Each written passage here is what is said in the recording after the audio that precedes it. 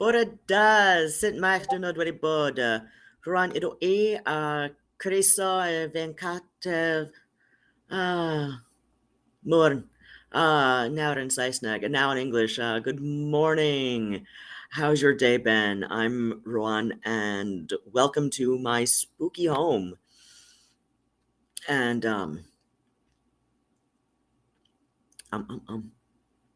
hello? Okay, well, whoop-a-doop-a-doop.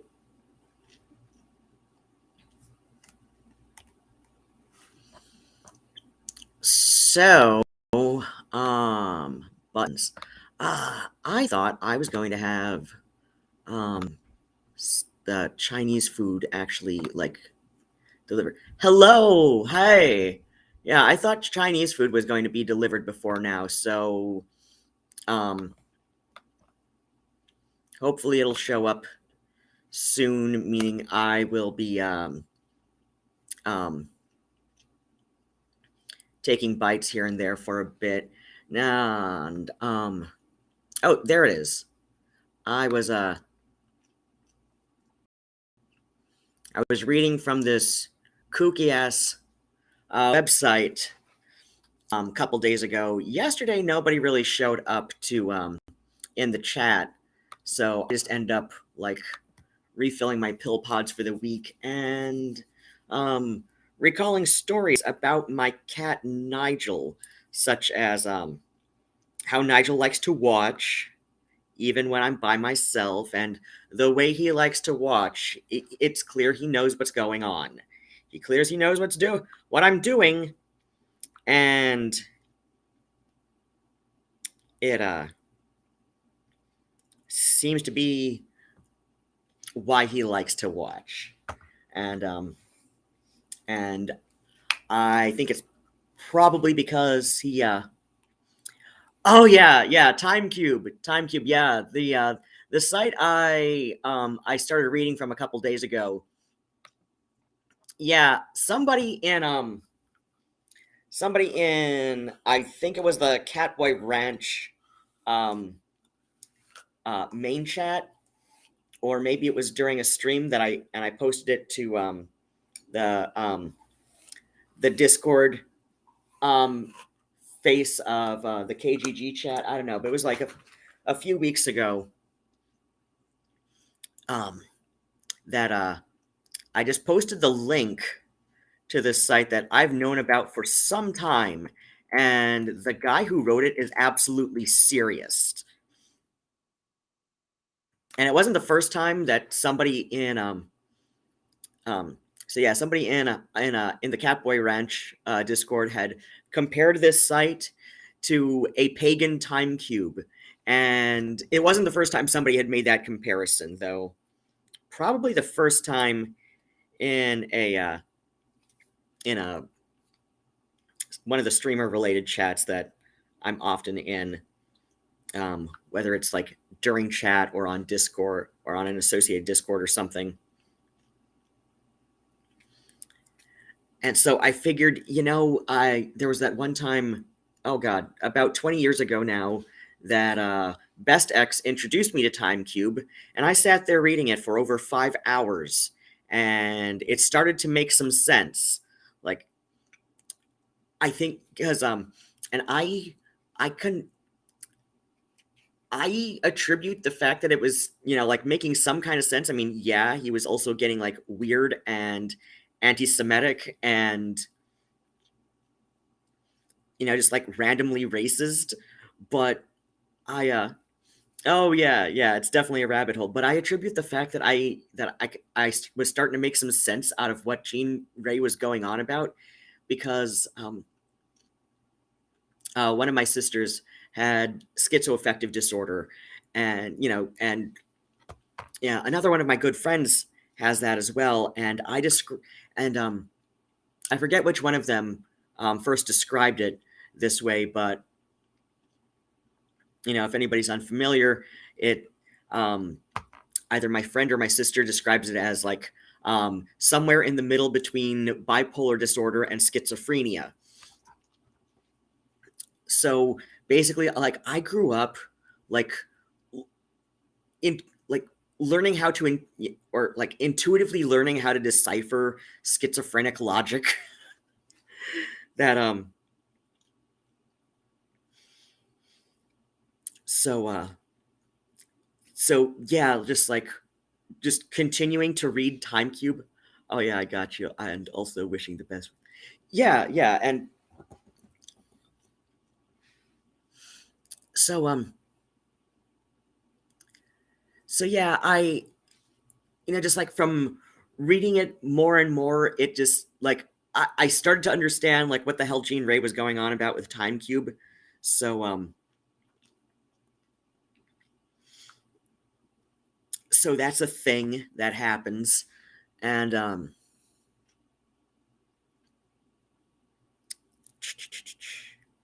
okay, I did put the room number on here. Okay. All right, we've got 2 people in the audience, and according to the little eyeball icon on the restream um, thing that I use, they're both from YouTube, and I know from experience this does not seem to play um, Bandcamp. If I was going to switch to that for something, well, I go and check and see if they already have delivered, but you know what? It's early enough that if it had been delivered to the if it had just been left in the lobby, like whoever the hell brought me my cold McDonald's yesterday, because I don't know when they delivered that. I have a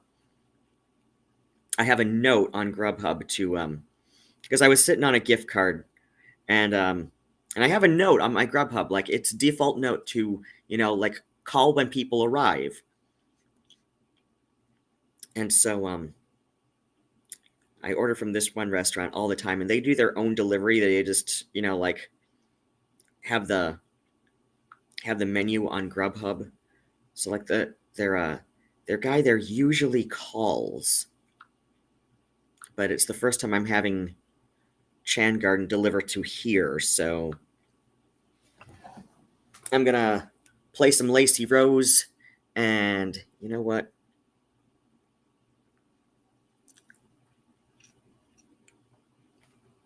Okay, no, not there. So I'm gonna play some Lacy Rose from my phone, but I'm also going to I'm gonna provide the link to the artist real quick.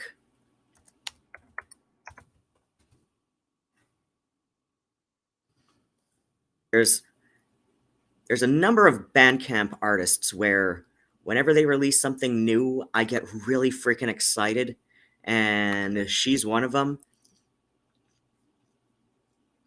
Oh my gosh, wait, did I not? Am I not on the mailing list?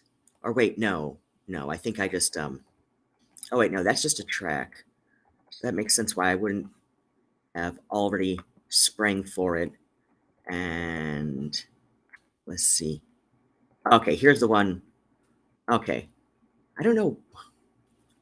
You know what? Okay, I've already scrolled down this far, so copy link. Bum bum bum bum bum. Switch tabs.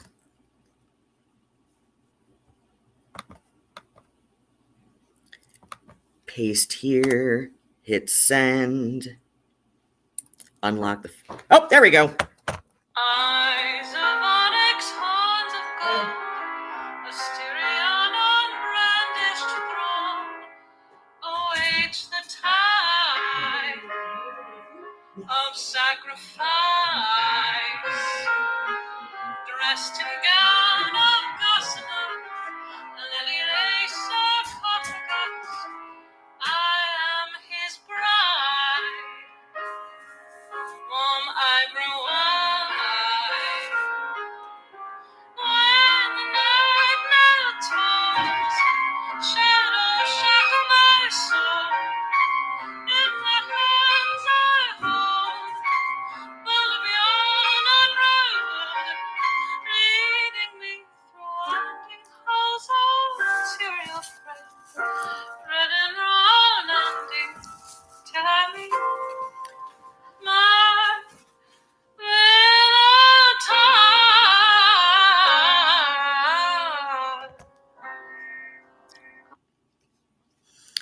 Okay. Bob's combo of stop clock and actual.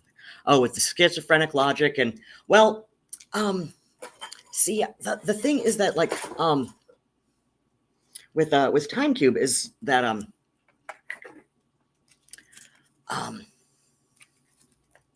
you know what? It's I don't think it's quite that, but yeah, like in that general area of, yeah, he's, clearly an intelligent guy who, um, people have been able to find out that Jean Ray did have an education in physics, and yeah, he's since passed on. By the way, oh crap, that's right. That's a phone app. Let me, because there, I wonder. Oh, wait. You know what? I think I know how to do this. Because right now, I think it is still available on the app. So these are this Joy Bubble Tea. They come in a 4-pack, and there's an app I use that will give rebates to like grocery stores and stuff, and you can use it with food benefits, at least in the U.S. And no, not that. Quick share. Okay, you know what? I'm gonna open it. Will it open in the? Okay, and I think this is how I did it last time. What the hell? Okay. Yeah, no, that seems useless. Okay. So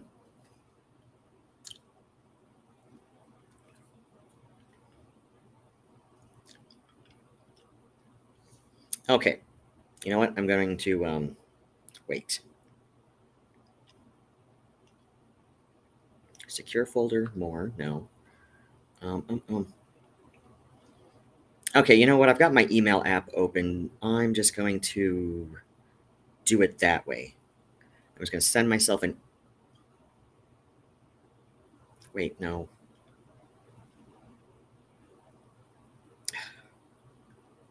Son of a whore. Anyway, to hell with it. I'll figure something out next time. But,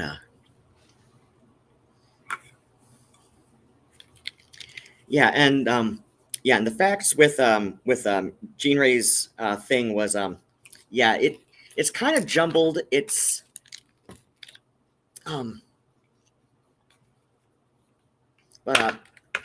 but yeah, if you're familiar with if you're familiar enough with how schizophrenic brains can work,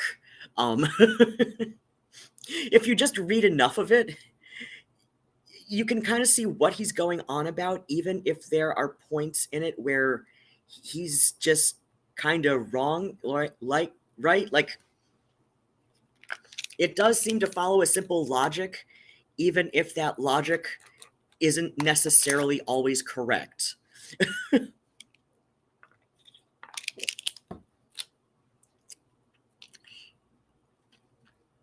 Like, logical just means that it's not self-contradictory.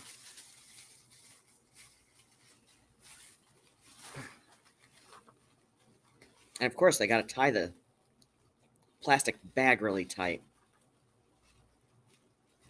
I'm sure there are people who think I'm crazy for this when they see it, but I tend to keep plastic grocery bags, and rather than just like bring a big ball of them to the recycling bin at the grocery store, I save them and I turn them into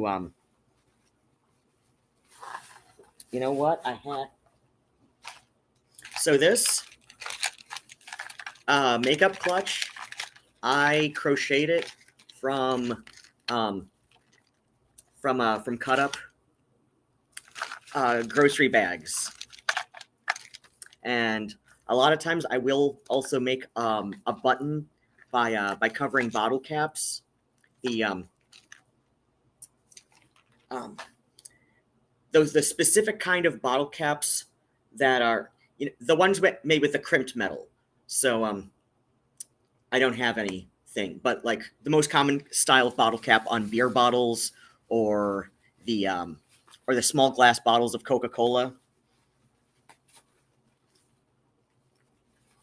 So I don't like to tear these bags if I don't have to.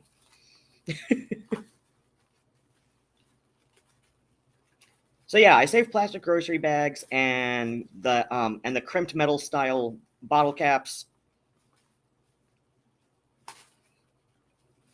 to basically make stuff wherein I can sell hipsters back literal garbage.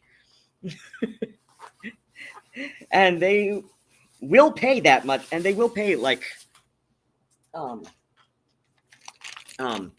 because just like the, you know, how I make, and I've made so many of these at this point. This is easily like, I don't know, like if it's a grocery store where they will like buy back bags, or like, you know, give you like a store credit for bringing your own bag. I think it's something. I think they max out at like, like 10 cents each. So I think about 10 bags, like 10 plastic grocery bags went into this, and then you figure like, you know, like 10 cents for a Michigan deposit on the bottle cap. Well, on the bottle caps are, you know, not necessary for the bottle deposit, you know, for recycling.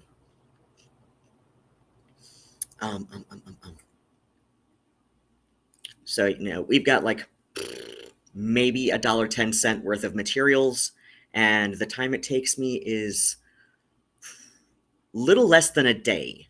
Like I can whip up one of these in less than, you know, a standard 8 to 10 hour workday. And so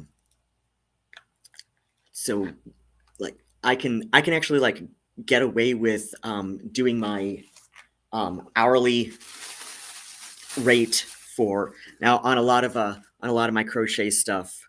When I there is an app that I use, and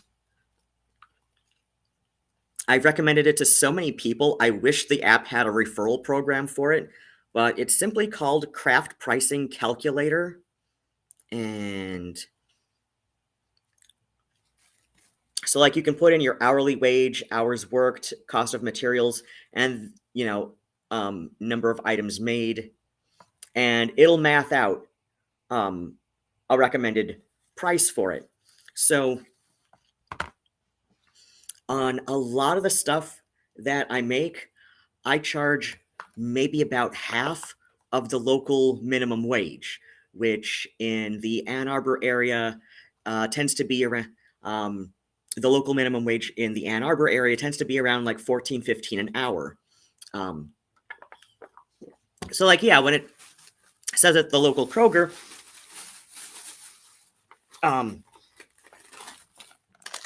you know, hiring at up to $18 an hour, that's like, wow, that's barely enough to live on in this area, huh? Wonton soup.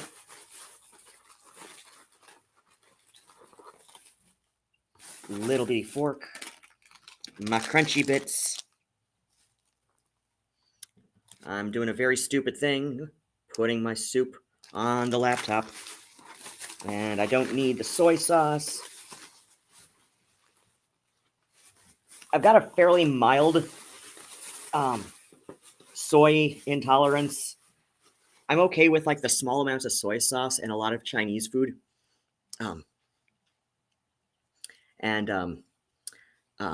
But with even the amount of soy lecithin, which is the specific protein strain that's associated with the intolerance, even with like the small amount of it that is in like most chocolate made for the American market, I am on the can the whole next day. So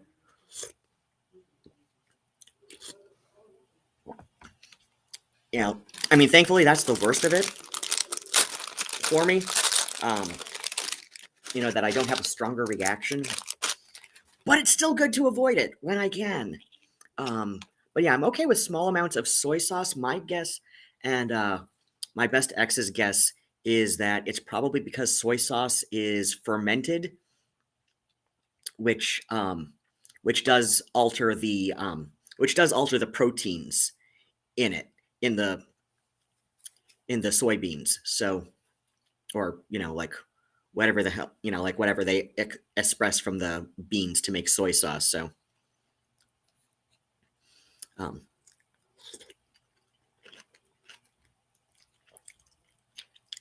and this protein is not present in most soybean oils.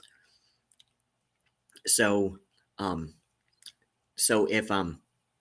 if something, so like there's a lot of brands where, like on this thing of Skyr is not a good example, but this Skyr, which is sold individually, is a better example. So, like a lot of stuff, it'll be bolded for the allergen information, for the common allergens on the ingredients list. I should put those in the trash.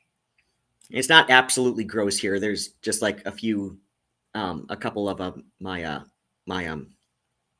sparkling water cans and those 2 yogurts from yesterday. So, but yeah, like a lot of times I can, if it does have soybean oil, but it doesn't list soy with the bolded part of common allergens, then that's because soybean oil typically does not contain that protein in it.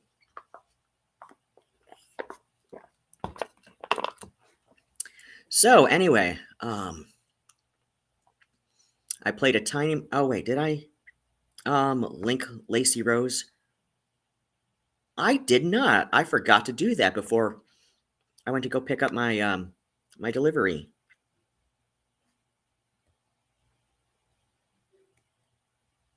Okay, yep. That is the proper link. So this is what I played like 4 seconds of, well, less than a minute of, while I went to go pick up my Chinese food from the delivery guy who came to the door.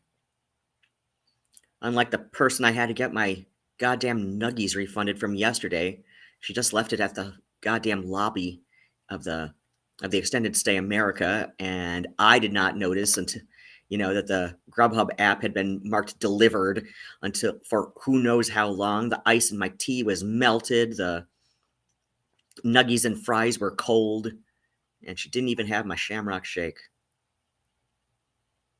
Goddamn people. But anyway, I'm going to pick up from where I left off the other day, share this tab instead, and we've got the little red frame around the frame going on so that I can more easily indicate. Now, let's see. When I started reading from this the other day, I did read a page out of order because when I was reading from this, let's see, today's Sunday, so it was like Thursday or Friday. Oh wait.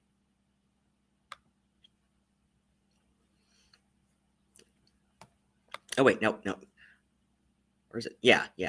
So when I started reading from this the other day, I started with this one, with this page, because this is the first one that came up when I went to go get it from my search engine. And this is the page where he goes on about the origins of Homo sapiens in Africa, and he goes on periodic he goes on periodic little asides about unibrow. Like the guy who wrote this is absolutely serious.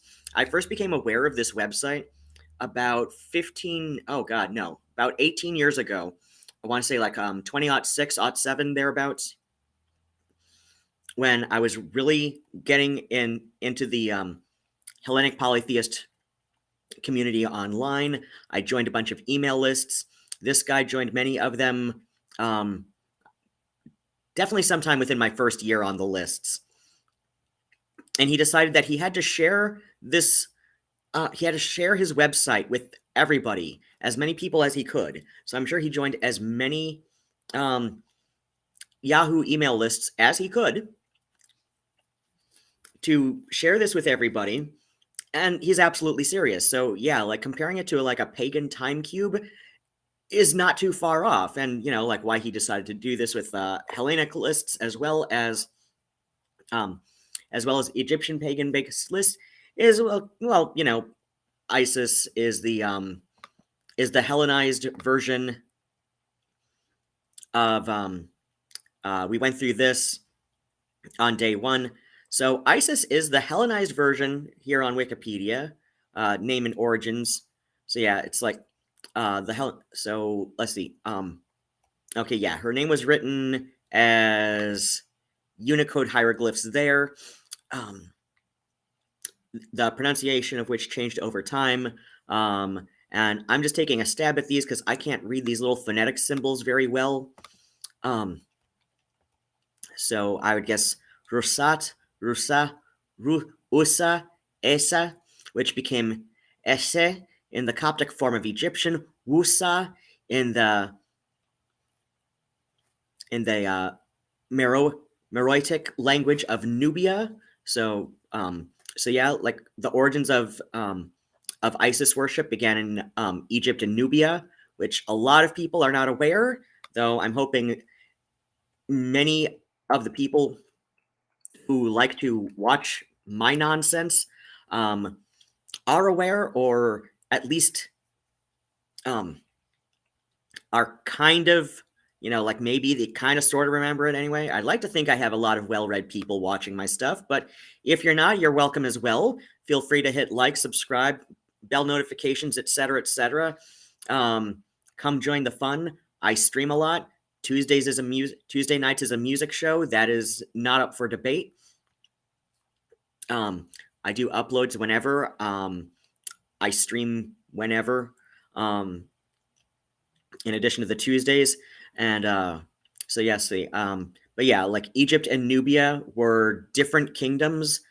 Nubia was approximately the southern part of modern Egypt. You know, as you know, concerning geopolitical maps. I forget when the two kingdoms united, but yeah, for a good time, they were two different kingdoms. Anyway, okay, modern. Okay, yeah, the Meroitic language of Nubia. I like this feature on Wikipedia now. Anyway, and I can kind of read Greek alphabet. So Isis, on which her modern name is based in Greek. So yeah, like Isis in Greek, and so yeah, it's a Hellenized form of the original Egyptian and Nubian dialects of her name. So yeah, it makes complete sense why he would join up Hellenic polytheist email lists and spread the word of some grand spiritual theory he happened upon that seems to place a lot of emphasis, especially on this page that I read on day one, on the unibrow. I just want to reread this. The genesis of Isis began in Africa, like just to give you a hint of like how crazy this site can get, okay? The genesis of Isis began in Africa. A genius was born in Africa. She was an alien freak amongst her own people, which, you know, like as you read further, it's clear that he doesn't mean alien freak in a necessarily pejorative sense, but, you know, in a very, I suppose, antiquated sense, right? That you know, she was very strange and unusual, even amongst her tribe. Like, at least in his words, according to his theory. She was born amongst Homo sapiens, who had flat foreheads and a single bushy eyebrow without the part in the middle, as we see here in this artistic rendering of what I believe is actually a Homo erectus hominid. The whole, like, jaw around here, the lower part of the face, really makes me think Homo erectus, not early Homo sapiens. Anyway, yeah. A single bushy eyebrow without the part in the middle. She was born with a bulging forehead and parted eyebrow, as we see here on this, adorable little girl in the picture. And I'm not even sure where she's from, but very sweet looking little kid. I can see why our crazy ISIS proselytizer, chose her for, like, a visual aid on his weird ass website. Anyway, bulging forehead and parted eyebrow, as we see here. She has 2 eyebrows. She was the original Homo sapient sapient. So, not Homo sapiens, Homo sapient sapient. A completely different subspecies, I suppose. With the full forehead and the parted eyebrow. Hundreds of generations of Africans, even down to colonial times, practiced molding the skulls of children into idealized shapes, acting in accordance with customs that harkened back to their original genius ancestress. That African genius was a female ancestress of the woman who would later become the Earth Mother goddess Isis. So yeah, and on that page he goes a little bit further more about, like, he periodically will just, like, break into, like, his little bit about the unibrow. Because, sure, why the hell not? So this part here is where I'm going to overlap with what I left off, just to, like, bring some people up to speed. All right. Taking a quick peek at chat before I begin again. But, so, let me see. Okay, there's the link. Okay, yeah, among Egyptian linguistic. Oh yeah. I remember from the Greco-Egyptian syncretics on the email lists, and some of whom I'm still friendly with today. Yeah, I remember picking up a bit of that from them. Yeah. oh yeah, Erectus. This all feels vaguely racist for it does. But, like, almost like in a way. Oh gosh, I can't remember if Best X said this was somebody. Oh wait. Yeah, I can't remember if Best X says this was in an RPG he actually played in, or if it was something that he read from one of his old buddies on Something Awful ages ago. But yeah, Best X told me about an RPG that was, I think it was a homebrew. This was a homebrew, like, before, like the MMO, City of Heroes, City of Villains, and I can't be the only person who remembers that, but, like, somebody was doing a homebrew RPG game, based on superhero and supervillain tropes, right? And the villain of the game was called Captain with a K, Klansman. Captain Klansman. And he was the villain. But he would act like a hero, right? And so, like, the players who were the superheroes, like, loosely based off, like, whatever, like, League of Legends or whatever it is. I'm not the biggest fan of superhero comics. Like, I know a little bit about Batman, but it's from movies. But Justice League, that's one of them. So yeah, like, the game was, like, loosely based, or at least, like, the gaming party of character, of player characters was, like, loosely based on, like, Justice League or something. And they had to defeat Captain Klansman, who the entire city thought was the hero, or, like, one of the heroes anyway. and like he would do like little stuff like, you know, like go like a little like a little, you know, black girl's about to like cross the street and be hit by a car. Captain Klansman swoops in, saves her from being hit by a car and says, now remember, anytime you're in trouble, go find a white guy. And so of course, like, you know, it's this quasi-benevolent racism that he's doing. And like, you know, it turned out in the game that there were like some like really terrible people behind Captain Klansman. But you know, like, you know, like, so of course, like the big challenge for the player characters was, how the hell do we defeat Captain Klansman when all the goddamn town thinks he's a hero? Right? Because he's not doing anything cruel. He's not being mean about it. He's just patronizing, right? Like, so yeah, I can see a vibe somewhere in that area. Like, I agree. It's like kind of hard to put your finger on why this comes off a little bit racist, but it kind of does. But in this like quasi-benevolent kind of way where like I don't think the guy who writes this realizes how this sounds. Where like in his head, he thinks this sounds perfectly non-racist, if not outright anti-racist, right? Granted, I don't know much about the guy who wrote this site other than he's absolutely serious. But I think if he was one of those Afrocentrist types, it would be a lot more full of very recognizable Garveyism, right? But you know, or at least something loosely based on Garveyism. So yeah, like I'm pretty sure he's not black. Or if he is, he's not into the Afrocentric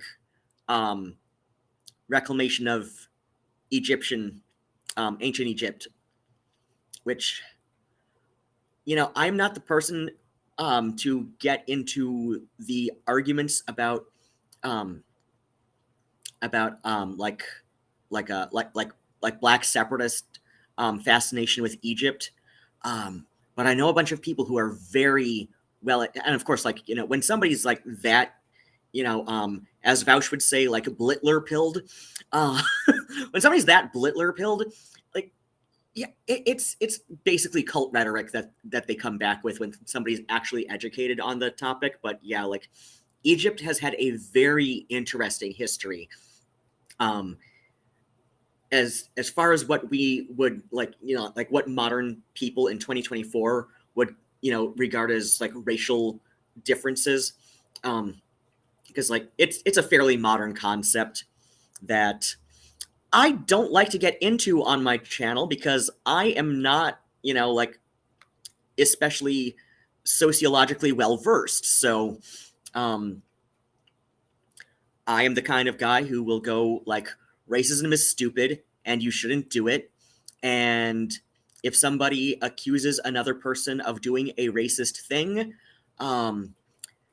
take that accusation seriously, which means think critically about what was, you know, about the accusation that was actually said and the action or words that were actually, you know, that are actually being accused of being racist, right? So it's like, racism is stupid, racism is bad, don't do it. And if you are accused of having done it, or you see what, you know, or you see somebody else being accused of doing racist things, think critically about both what actually happened and the actual accusation being levied. And I'm sure, you know, like somebody who is significantly Garvey pilled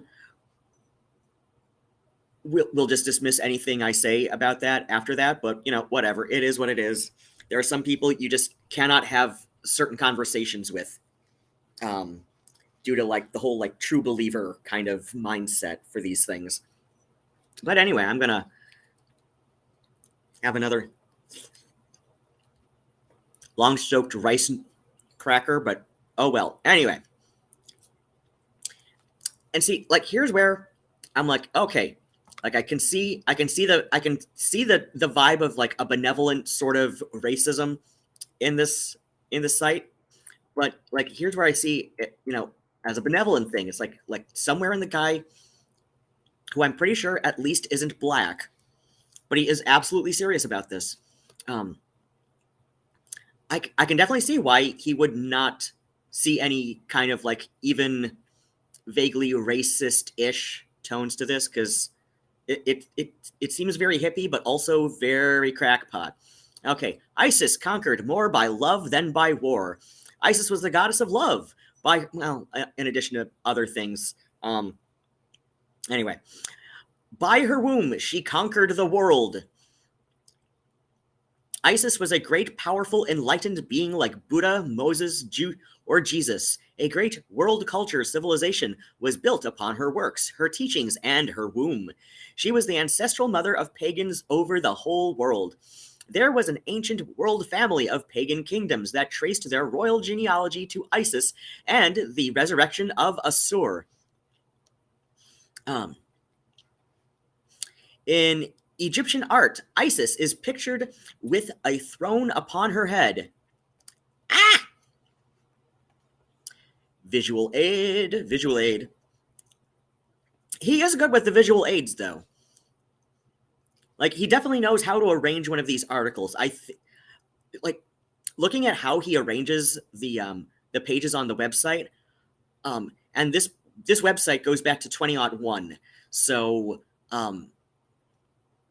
so either he got into like basic HTML web design really early on, and or has a background in copy editing,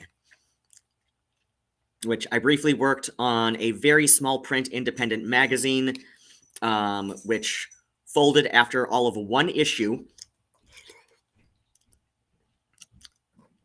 because we got in at the early part of the death of the independent periodicals, and we could not secure advertisers because independent magazines were dying. And we did not have, we didn't come from old money to start this. This was something me and my friend Ange lost a lot of money on. Anyway. So yeah, like I said, I think he has a background in copy editing, which is why this website's been around for going on 23 years. Only occasionally edited a bit. There was some stuff that I don't remember from a previous time that I read the other day that does suggest it's been updated since the last time I read it, which was about, it was some years ago. Let's see, she was the ancestral mother of pagans over the whole world.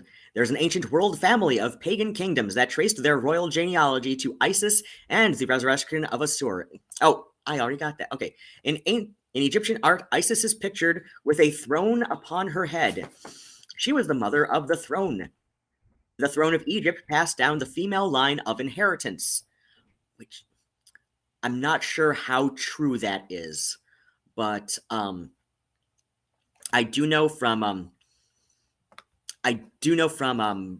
various Hellenic sorts on the island of Lesvos, there was matrilineal inheritance in families and all of that. So, they would go down from mother to eldest daughter, right?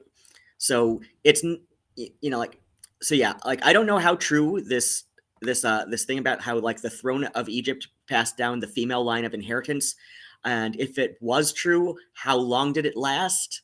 I'm not sure. That definitely seems to be something somewhat abandoned by the time of the Ptolemaic dynasty, which is what I know the most about regarding ancient Egypt, and especially Egyptian religion, because I was really good friends with for a while anyway. Then there was some kind of weird falling out based on a misunderstanding. We seemed to clear up the misunderstanding, but there was still something just kind of I don't know. We just both seemed really distant after that part, but whatever. Anyway, but yeah, he was really into the Greco-Egyptian pantheon.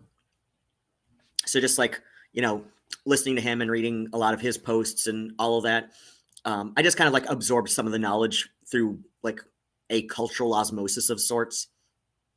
So yeah, like by the time of the Ptolemaic dynasty, it was like kind of like like tradition, like at least as far as like the Egyptian royal family, just kind of got very Hellenized. Well, I mean, it's descendant of the Ptolemies, right, who were Greek, and I believe the last, or well, the Cleopatra everybody talks about, with Caesar and Mark Antony. Yeah, she was Ptolemaic, so she was of largely Greek. Um, she was of largely Greek ancestry, going back at least like 5 generations, I believe. So yeah, it's and that's like but exactly how much intermarriage there was with the previous um, Egyptian rulers is debated, but she was she was indeed largely of Greek ancestry, so that part is not up for debate. Yeah. Oh. Uh-oh. Nigel and Phoebe, they're chasing. They're going a little crazy. That's always fun to watch. Anyway, okay. Daughters of Isis married into the ruling families of the pagan kingdoms all over the world. Which, yeah, no. like here's where we're getting into, I mean, I guess if you want to look at it metaphorically, as in like, well, Homo sapiens began in Africa, and we went over that from the page I previously read, and read my little excerpt from where he goes on twice in a single paragraph about unibrows and how it's important to note that the parted eyebrows, with clear forehead space between them, is a thing that he gets stuck on periodically, right? So yeah, it's like modern humans, Homo sapiens, began in Africa and then later dispersed out. And I know about the mitochondrial Eve hypothesis, or maybe it's considered a solid genealogical theory at this point. I don't remember. So yeah, like mitochondrial Eve. So it's like you can see like where, and I think, you know what? Hold on a sec. Let me switch things, because that just brought something to my mind, because we brought up, like learning how to decipher schizophrenic logic, right? What the hell? Oh, god damn it, it did it again.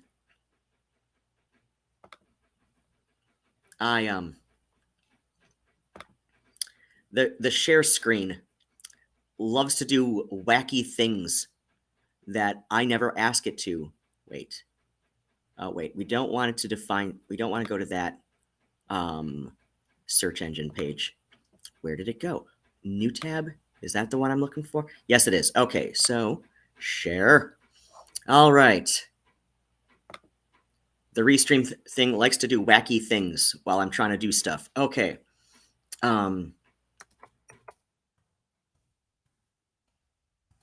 Mitochondrial Eve.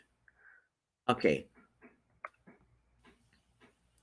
So yeah, Max, right? I think it was Max who brought this up about like, I don't know, like 20 minutes ago in chat about yeah. Okay, so I'm looking back at chat a little bit. Oh yeah. When I'd mentioned a little bit about Jean Ray, and the Max not 681 says probs a combo of stopped clock and actual facts mixed in, which like let's see. So I remember stuff around this time, like the early noughts, about mitochondrial Eve. I saw something on the Discovery Channel about it. So let's see. We've got, okay, yeah, Wikipedia. Like, it's like, you don't want to use Wikipedia as a source you cite on any of your papers you write, but if you want a good overview, the people who like volunteer their time to keep Wikipedia, in as good condition as possible, especially the people who are dedicated to like the science pages, a lot of them actually do have a better are more factually accurate. A few different independent people had studied to this, or in the way that you do with this kind of stuff. And um, um, um, um, um. So it's like comparing like Wikipedia to like Encyclopedia Britannica or something. There are a lot of times where Wikipedia will be more accurate just because you've got more people working on it to keep it up to date, versus even the Encyclopedia Britannica website, right? So let's see. Okay, as of 2013, but I swear there was something.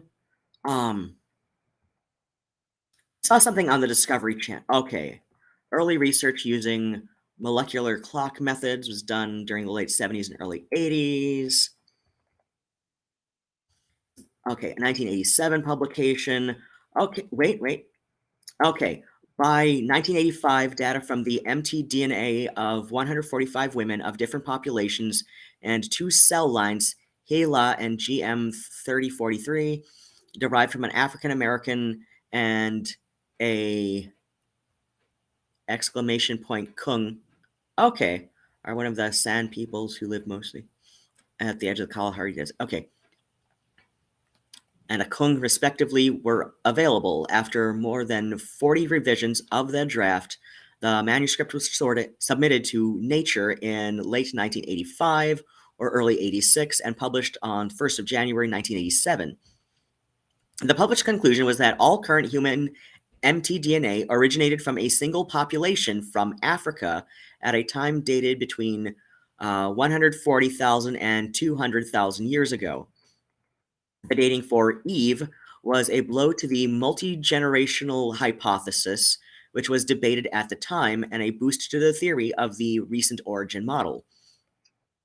And Stoneking and Wilson did not use the term mitochondrial Eve or even the name Eve in their original paper. It is, however, used by Can in an article entitled In Search of Eve in the September-October 1987 issue of The Sciences.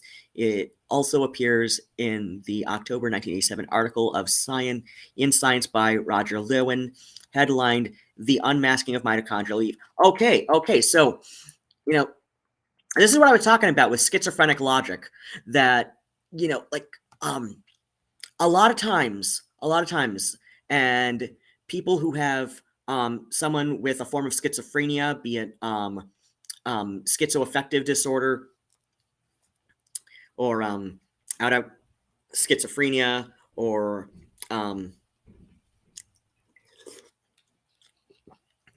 if you're close to anybody with that condition. Oh, dang it! I always forget about this part. So okay, so forget about that one part of the whole screen sharing thing.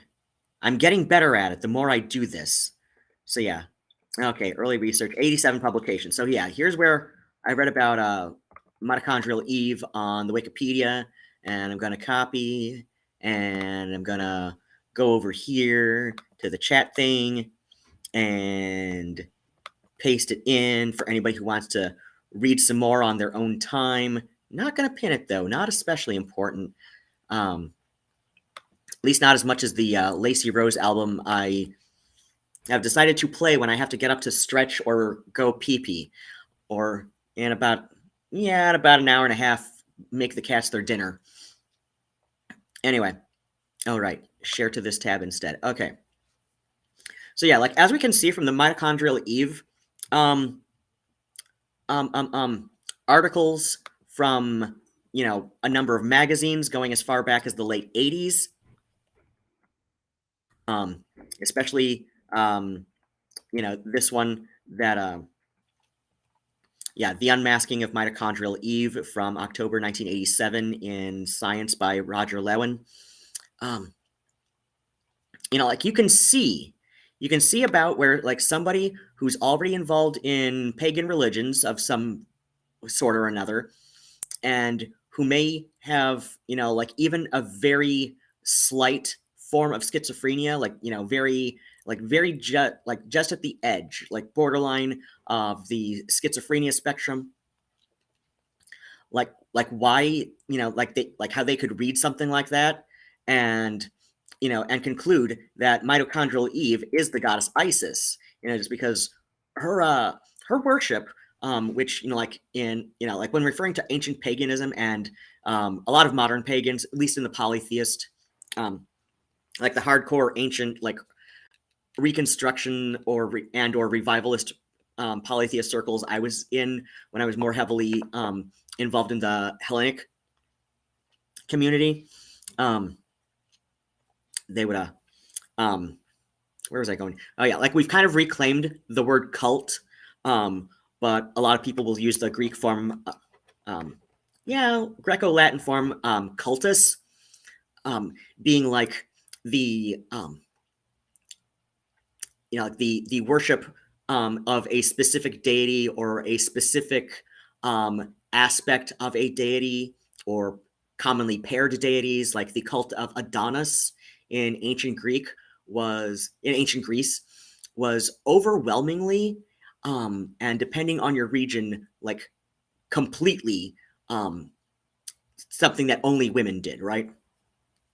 Like I think in Athens, like even the most effeminate or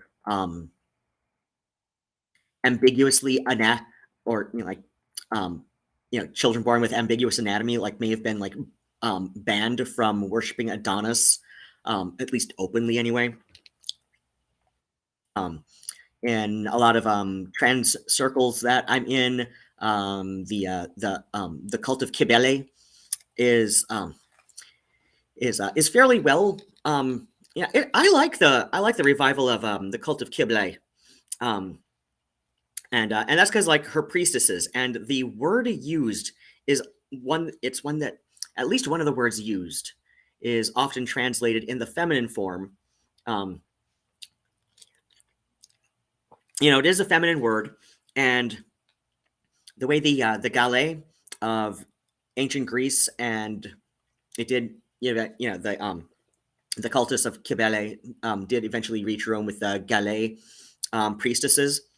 Their role in, like out in society, because like even priestesses who live like what would be considered now like a very monastic kind of life, where they overwhelmingly like live at the temple and all of that, but you still got to go out and collect groceries periodically, right? So like the role they had in in society was much closer to that of a woman than of a man. So in the simplest terms, the Galais, are a historical example of what would be considered now transgender women, right?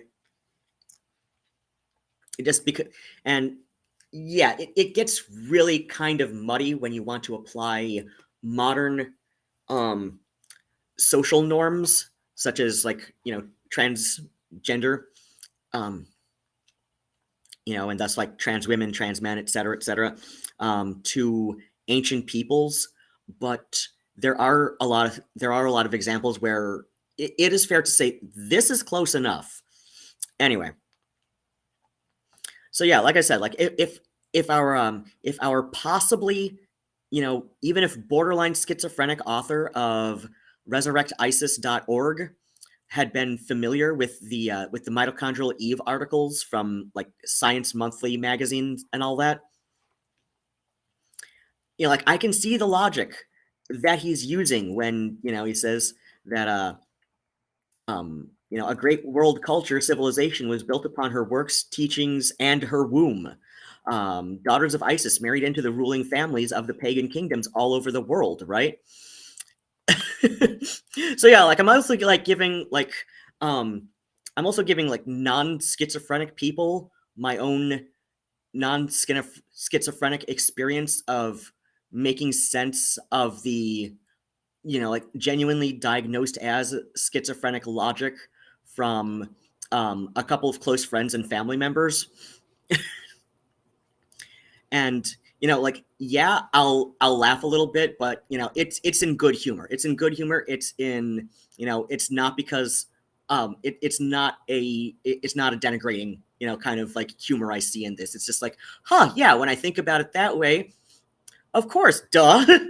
Like, just like kind of like a little chuckle of, relief of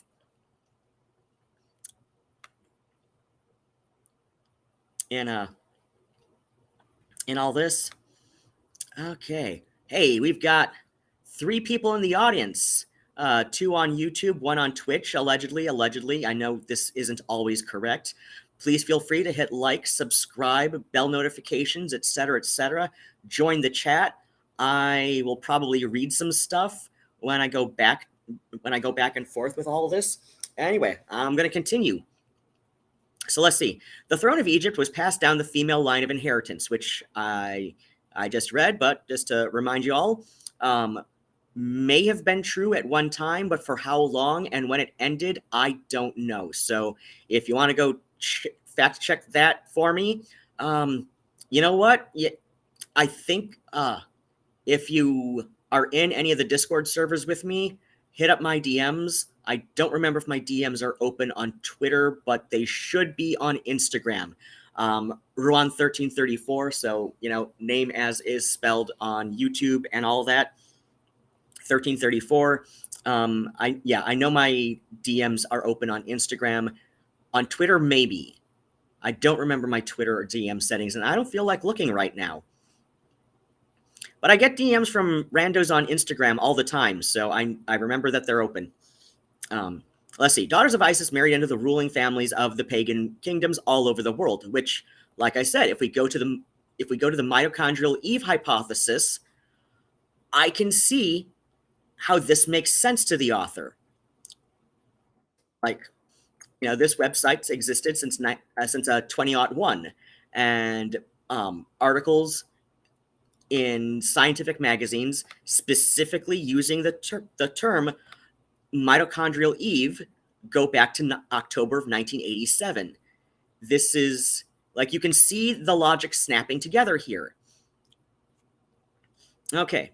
Via those Isis queens, mother goddess cultures spread from the Eastern Mediterranean over most of Africa to Central America, Japan, Korea, China, and India, as well as Russia, England, Wales, Ireland, and all of Europe. That was the genesis of Isis, which, yeah, again, if we look at this a bit more symbolically, metaphorically, and yes, it is generally agreed that for a time anyway, there was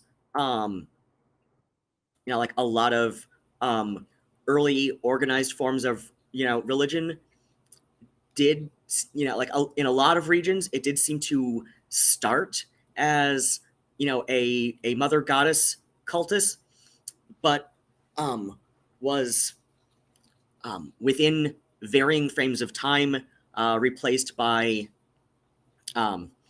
like sky and weather masculine deity, or like hunter masculine deity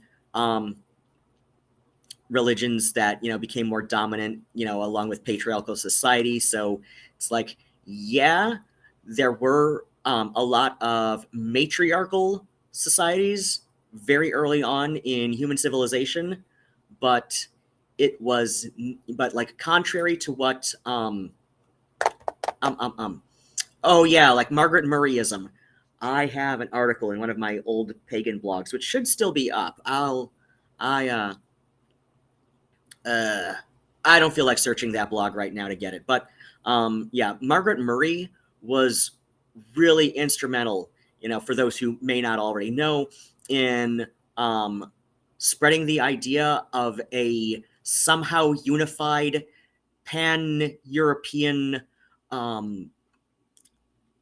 mother goddess witch cult of sorts. This then influenced Mary Daly, who and Mary Daly has written some really horrible things about trans women, and one of her proteges, I can't remember if her protege was also ever considered part of the pagan community/movement. But Janice Raymond literally wrote like one of the earliest turf manuals. So yeah, like pagans don't have the best track record with modern pagans don't have the best track record with pagan or with trans people either. But like if you know enough about the history of the modern pagan movement, it all makes some sense why there's so much transphobia that goes unchecked in the pagan community today. Anyway, that was the genesis of Isis. The hieroglyphic name for Isis contains a throne and an egg, which I don't know if that's the official description of how this looks, but yeah, I can see that. It definitely makes sense that it would look that. She was the mother of the throne. The word Genesis contains the name of Isis. Genesis equals Genes of Isis. See the Genes of Isis page on this website, which I read a couple days ago. Should be easily. I don't think I start reading until about a third of the way through, but feel free to watch that on your own time if you haven't yet. So maybe just for funsies, I'll, like when I read, after I read some more of this for another couple days, I might read from that again, more than just a paragraph that I love to excerpt because it shows that, it's a great example of like this guy's weird obsession with unibrows. He's got an obsession with unibrows, and Trash Panda was my person in chat the other day who was just like laughing with me about this guy's weird aversion to unibrows. Anyway, Isis resurrected Assur from the dead. Egyptian religion, genealogy, and civilization were founded on the resurrection of Assur, Osiris. The Isis legend is the foundation legend of Egypt. Yes, there were many military Yes, there were military conquests involved, but religion, not war, built the pyramids and the civilization that was Egypt. The legend of Isis grew beyond the real person. Her works and the event... What works? Her works and the events of her life acquired supernatural characteristics. Again, I want to ask, dude, your source. Dude, your source. Like you've said that she was the first Homo sapient, where from all wisdom came about. Source. Anyway. But there was a real person behind the legend. Again. Oh, wait. Okay. Mythological, her works and the events of her life acquired supernatural characteristics. But there was a real person. Okay. I was getting ahead of myself there. Never mind. My bad. Okay. She wasn't just a fictional character. Okay. I agree. I am a person who definitely differentiates between deities and other mythological figures and from fictional characters. And I'm sure there are many atheists and especially anti-theists who would disagree with me on that, but oh well, this is not your show. Go watch one of your shows. Anyway, the enlightened and long-enduring civilization that was Egypt wasn't founded on the imaginary deeds of fictional characters. Okay? Again, like she wasn't just a fictional character. If this does all go back to our author, whose name I don't even think I ever knew. If this does indeed go back to what I suppose was him reading some article about mitochondrial Eve that could be as early as the 1987 one that first used that term in the title. It's obvious that Egypt wasn't founded on the imaginary deeds of fictional characters. Like, okay, we're with you so far. Obviously, civilization existed. It was not imaginary. It was not fiction. The people who started ancient Egyptian society were not fictional because, not all of their stuff, but a lot of their stuff still exists today. Anyway, American civilization wasn't founded on the imaginary deeds of fictional... Well, no shit. The legends of American heroes like George Washington and Daniel Boone have taken on mythical proportions, but they were real people. Okay, so now we're getting some chaos magic philosophy in here that's not incompatible with It's not necessarily incompatible with ancient pagan religions, I'll say anyway.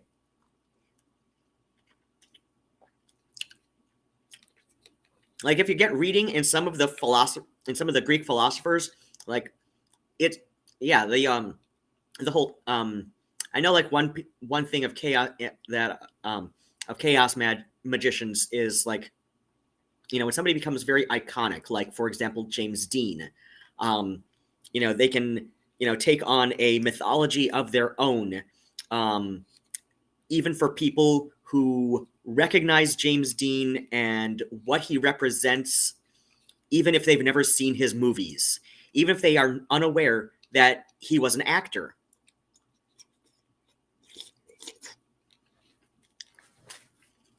So again, it's not necessarily incompatible with ancient pagan revivals, but let's go on. Okay. According to the Isis legend, there was an ancient king, Assur, who was the first king of the first kingdom on Earth. A company of evil conspirators murdered Assur. Okay. I think I did read.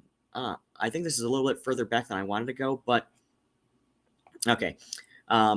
This is if this is as I remember, it's mostly correct, or at least mostly well accepted ancient Egyptian mythology. Okay, but let's continue. They hacked his body into pieces and scattered his severed parts. Isis gathered up the scattered parts of Assur and put them back together.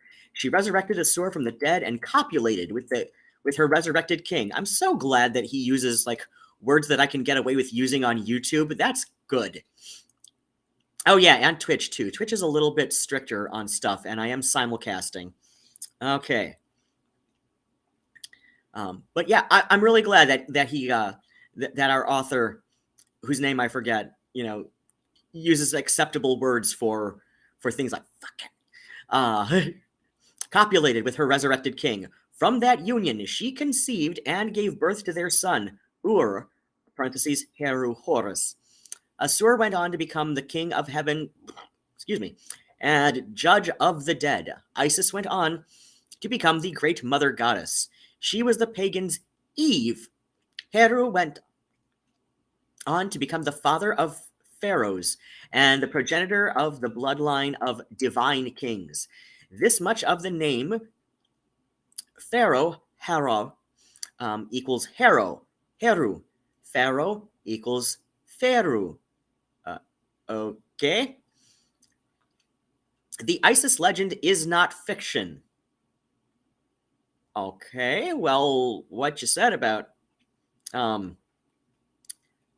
doing certain deeds with a corpse stitched back together, that does sound a little fantastical. That does sound a little bit outside how things tend to work. But and it's many it is possible that there were some mythological mythology literalists in the ancient world who but when we get to the period that most people think about with ancient Egyptian, Greek, and Roman polytheism, even the average person was a bit more educated than like a mythos literalist would have to be. So it's well accepted that even most average farmers and other such peasantry, quote unquote, would have understood that ancient Greek mythology is not meant to be taken necessarily literally. Though then you've got stuff like the Iliad and the Odyssey, where there is archaeological evidence that it is based on something. There was, this war that happened that, was a very big deal in that region.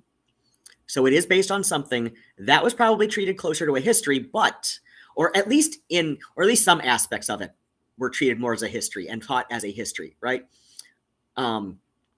But then, when there are things like, and the goddess Aphrodite, stood by damn it, I'm gonna be mixing up stuff. Like stood by, stood by Paris when he handed her the golden apple, which it's not an apple like we know today. It was most likely a quince, which is a different kind of fruit, but the modern apple is descended of the quince. A lot of Whole Foods locations will carry quince during December because they make a really good jelly. Like, you got to stew them for a while to get the because the flavor is in the skin, and they're otherwise very and the flesh of the fruit is usually very dry, so you gotta treat them in a very specific way, but they make a really good, like, floral aromatic kind of like jelly that you'd put on like on like, oh, I love it. I love a quince jelly on croissants.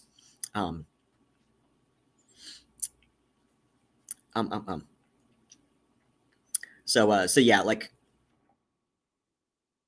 yeah, he's getting into some mythological literalism here, which is this making me go, huh?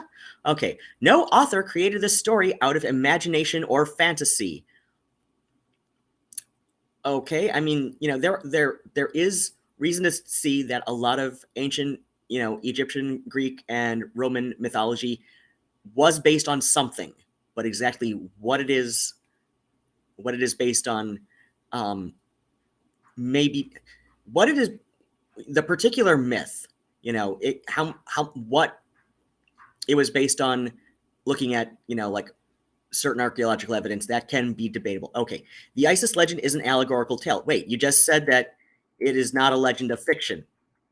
You just said the Isis legend is not fiction, but it is also an allegorical tale. Yes, Nigel? So even Nigel's like saying, like, no, dude, you're contradicting yourself. Yes, my sweet boy? Uh-oh. Uh-oh. It's time for Nigel to go crazy. Phoebe, chase him. Nigel wants to be chased. Go get her. Make her chase you. Yeah, knock shit off the bed. That's a good boy. Sweet little boy. Oh? Gonna get him to chase you, Phoebe? Okay. They're trying to decide what they're doing. The Isis legend is an allegorical tale, but it is also not fiction. All right. The history of Egypt of many generations condensed into a simple theory, or a simple story, that they taught children who had no written education. That's just a few sentences thrown together. Okay. Isis didn't resurrect the corpse of a man who had been murdered and chopped into pieces. But you just said resurrection of a sewer was a religious renaissance. Okay. Isis resurrected an ancient, fragmented, and defunct religion, but she started it. Via her womb, she reinvigorated the royal bloodline of a deified ancestor. Okay, so she resurrected an ancestor, a royal bloodline ancestor from her womb, but since Isis was the first human born without a unibrow, is he saying the gods have unibrows? Is he saying Asur has a unibrow? Because that's what she said. Okay. Deified ancestor who probably had a unibrow, if we're taking this guy seriously. And, like, based on the page I read the other day, about, where it goes on and on about unibrows. Okay, the ancestor of the ancient ancestral patriarch god El. By one path or another, El was the ancestral father god of numerous civilizations. Wait, is that a Proto-Indo-European hypothesis pantheon? I don't feel like checking right now. Okay, our word royal, real, is composed of Ra, the sun god, plus El, the legendary founder of the first civilizations. The name is, oh my, Israel. means Isis royal, the royal line of Isis. Oh my God, this is getting into some racist stuff. What the hell? Okay, so it's like Semitic supremacist. Is that what he's doing? What does it mean? The name is Israel means Isis royal, the royal line of Isis. The name Israel is a compound of Isis, the mother goddess, plus Re, the sun god, plus El, the ancient father god. Okay, this is something. Oh my gosh! All right, hello. I'm taking a look at. We've got 2 people watching on Twitch right now. This is the most Twitch I've ever had. Avia Sativa. Oh, this is some r/bad linguistics. It is, isn't it? Yeah, like he does this a lot. Oh, and r/bad mythology. Oh my gosh.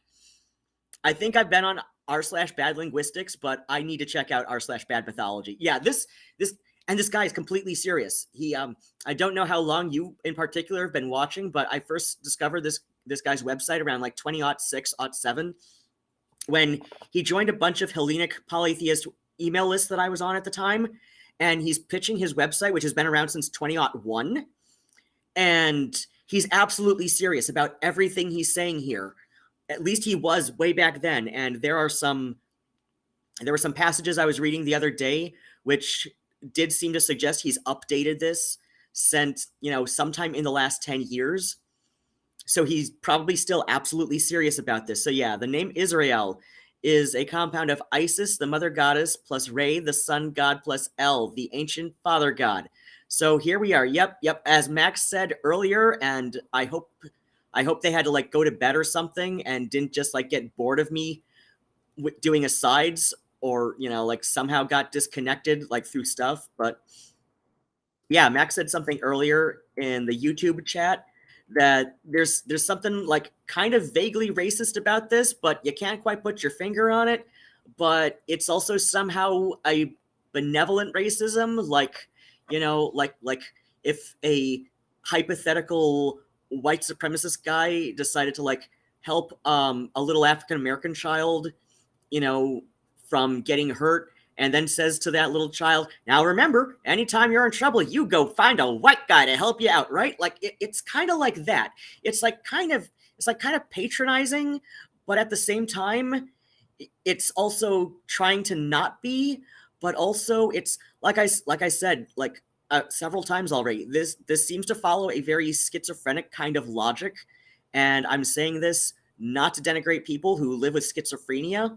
Note I said did not suffer with, because it's at least the last time I checked the research on it, bipolar disorder and schizophrenia are like 2 extremes of a spectrum, with like schizoaffective disorder being like that slide in between.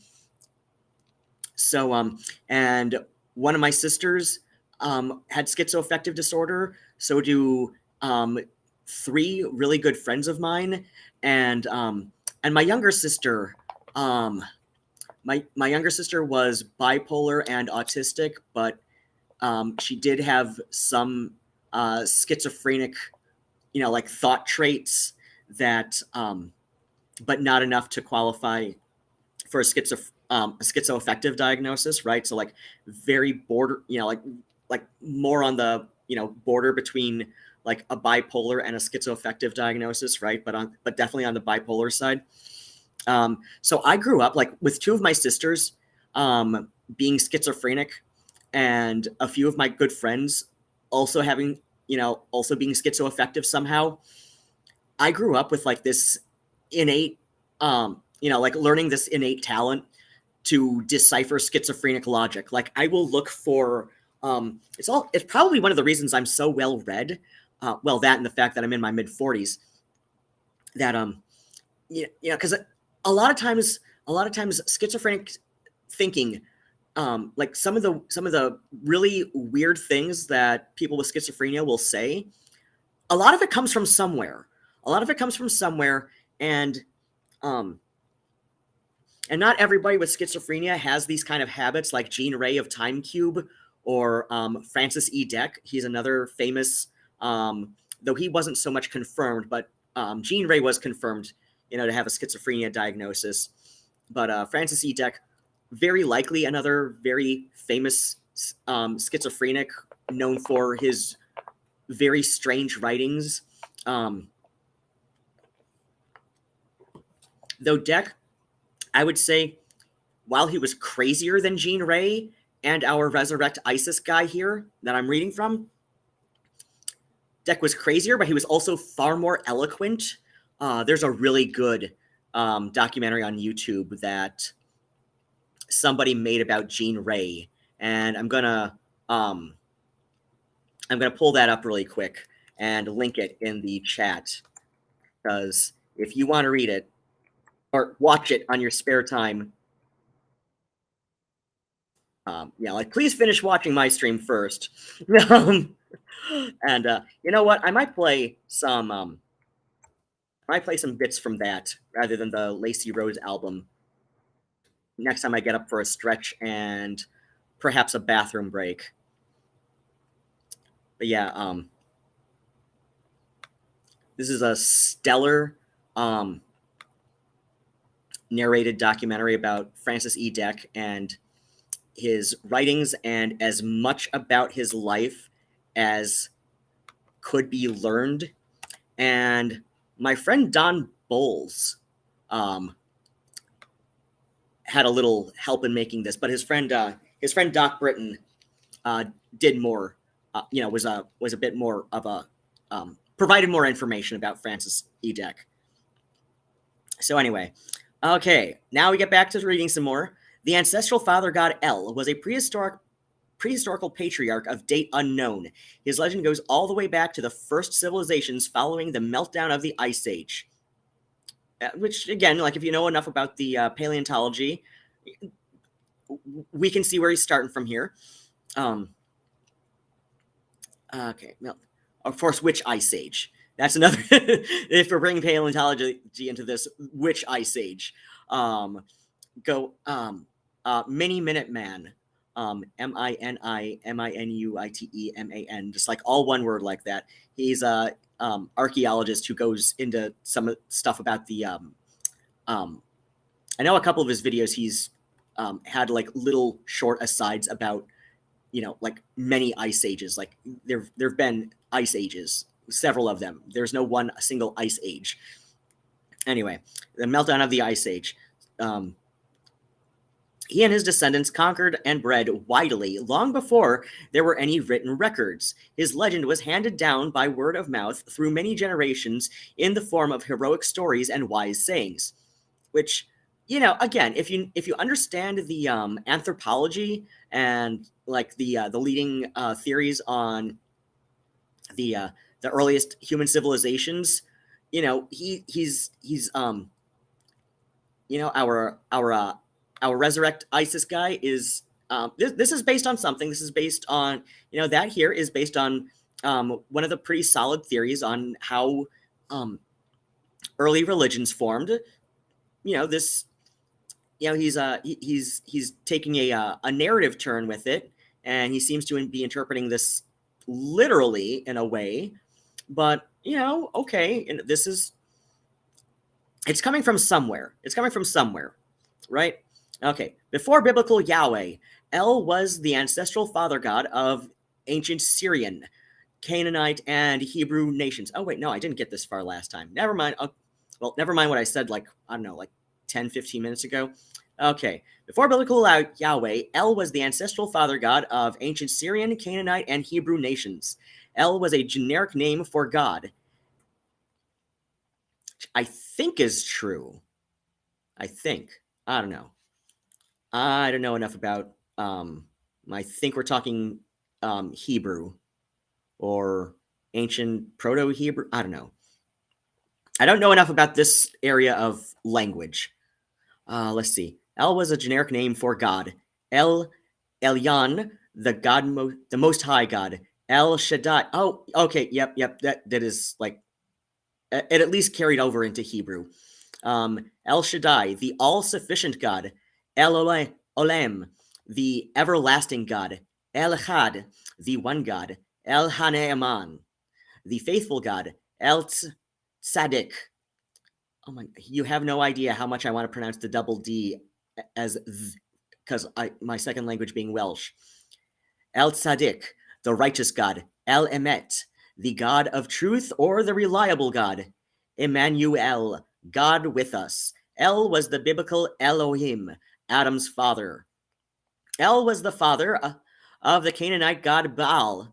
Baal is a much reviled god in the Bible, but Baal means son of El. Baal was the father god of the Canaanites of Abraham's line. Elisah, El plus Isis, was a wife of Baal. Yeah, this is a part I haven't read for a long time. Elisah, El plus Isis, was a wife of Baal. Elisah in Hebrew means the wife / female of El. Baal and Elisah, but he just wrote it as Elissa, were the gods of Israel up until about 600 BCE. Which reminds me, goddamn, Ben Shapiro is such a fucking cuck to Christianity. And I don't care if, that trips up something in like Twitch or whatever, but oh my gosh, like when oh damn, I forget which one it was. And it was several weeks ago, so I don't want to go looking through all that. But there was something, I think it was, I can't remember if it was I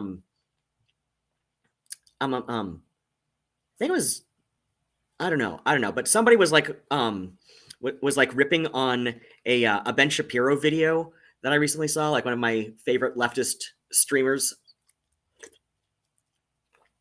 And every time Ben Shapiro would say BCE, he'd say, so before Christ. And I'm like, no, BCE means before Common Era. So, he's using the generic, non-Christocentric BCE, but then, to cuck himself to his largely oddly Christian audience, he says before Christ as, as the full form of BCE somehow. What does the E stand for in before Christ, Ben? What does it stand for, Ben? Oh, wait, where the hell is where did the cursor go? Oh, there it is. Okay. Like, seriously, Ben Shapiro is a goddamn, he's like the biggest Jewish cuck ever. Like, he is so cucked to Christianity. He like, dude, just convert. Just convert. You want to. You are prostrating yourself to Christians so hard, and it's kind of funny, but also sad, and I feel sorry for you, and I want to start a foundation to help people like you. Anyway, Baal and Elissa were the gods of Israel up until about 600 BCE, before Common Era, Ben. Before Common Era, Ben Shapiro, who's probably never going to watch this. Though that would be a huge boost to my channel. All right, somebody troll Ben Shapiro and send him this. And specifically send him a clip where I said he's a cuck to Christians. That would be funny. That would be fun. Oh, shit, I did put on this t-shirt backwards. Oops. Okay.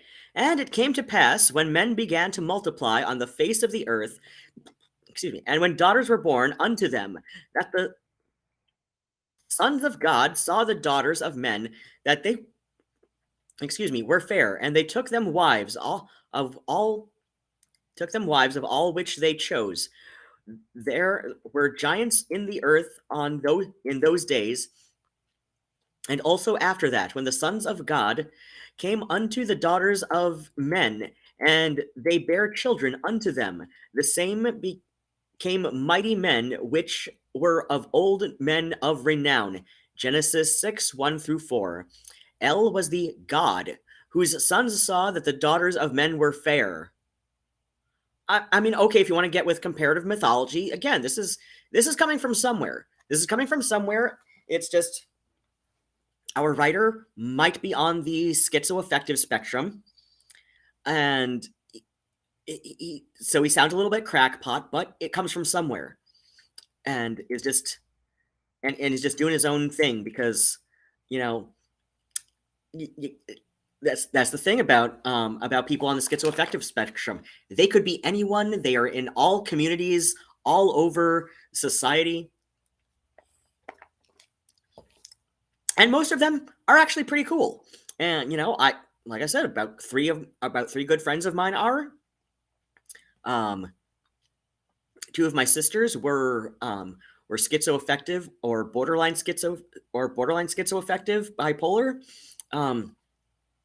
But yeah, so I grew up like just learning how to innately decipher schizophrenic logic because, like I said, like two of my three sisters.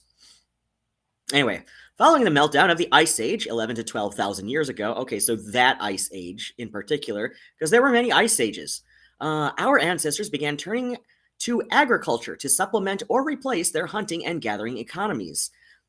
Again, so far, this is fair. This part is fair. Yeah. No arguments there based on what I know. If this is wrong, I hope somebody will correct me in the chat or comments later. Let's see. The early agrarian civilizations of the Mediterranean region all traced their ancestry back to the ancient father god El by some path or other. Here we go again. Although not all of them used that name. Asur was the Egyptian version of the god El. Again, we're getting into comparative mythology. I don't know much about these two pantheons in particular, but I know a little bit. So far seems fair. Isis resurrected El from the dead. And, all right. El wasn't Asur until Isis resurrected. Okay, there we go. I was about to ask a question, but then I thought better of it. El wasn't Asur until Isis resurrected him. Yeah, the fact that I can get ahead of the fact that my questions can get ahead of this, can get ahead of reading this guy. That it makes me feel like pretty confident in my ability to understand like just enough about how people who live with schizophrenia and like how how that kind of neurodivergence can work. So I am totally cool with having a few three close friends with schizophrenia somehow, because I've got two sisters with it. I grew up figuring out how this kind of neurodivergence affects thinking, and it's not as cool of a it's not as cool of a superpower as my ability to date movies by the fonts used in the opening credits. If I'm ever off, it's usually only by a year. If I'm ever off, it's by a year. But yeah, I get pretty accurate with dating movies. Like especially stuff from like early silent films from like the early 1900s through like the early 50s, because I grew up with old people as my parents. My parents were both pushing 40 when I was born, so this is also like the fact that I grew up with two sisters with one with schizoaffective disorder and one autistic and bipolar, but with strong schizoaffective traits. I do feel confident in saying that whatever the hell is up with Chris Chan's delusional thinking, she's not schizophrenic. She's not schizophrenic. She may have some other kind of delusional disorder, but she's not schizophrenic. And I've heard the arguments from like Gibby and Rogue Internet Man and a couple of other people about how, Chris Chan's not trans because this, and this. And I'm like, no, Chris Chan probably is trans because a cisgender man would not be on HRT for now 8 years, just to prey on queer women. A cisgender man would not do the infamous self-surgery that Chris Chan attempted circa 2018, I believe. I don't know. I'm not crazy enough to keep up on all the, Chris Chan timeline, but I know it was around there. There was the infamous self-surgery, and trying not to get like little like no-nos from um, the platforms I simulcast my stream to. But if you're unfamiliar, you can look it up. It is not difficult to find out about. Just don't come back to the next time I stream or in the middle or later on in this one and tell me that I did not warn you. I said it was a self-surgery. I said it's very infamous, and I said it is something that a cisgender man, no matter like how many weird conversations were had between this hypothetical cisgender man and whatever young women hypothetical cisgender man would be trying to impress, who would do the weird self-surgery Chris Chan attempted. And it took like I think it took a couple days of internet people saying to her, no, you have to go to the hospital and get that checked out. It's going to get infected. An infection, especially there, can kill you. So yeah, like Chris Chan's trans, she's just chronically stupid, right? like I'm sorry, them's the breaks when you say like trans people can be like anybody else, right? With the only difference being trans.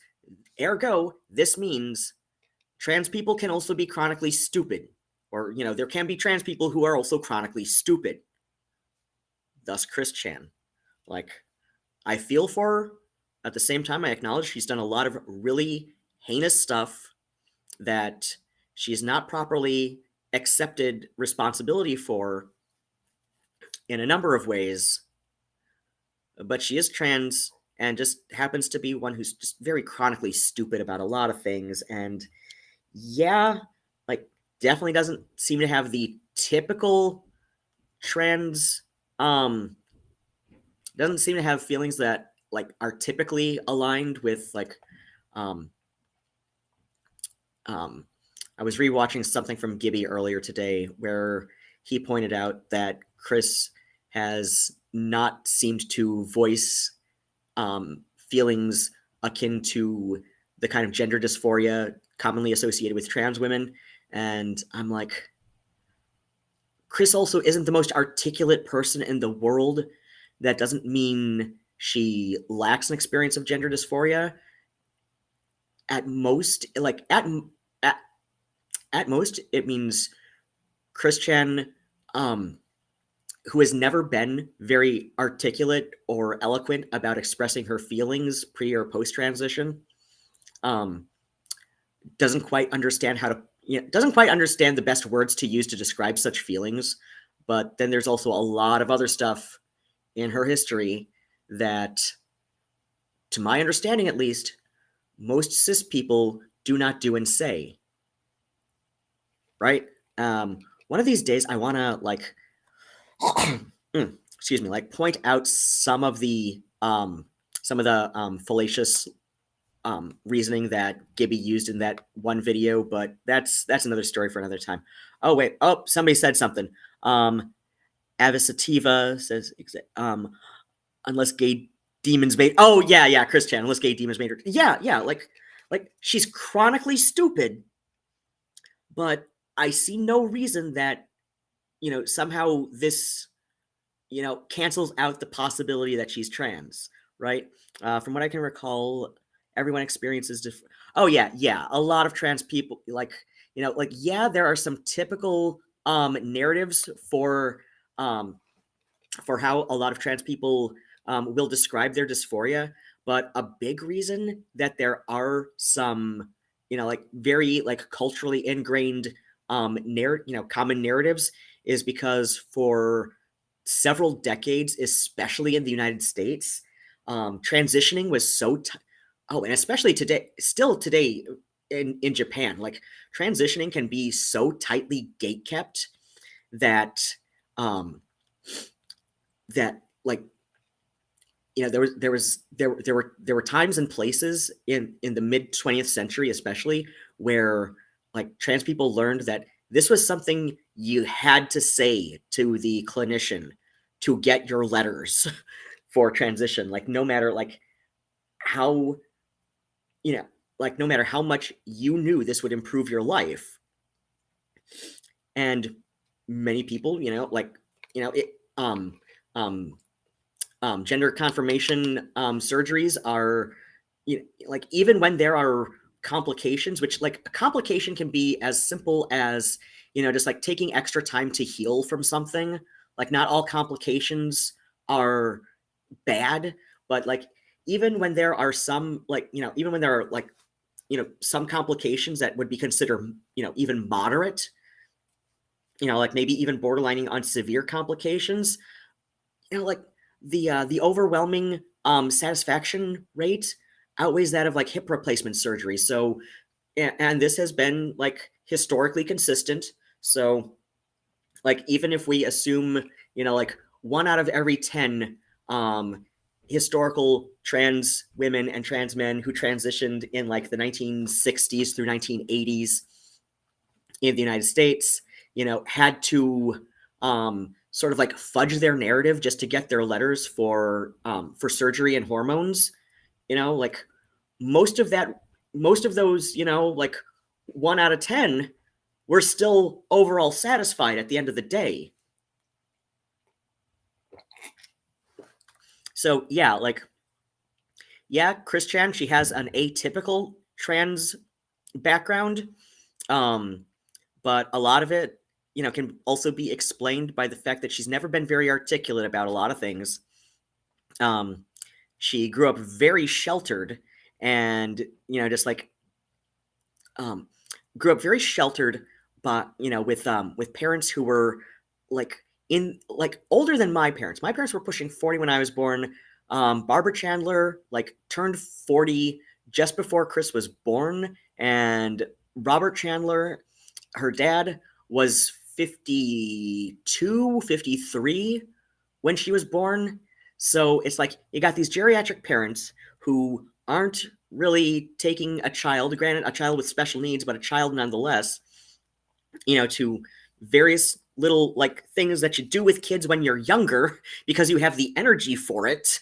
They're estranged from younger members of their families, so it's not like you've got extended family who can help out and stuff. So like we had somebody who grew up very sheltered with special needs that have been confirmed to have been like those special needs were neglected. This results in Chris Chan being very inarticulate, very very ineloquent, and just kind of chronically stupid about a lot of things. So yeah, and whatever. It's like I'm not going to die on the hill of Chris Chan, but videos about her do get a little bit of a boost to stuff. So with my current situation where the cats and I are living in an extended stay America while we are waiting for the final approval on an apartment we applied for back in December with our Section 8 voucher. We are waiting for the final approval. We've been waiting for the final approval for going on 6 weeks now, and everybody keeps like jerking us around, but okay. Anyway, I'm going to continue. Let's see. Following the meltdown of the Ice Age. Okay, I'll just like restart from this paragraph. Wait. Yeah, I did not finish this paragraph. So yeah, I'm just going to restart just because I got sidetracked because, well, Chris Chan's kind of ubiquitous with with internet culture, and one of these days I need to like do a scripted upload about like all the weird little ways that Chris Chan and the internet community around her has influenced internet culture like far more widely than one may initially realize. It's so weird. but also kind of interesting in a way. And I love local history and obscure little history facts and all of that. Anyway, following the meltdown of the Ice Age 11 to 12,000 years ago, our ancestors began turning to agriculture to supplement or replace their to replace their hunting and gathering economies. The early agrarian civilizations of the Mediterranean region all trace their ancestry back to the ancient father god El by some path or other, although not all of them used that name. Assur was an Egyptian version of the god El. Isis resurrected El from the dead. El wasn't Assur until Isis resurrected him. The resurrection of Assur was a religious renaissance. It was the restoration of a peaceful union of the related kingdoms that had fallen into disarray, strife, and war. The resurrection of Isis is a renaissance. It is the restoration of an ancient peaceful union of mankind that has fallen into disarray, strife, and war. Oh boy. So yeah, this is like I said, like, I mean, I can get behind the intent here of, you know, like trying, like, you know, like trying to start a movement within paganism to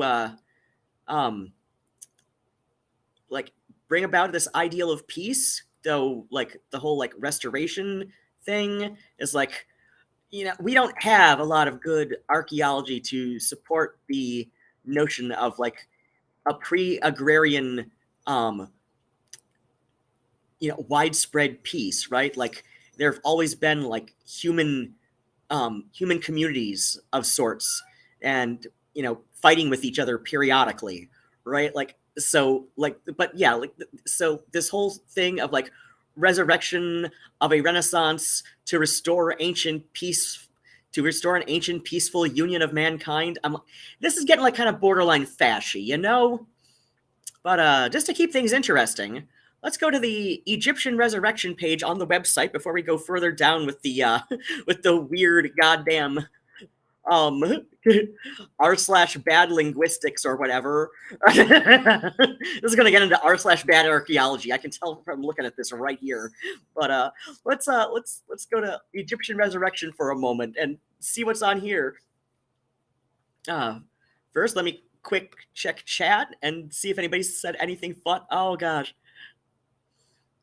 Let me take a quick check on chat. Really, I gotta manually scroll it. Okay. Goddamn. Freaking I hate the touchpad mouse. I need a new trackball mouse. That was stolen when the cats and I were still in a tent. Okay, everyone experienced dysphoria differently on top of okay, that's where I left off. Yeah, it's kind of a baggage. Yeah, dysphoria. Yeah, fractally bad. Oh yeah. This little thing with the alphabet that was shown at the end there. That is just like, oh, that is just like awful. But unless you were talking about the resolution, because I have to zoom in at least 150% because, you know, like this is how old the website is, and I am borderline low vision, so I have to zoom in or I cannot read. Oh yeah, that's a little bit better for me. Okay.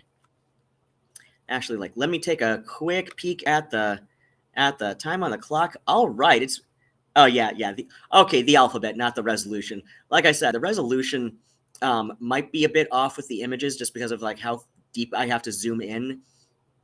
But I think it's time for a quick stretch. It's now my second hour, and I don't think I've stood up since I went to go collect my delicious Chinese food. So I'm going to stretch, judge whether or not I have to go pee-pee, and let's have some of the Francis E. Deck doc going while I'm moving around. The Brain Thoughts Broadcasting Radio, the Eyesight Television, the Frankenstein Earphone Radio, the Threshold Brainwash Radio, the latest new skull reforming to contain all Frankenstein controls, even in thin skulls of white pedigree males. invisible Frankenstein controls, the synthetic nerve radio directional antenna loop. Make copies for yourself. There is no escape from this worse gangster police state using all of the deadly gangster Frankenstein controls. In 1965, CIA gangster police beat me bloody, dragged me in chains from Kennedy, New York airport. Since then, I hide in forced jobless poverty, isolated.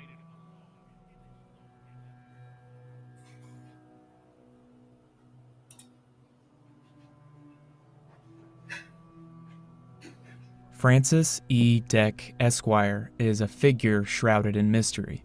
He can best be described as one of the earliest, fairly well-documented cases of targeted individuals, a sort of mental illness turned mass conspiratorial delusion due in large part to the advent of the internet and subsequently social media. Sufferers of this delusion believe that government agents are utilizing strange and fantastical technologies to remotely surveil, harass, and both physically and psychologically torture them. Most often, these individuals are suffering from some sort of mental illness manifesting as persecutory delusions. But there are relatively sane conspiracy theorists who advocate for these cases being true, often for financial motivation and causing great damage to very sick people. In the most severe cases, sufferers of this delusion trust no one, not even their closest friends or family members. There are countless videos circulating on the internet of confrontations between these sick people and completely oblivious strangers whom they publicly accuse of participating in gang-stalking them. These instances will only grow more frequent and these delusions more widespread as the pervasiveness of technology increases, and will, unfortunately, continue to be given credence by the very real and well-documented cases of both government agencies and private companies covertly surveilling unsuspecting citizens. Francis E. Deck was a harbinger for the rise of this awful mass affliction of the mind, but more importantly, he was a madly charismatic poet with a knack for completely captivating the attention of anyone willing to read or listen to his work. This is in spite of the fact that he virulently hated and often maligned quite literally everyone who wasn't 100% West Slavic Polish, and even then, he would still consider you a parroting puppet Frankenstein slave. Deck became something of a mythical figure in underground culture beginning in the late 1980s after legendary radio broadcaster Boyd Doc on the Rock Britton recorded a brilliant 41-minute spoken word performance piece of his writings, an excerpt of which you heard in the introduction of this video and will continue to hear throughout. So yeah, if this is the first time anybody in the audience today has even heard of Francis E. Deck, he was, as I said, there's a weird eloquence, there's a weird eloquence to the way he wrote, even though he is like crazier, like at least appears crazier than Jean Ray or our Resurrect ISIS guy, whose website I'm reading from. Wait, really? I like doing. You know what? It's been this way, the whole thing so far. Reading some chat now that I'm back from doing a stretch and a poop break. Okay, Urea, how much do you want to bet there's actually just the Egyptians trying to transcribe the name of an Iraqi Babylonian city array? There's and Iraq. I'm fine with ISIS being confined to middle of nowhere Sinai. No resurrection of ISIS, please. But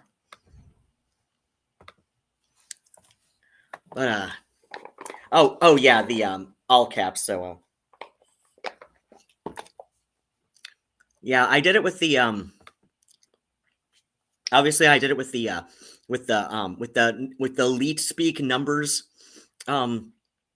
because that seems to be what automatically demonetized the first the first one that I read from on this, where I included the name of the website, with the addition of like Pagan Timecube question mark. So yeah, I have to do it as 1515, or YouTube will decide that I'm talking about some very, very nasty people. So let's see. The resurrection of Assur. Assur was a legendary king who Isis resurrected from the dead. The resurrection of Assur is the foundation legend of Egyptian civilization. Assur, visual aid. As I said, he's really good at the visual aids on oh yeah. Oh, Urea. Oh my gosh. So like is does that mean urine is the tears of Isis, or the tears of Assur?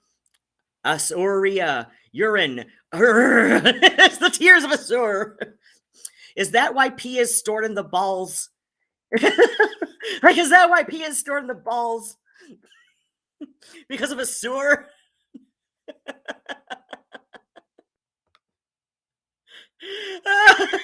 Ooh, yeah.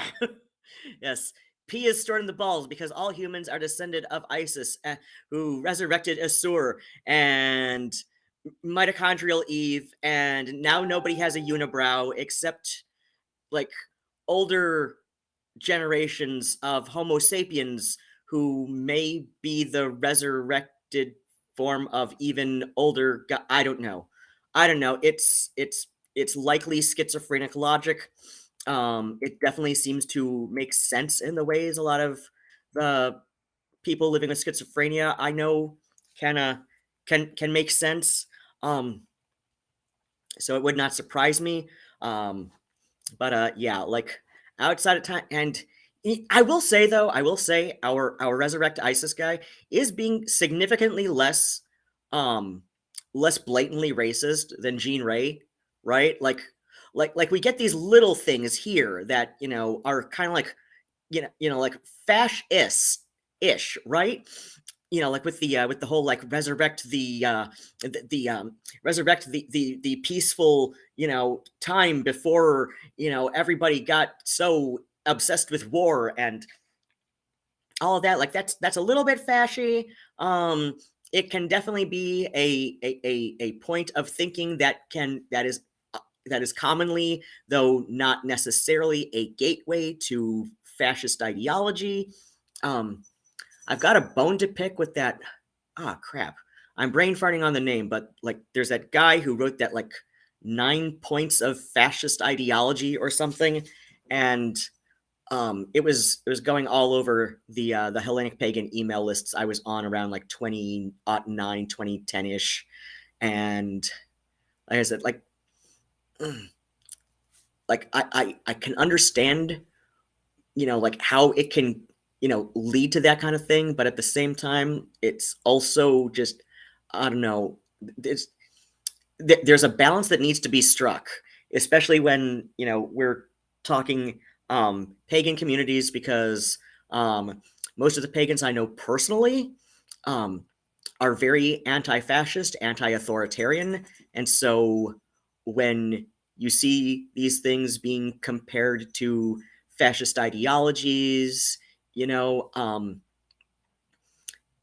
people start to take it personally as like, and in a very knee-jerk reaction kind of way. So yeah, like, but yeah, like that's just me doing an aside. Anyway, there was an agrarian civilization in the Nile Delta before there was an Egyptian civilization. It was called Urea. See addendum number 1 below. Wait, do we want to see this already? Yeah, why not? Oh, yep. Addendum number 1. Okay. The prehistorical civilization in the Nile Delta was called Urea. The people of Urea were Urians, not African. Oh dear. They spoke Urian languages, not Egyptian. They practiced Urian hawk god / sun god religion. They didn't become Egyptian until after the birth of Isis and the resurrection of Assur. The pre-Egyptian Urian civilization in the Nile Delta was related by blood ties to pre-Sumerian and pre-Akkadian Urian civilizations between the Tigris and Euphrates rivers. See Sunwing page on this website for more about who were the Urians. Oh dear. Did I put the cart before the horse there when I said this guy so far seems noticeably less racist than Jean Ray was? Did I put the cart before the horse? Please, I don't want to put the cart before the horse. Please don't make me eat my words, you crazy little guy. I was being nice to you so far. I was being nice to you so far, and your weird little aversion to unibrows. Okay. Assur was the legendary founding king of the prehistoric Nile Delta civilization. Storytellers handed down the history of that era in heroic tales for generations before the advent of writing. The foundation legend of Egypt and the resurrection of Assur is the best story of prehistory we have. Okay. I mean, that sounds highly simplified, but so far, at least, it seems logical to, summarize things that way. The life, works, travels, teachings, death, dismemberment, and resurrection of Assur are the foundation legend of Egyptian civilization and religion, which we've already said many times before. Thank you, yes. I see, much like Jean Ray, you like to repeat yourself ad nauseum. Anyway, Egyptian agriculture, divine kings in dick quotes for some reason, being in an afterlife, mummification of the dead, construction of the pyramids, these all stem from the resurrection of Assur. Assur was the original Christ who rose from the dead 4,000 years before Jesus. Yeah, looking at comparative mythology, that makes some sense, at least that last part anyway. I'm not quite sure about the rest of that, but okay, yeah, when we get into comparative mythology, Assur was the original Christ who rose from the dead 4,000 years before Jesus. Again, we get a comparative mythology, Joseph Campbell, all that. That makes some sense. I can see why, how someone could come to that. All right. He's getting a little bit, fashier in that aside than I would like to. That you're going to make me eat my words, aren't you, you crazy little guy? All right. Following the meltdown of the Ice Age, the original Assur, like a prehistoric Alexander the Great, conquered a vast swath of the ancient world. Okay, I can understand the comparison. We're still talking mythology. Wait. Following the meltdown of the Ice Age. Okay, I'm not sure what we're talking about then, but okay. If you want to compare to Alexander the Great, sure. He and his fun fact about the casting of what was that? Was it Oliver Stone's Alexander the Great movie? The one with is it Colin Farrell? He was cast because there's that really famous fresco, like ancient Roman fresco that looks of Alexander the Great.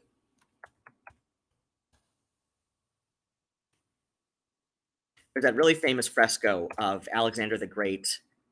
Okay, it is an Oliver Stone movie. And so, okay. Yeah, he's the one who did that Doors movie with Val Kilmer. And he cast Val Kilmer as Jim Morrison because,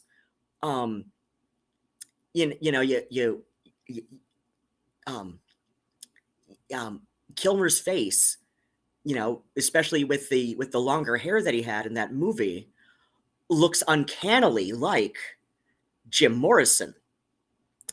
And so Colin Farrell was cast as Alexander the Great here because of that famous fresco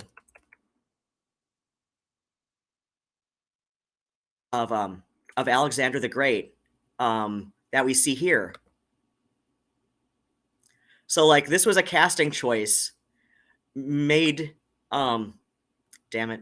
This is gonna go to the no. Is there a way that I can zoom in on this? Yeah.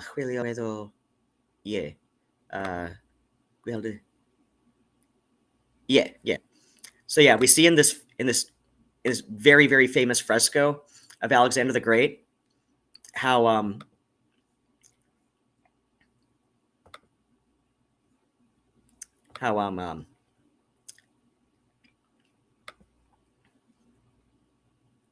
how Colin Farrell here.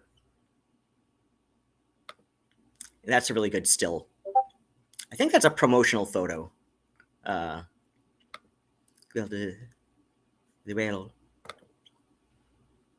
So yeah, we see in here, it's pretty similar, but yeah, it was a casting choice, made less on his talents as an actor, and he's a good actor. Colin Farrell did great in that film. In fact, there's the there's I've only seen the ultra extended cut of Oliver Stone's Alexander the Great movie, which I think is officially titled Alexander Revisited. That is the good version. If you haven't seen that yet, everybody says that the original theatrical release is not good. I haven't seen that one. A lot of people say the first director's cut, which I put in dick quotes, a lot of people say that one is even worse. So if you want to see, if you haven't yet, and you want to give a chance to Oliver Stone's Alexander the Great, okay, 2004 film Wikipedia page. Now they're going to go in on the different cuts of it, I'm sure. But yeah, if you want to see this, oh yeah, controversies. I know there were a number of controversies around the thing.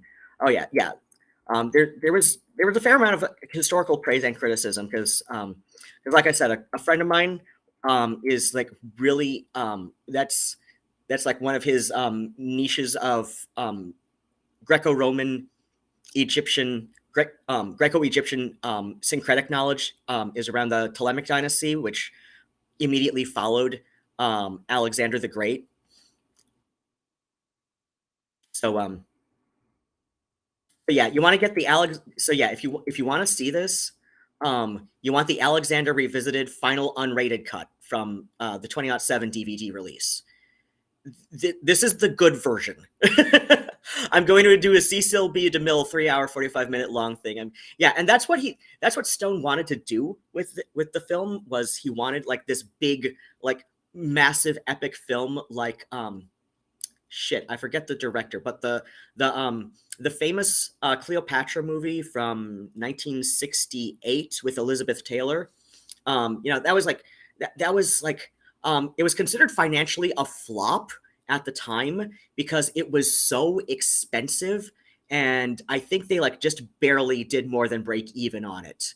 But it's an absolutely luscious film to look at, to watch. But yeah, if you want to give a chance to Oliver Stone's Alexander the Great movie, you want to see this cut. You want to see the Alexander Revisited final unrated cut. This is the good version. This is the version that should have hit theaters, because like I said, like a lot of people really disliked the original theatrical cut from 2004. A lot of people I know say that the director's cut from 2005 DVD was even worse. So, so like I said, like this is the meh version. This is the meh version. This is the stupid bad version, especially when we're talking with, like a bunch of people who are very familiar with that part of ancient Greco-Egyptian history. This is the good version. This is the only version I've seen, and I'm actually afraid to see these two versions. Okay, so like I said, and yeah, like it was a casting choice for Colin Farrell as Alexander the Great because of the passing resemblance that he has to this ancient fresco. He's a good actor, and like I said, in the only version of it that I've seen, which is the unrated final cut, he does really good in it. That version should have been the one in theaters. I would see that version winning several awards. Maybe not necessarily an Oscar, but I could reasonably see that version at least being nominated for a Best Picture. Like that's how much I enjoyed that the unrated final cut. That's the good version. That's the version you want to see. The 2004 cinematic cut is meh. The 2005 director's cut, quote unquote, was stupid. The 2007 super tiger, extra long, you want an adult diaper or, you want to get up and take some breaks cut. That's the good one. Why did I say an adult diaper? God, I'm not one of those people. I watched it on DVD, so I could pause it at leisure. I don't know. I say some weird shit sometimes, but it's okay. I'm trying to be entertaining. Weird shit entertains people. Anyway, I just right. That's how I got going about Alexander the Great, because and that movie, like I said, 2007 DVD cut. I don't know if that version is available to stream, like even as an Amazon rental, but like if that is the only version I recommend seeing. Because like I said, the first version seems kind of meh. The second version feels kind of, my friends who've seen it, say it was kind of stupid. And those who saw the 2004 and 2005 versions were just like, somehow the director's cut is even worse. Like, like the first one was meh. The alleged director's cut, which just seems to be like the studio DVD cash-in cut, because that is not the version. I've read so much about what Oliver Stone wanted to do with the Alexander the Great movie. I'm just like, hun, you should have put your goddamn foot down on the director's cut.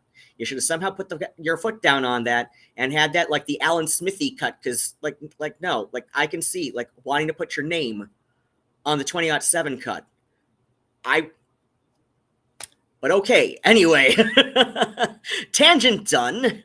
Following the meltdown of the Ice Age, the original Asur, like the prehistoric Alexander the Great, conquered a vast swath of the ancient world. He and his descendants established a far-flung empire of related kingdoms. That pre-Egyptian Nile Delta civilization, Uria, was one of them. And it came to... Okay, we're quoting Genesis again. This is going to get weird. And it came to pass, when men began to multiply on the face of the earth, and when daughters were born unto them, that the sons of God saw the daughters of men, and they were fair, and they... Wait, you already quoted this. What the... Oh my gosh, here we go. This, again, you see this with Timecube. You see this with Francis E. Deck. It is... I would not be surprised if our resurrectisis.org guy was indeed at least borderline schizophrenic. Because we see a lot of similarities here. Anyway, as it came to pass, all of which they were close. There were giants in the earth in those days. I'm going to continue with this passage, just like for the context within this page. I like to be a little bit of a completist sometimes. That's why I only want to ever see the 2007 unrated final cut of Oliver Stone's Alexander the Great movie. Like no, I'm going to see the complete version, or I don't want to see it. Okay. Okay, there were giants in the earth in those days, and also after that, when the sons of God came in unto the daughters of men, and they bare children unto them, and they became mighty men, which were of old men of renown. Wait. They became mighty men, which were of old men of renown. Genesis 6, 1 through 4. Okay, wait. Okay. Those giants were Asur and his descendants establishing their early empire. Wait, if Isis was the first Homo sapient, and Asur, so then how it... Okay, you're starting to lose me here, my guy. You're starting to lose me. Okay, but let's continue. According to the legend, Asur was the inventor of agriculture. Again, I don't know much about ancient Egyptian mythology, but I'll take him at his word on that. Asur cleared jungles, dug canals, and drained swamps. He discovered which plants were fit for food and which were good for medicine. He taught people the arts of agriculture and animal husbandry. And of course, I had to read out the phrase animal husbandry, which I'm hoping is the tail end of the latest Vouch drama. people don't understand. Vaush doesn't want to be the horse, even. He doesn't want to be the whole horse. He just wants to be the horse anatomy. He wants to be a floating, disembodied piece of horse anatomy. This is his fantasy, and I wish people will get it right. Like, his fantasy is far weirder than you could ever imagine. And somebody in Catboy Ranch earlier today suggested that that the sussy image that got Vaush in this latest bit of hot water was probably something that he downloaded for the size of the anatomy rather than the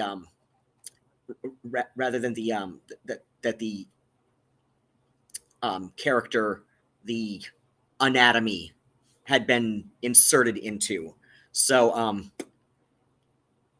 and honestly, like, then I responded that yeah, that makes some sense. Like, the horny brain is not always the most critical eye, which then got me into this anecdote about how one of my exes, who's bisexual, has had a video on his computer for most of a year before I pointed out to him that the German women playing with each other's boobs in a backyard wading pool were that wading pool was full of beer. My ex had been enjoying that video for most of a year before one day I noticed that the wading pool was full of beer. And he's like, wait, what? No, it's not. They're just in a wading pool, like getting each other's boobs wet. And I'm like, dude, the water is amber colored. They are using a restaurant style beer pitcher to pour water, to pour this onto each other's boobs. And he's like, I just thought that was what they had available. And I'm like, oh my God, honey. Like, like, honey, please. Oh my God, honey, the water, quote unquote, is amber colored. It is beer colored, dear. They're pouring beer on each other's boobs in a backyard wading pool, which, like, okay, I'd been able to recognize those models at that point. They were a couple of his favorite German big natural boob models. So I'm like, I mean, yeah, it makes sense, especially because one of them on her blog that my ex watched, she would like often post outtakes from certain shoots on her blog where she's just being goofy. So as far as I was concerned, she wanted to do the shoot with beer, with a beer filled wading pool. Like, this was probably her idea just because she's such a goofball, which, you're a softcore, FAP model. You got to have a sense of humor about it, especially in like the early mid-noughts when he got really into her. And but like I said, like he downloaded one of the videos from her pay site, which he had off and on been subscribed to, and he'd been enjoying that one for most of a year until one day I just like, like I don't know how the hell I don't remember the exact conditions under which like I noticed it, but I noticed it as maybe I saw a thumb. I don't know, maybe, but I don't know. I don't know, because like the conversation we had where I'm pointing out to him that, like, no, dude, the wading pool is filled with a liquid that is beer colored. Like, you can see it as beer colored when they pick up that clear plastic pitcher from like one of those big clear plastic restaurant beer pitchers. Like when you order a pitcher of beer at BW3 or Chili's or whatever, right? They bring you out the big, like, like the big Restaurant Supply Co. clear plastic beer pitcher with, like however many pint glasses that are people at the table. So it's one of those things. You can clearly see when they're scooping it up and pouring it over each other's boobs that the liquid inside is not clear like water should be. It is beer colored, like beer is. Like, at least I hope it was beer. I hate to think what else it could be, but it German girls with big boobs and a beer pitcher playing, wetting down each other's boobs with a liquid from a beer pitcher, using a beer pitcher, it's probably beer. Like, like, oh, honey, you are so sweet, but you're having an Indigo Girls moment, which is another story for another time. All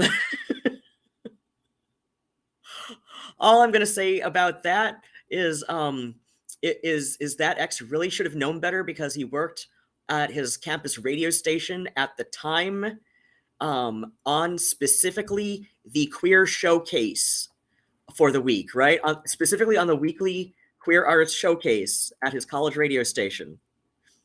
So yeah, I'm like, honey, you're having an Indigo Girls moment where you are completely oblivious to something right there. Just, it is beer. And I'm sorry you had to find out this way. I hope you're entertained by finding out this way. But yeah, they're pouring beer on each other's boobs, and you are so funny. You are my funny little oblivious Aspie boy. He is. He still is, and he's still having a tantrum at me. It'll be a year this May. I hope he pulls his thumb out of his sphincter, but that's whatever. He's still my best ex for a reason. Anyway, according to the legend, Assur was the inventor of agriculture. I don't think I finished this the first time. Oh yeah, animal husbandry. That's where I got off on a Vouch tangent, and that led me to my ex being oblivious to German girls with beer. Okay. Assur cleared jungles, dug canals, and drained swamps. He discovered which plants were fit for food and which were good for medicine. He taught people the arts of agriculture and animal husbandry. He rid the land of noxious reptiles, weeds, and insects. He established the... Wait, which noxious reptiles? Like, I thought lizards were cool.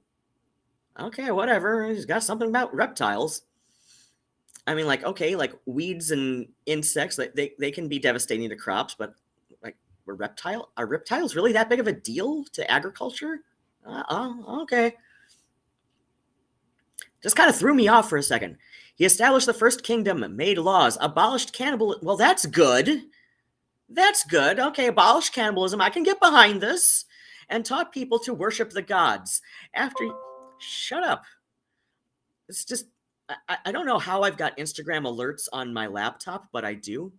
I might have looked at it from my browser one day and allowed notifications. Whatever. I'll fix it later. Like, is this gonna like yell at me periodically? I don't care. Taught people to worship the gods. After he had raised his own people up from savagery. Here we go. Like, you're getting a little sussy with some of the word choices. Raise his own people up from savagery. He went about teaching the arts of civilization to the whole world. Okay. Like I said, little bit sussy on some of the word choices. I don't know what he's got against reptiles, but okay, if we want to go with comparative mythology and like some established solid seeming anthropological theories, it's nothing too far-fetched right here. While Assur was out on his missionary trips abroad... Wait, what? Assur invented Mormons, I guess. And Jehovah's Witnesses. And those are the big ones I know that do a lot of missionary trips. Don't see too many with Catholics late. Not as many with Catholics as we used to, because Catholicism is fairly successful now. Jehovah's Witnesses, according to Owen Morgan on Telltale Atheist, which is where I've learned everything I know about Jehovah's Witnesses, and I've got a pet rant where I'm convinced that, like, I know Owen says that Jehovah's Witnesses will turn a blind eye to a lot of the otherwise frowned upon things done by celebrities, especially who are vocal converts to Jehovah's Witnesses. But I think with Prince, him adopting like that pagan imagery, or like what Jehovah's Witnesses would consider pagan imagery in his final years with the third eye sunglasses and his backup band and little girl group he assembled called Third Eye Girl.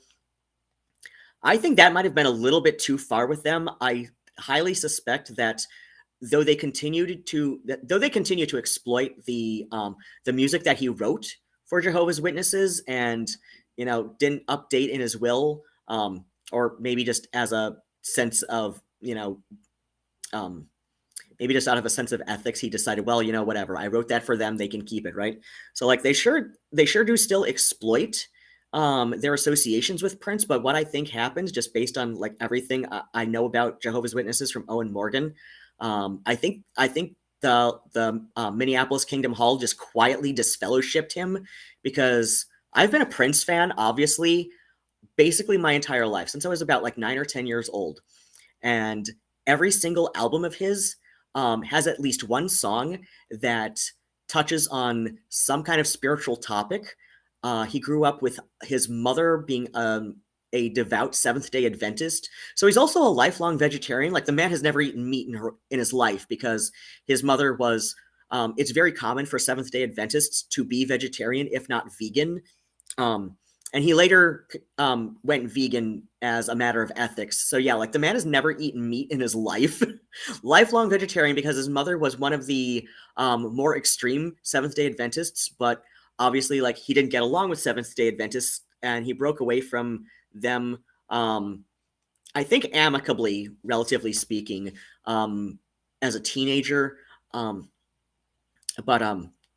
But yeah, like, he's always been he's always been a spiritual seeker, because there's also a lot of songs, definitely, that predate his time with the Jehovah's Witnesses. He will get into a lot of like esoteric, like, pagan, well, maybe not esoteric pagan themes, because that implies something a little bit more obscure. But he's referenced Canaanite mythology at times, because it's very close to where Christianity began. He's referenced Gnostic gospels, so like the banned books of the New Testament. He's referenced those a few times. And like I said, with his third eye phase during his last years, I think he might have gotten into this.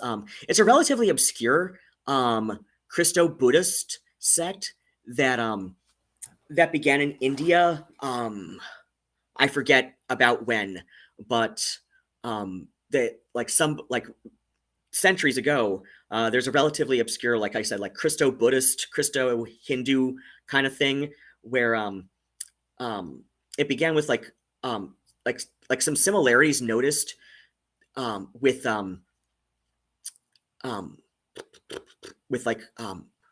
early Buddhist teachings and the canonical, but especially when you include the Gnostic Gospels, all the stuff that that matches or is close enough. This kind of lines up with like some early Buddhist writings, and there's a gap in the Christ mythology of the New Testament. So, and this is like a relatively recent addition to this Christo-Buddhist sect, which I think is what Prince was kind of getting into, but a bit, more, quietly. I don't, because a lot of his spiritual stuff, he kept a lot of it, personal, during most of his career, except when he was with the Jehovah's Witnesses. So yeah, like, I think Prince was quietly disfellowshipped, like, within the last 5 years of his life, because like the Jehovah's Witnesses will say, okay, we'll turn a blind eye to the skimpy clothes that which one of the Williams sisters likes to wear, but no, this is pagan, you are not one of us. But we will take our royalties that you willed to us from a couple of these songs you wrote. Yeah, sure, we'll take that, but no. So yeah, it's like, I think Prince might have went a little bit far, but that's, like I said, that's like a little pet theory that I've knocked around a few times, and I've got some people from like, at least when I comment on it in the Telltale Atheist Discord and comments on YouTube, a few people are getting on board with me. Like, they're just like, okay, I've been a Prince fan a long time too, and what you're saying makes some sense. I'm like, yeah, it really does. But yeah, I wasn't a personal friend of his. I didn't know him. Like the closest connection I have to him is like a friend of mine has another friend who was indeed a during the late 80s a a treasurer for an Ohio local chapter of the New Power Generation fan club of Prince's, like an official Prince fan club, like that was run by people he hired, right? And so as an official as an official um, um, um, as an official like treasurer, secretary, whatever of that local chapter of the fan club, she was personally invited to a party at Paisley Park a few times. Like he'd have these annual fan club parties, I guess. But yeah, like that's the closest I have to a connection to Prince. So it's like not even a it's like a friend of a friend who was invited to an official fan club party, and my friend doesn't even remember if his other friend actually met him, right? So like that's the closest I have. This is just like a fan theory that I've been knocking around since 26, definitely since 20 like 14, 15, whatever his last performance on Saturday Night Live was. Because I've watched every one of his performances, many of them since I was 10 years old. So anyway, I'm continuing here. Okay, Asur was out on missionary trips abroad, ergo, like created Jehovah's Witnesses and Mormons and shit. Because sure, why not? Missionary trips abroad. He left his kingdom in the care of his faithful wife Isis. Okay. I'm kind of wanting to stay with you here, but okay. Upon returning to the Nile Delta from one of his missionary trips abroad, again, we see this like repetitive phrasing, which, yeah, a lot of people, will rightfully point out this is also common with other neurodivergences, especially the autism spectrum, but it's also common when you look at the writings of people confirmed to have a form of schizophrenia. So, like this is one of those like overlapping traits that's not part of a diagnostic criteria. But again, I mean this in like the most neutral way, because there have been several people with schizophrenia who've been very close to me at times in my life, including right now, and I have love for I have love for people who live with schizophrenia. It's a very misunderstood neurodivergence. Let's see. Okay, missionary trips about the evil god Set and a company of conspirators murdered Asur. Oh man, oh yeah, that is definitely ancient Egyptian mythology. Okay, I'm not so sure about the missionary trips part, but yeah, the evil god Set and a company of conspirators murdered Asur. That I definitely know is part of ancient Egyptian mythology, or established Egyptian mythology. Anyway, they hacked his body into pieces and scattered his severed parts afar. Isis gathered, yep, this is solid mythology, solidly established mythology, gathered up his scattered parts, put them back together, and resurrected Asur from the dead. By her union with the resurrected king, she begat their son Heru. Asur went on to become the king of the afterlife and judge of the dead. Isis went on to become the Earth Mother goddess, Earth Mother being all one word with, the mother part capitalized, which, is a little, that's a stylistic choice that was made. The Earth Mother, one word, but oddly capitalized, goddess. Isis was the original Eve, which again, like when we go back to the mitochondrial Eve hypothesis, okay, yeah, like you can see this is coming from somewhere. Like I said, when we consider the mitochondrial Eve hypothesis and the Earth Mother goddess, and the previous page where he insists that Isis was the first Homo sapient woman born as a mutation of Homo sapiens. Yeah, like this is coming from somewhere. It's just being put in a very unusual way. Okay. Heru went on to become the progenitor of all the pharaohs and the patriarch of Egyptian civilization. Set went on to become Satan, which I think that might be okay, I gotta. All right, I gotta.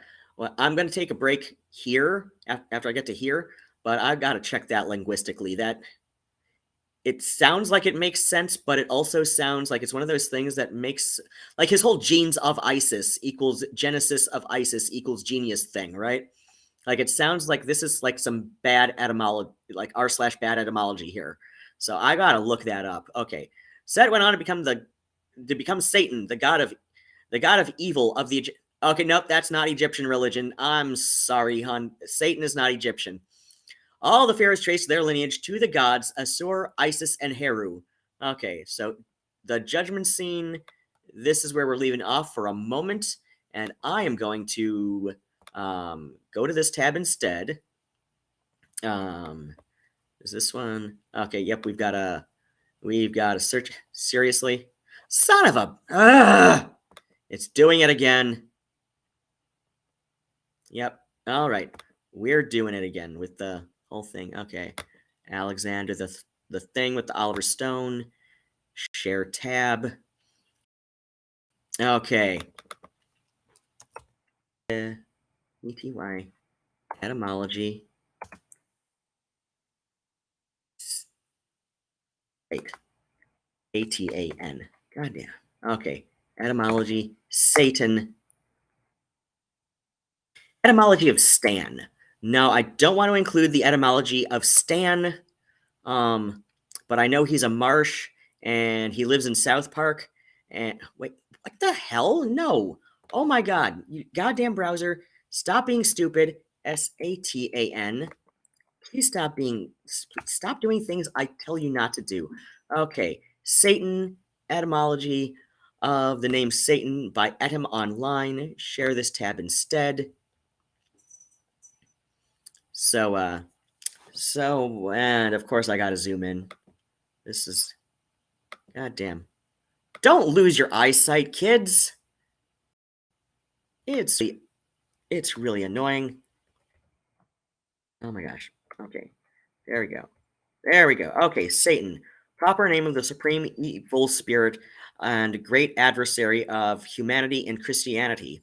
Old English Satan from the late Latin Satan in Vulgate in the Old Testament only. From Greek Satanas, from Hebrew Satan, adversary, comma, one who plots against another. From Satan, to show enemy, to oppose, plot against. From root STN with okay. One who opposes, obstructs, or acts as an adversary. In the Septuagint, I don't know. Septuagint? Oh, crap. You know, I don't know what language to plug that into on my translation app to, and I don't know if auto detect will do the right one. Wait, usually translated into Greek. Yeah, so I don't know what that, wait, yeah, wait. Oh, wait. Okay, so this is the dialect. See, okay. Man, I don't know. I'm not sure. It looks like Septuagint. I apologize if I screwed that up royally. Okay, usually translated into Greek as diabolos, slanderer, literally one who throws something across the path of another. See devil, noun, although epibolos, plotter, is once used. Okay, that's entries linking to Satan. Fiend. No. Okay, so it does look like that our buddy at Resurrect ISIS is using some retroactive etymology. God, there's a specific word for that, and I've got a book. I've got several books with those, with those. Like, I think one is called like the Grandiloquent Lexicon or something. It's got a bunch of those like obscure, sometimes obsolete words for very specific things that I've got a few of those books. They're in my storage unit. Speaking of which, please feel free to like throw some tips my way through the Ko-Fi link, ko-fi.com/Ruan, Ruadhan. Please feel free to tip whatever you think is fair. Is a fair price for the entertainment you have enjoyed thus far. Maybe that's nothing, in which case, like, I guess I can't blame you. You're the one judging this. This is, of course, if you both can and wish to do so. So yeah, let's look at some chat right now. See what see what Avia Sativa has had to say about. Oh dear. Oh, we've got some fun stuff. Oh, okay. No resurrection of the Iranian. Yeah, I don't. You mean Elamite, Moabite, Syrian? Yeah, or maybe Old Persian. I don't know. Okay, if he wants the Indo-Iranian languages that encompass. Oh yeah. I love the old polytheist recon/revivalist groups I was in, because like we got really into history and linguistics a lot of times, like more so than most other pagan groups.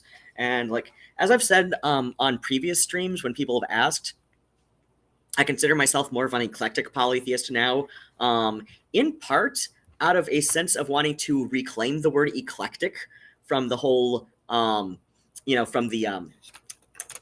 because especially when I started getting into paganism in the early mid 1990s as a teenager, already on Usenet, when I was able to like follow my stepmother to her college and go to the computer labs, to like waste some time while she was in her psychology classes. Oh yeah, like already the term fluffy bunny was being used to derivatively describe like the I bought a book Wiccans, who are all just like love and light and silver raven fluff and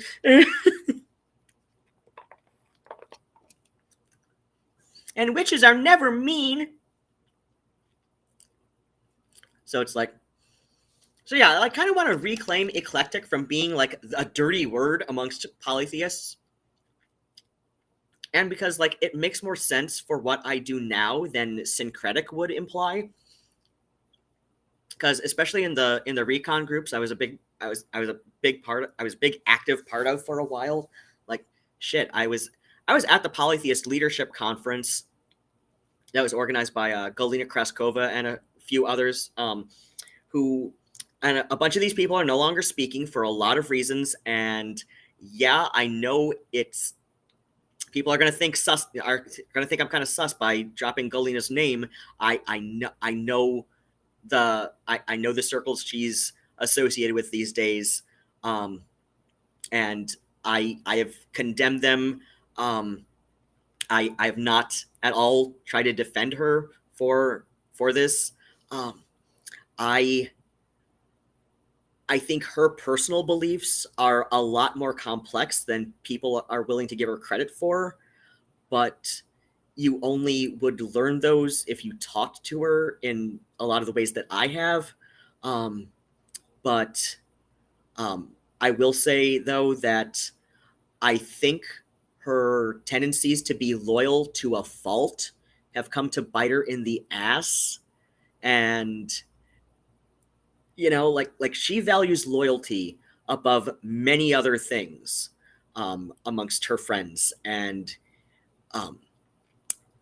this is why I say that, like, sometimes you can, you can value certain, classical virtues like honesty or loyalty or whatever. And sometimes you can value these things to a fault. And I think she has valued loyalty above many other things to a fault. And it has come to bite her in the ass. And she's lost a lot of other friends because of it. And unfortunately, this means she's like left with, like a lot of very, very sussy people in her life. And I don't know what to do, because she and I were never close, but I've always I've always seen her as somebody who does have, or at least at the time that I knew her, because we haven't spoken in years for a few reasons. Um, at the time that I knew her as somebody who was very wise and who had an intense um, sense of devotion to Odin and other deities um, that she's been part of the modern cultus of. But yeah, like I said, I think I think she values loyalty to a fault, and has come to bite her in the ass. And I hope she can get her head on straight. Um, but that's up to her. That's up to her. So um, anyway, how did I get talking? Oh yeah, the the Indo-Iranian languages and all that. And so yeah, like I was saying, the a lot of I love what I loved most about the recon circles was like the intense love that we had for knowledge. But yeah, as I was and as I was about to finish my answer to, I find eclectic polytheist a lot more. I think it makes a lot more sense for what I personally do, because than syncretic would, because in a lot of the recon groups I was a part of, syncretic implied. First off, a lot of people assumed syncretic to um, to be a reconstruction or revival of historical syncretism, such as Greco-Buddhism, Greco-Roman syncretism, Greco-Egyptian syncretism, Celto-Roman syncretism, et cetera, right? Whereas the um, but I also recognize and honor newer pantheons and deities, and this does not really fit in with that recon understanding of syncretism, pagan syncretism. So it's like I said, like eclectic polytheist just works, and if people want to know the specifics, ask me further. But at the same time, I also reserve my right to decide when I'm going to answer those questions. And I don't know, I'm just not in the mood right now. I'm more in the mood of reading some kookiness and all that. And I figure, I figure once I'm settled at a new apartment, I will have my ritual space set up, and I'll do a nice little like upload video about that. So I will put off like a bunch of answers to those specifics until I can make a nice video about it. Right? Okay, anyway, back to some chat. Okay, I know here with the character looked like an adult. Yeah, with the vouch thing. Yeah, I guess somebody just looked up at that, the specific image that got Vouch in trouble. And yeah, I guess some people say the character was canonically 16. Some people say the character was like canonically 19. I don't know. I don't watch enough anime, but I do have a lot of friends who are into anime and hentai, and I know the whole like lolicon subgenre of hentai, or like style of illustration. I've seen it described, broadly as both, a lot of times by the same people, and it's a very broadly applied term when you're when we're talking about it as a genre and stylistic choice in Japanese hentai. It's a broadly applied term, and it doesn't mean what a lot of people think it means, but there's also a reason a lot of people think it means what they think it means, right? And I don't know enough about the particulars to explain it. I just know it's a very it's a widely misunderstood thing, but it's also widely misunderstood for a reason. So again, I understand why Vaush got into some hot water, but at the same time, like a bunch of his like actual friends had said to him, like, dude, like maybe like don't goof on people who like look at their spank material on their smartphone or tablet, or like maybe, like don't download, like why do you need to download stuff for later use, I guess, like, or maybe like don't have it mixed in with your other folders, like dude, this is a thing that could have been avoided, dude. Why you gotta be stupid?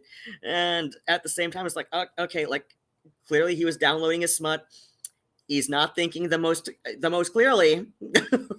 I've been in that frame of mind. It's not a guarantee. So, but at the same time, he also could have gone back later when he was done. So it's like, I don't know, dude, you could have avoided this.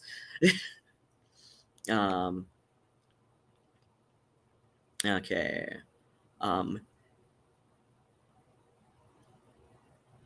Oh yeah, definitely not. Yeah, Set definitely is not a directly etymologically linked to the word Satan. Yeah. Hashatan was just a title for whatever angel God told to screw with people. Oh yeah, is that where we're getting into more esoteric Judeo-Christian mythology with like the Nephilim, I think. Yeah. Oh wait. No. Oh, that's right. It's more explicit in the Jewish mythology that Hashatan is not the adversary of God, but the adversary of man. This is the entity that is specifically appointed to screw with people. Yes, literally the adversary, which I know because of my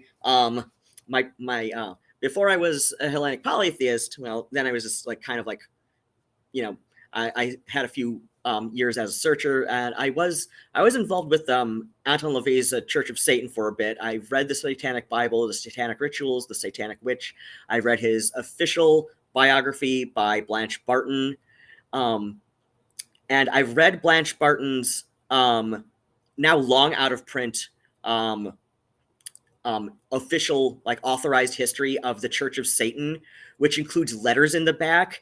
Oh my God, the letters in the back of that book. If you can get your hands on a copy, like even just like through interlibrary loan to read, Blanche Barton's authorized history of the Church of Satan. I think it's just called The Church of Satan by Blanche Barton.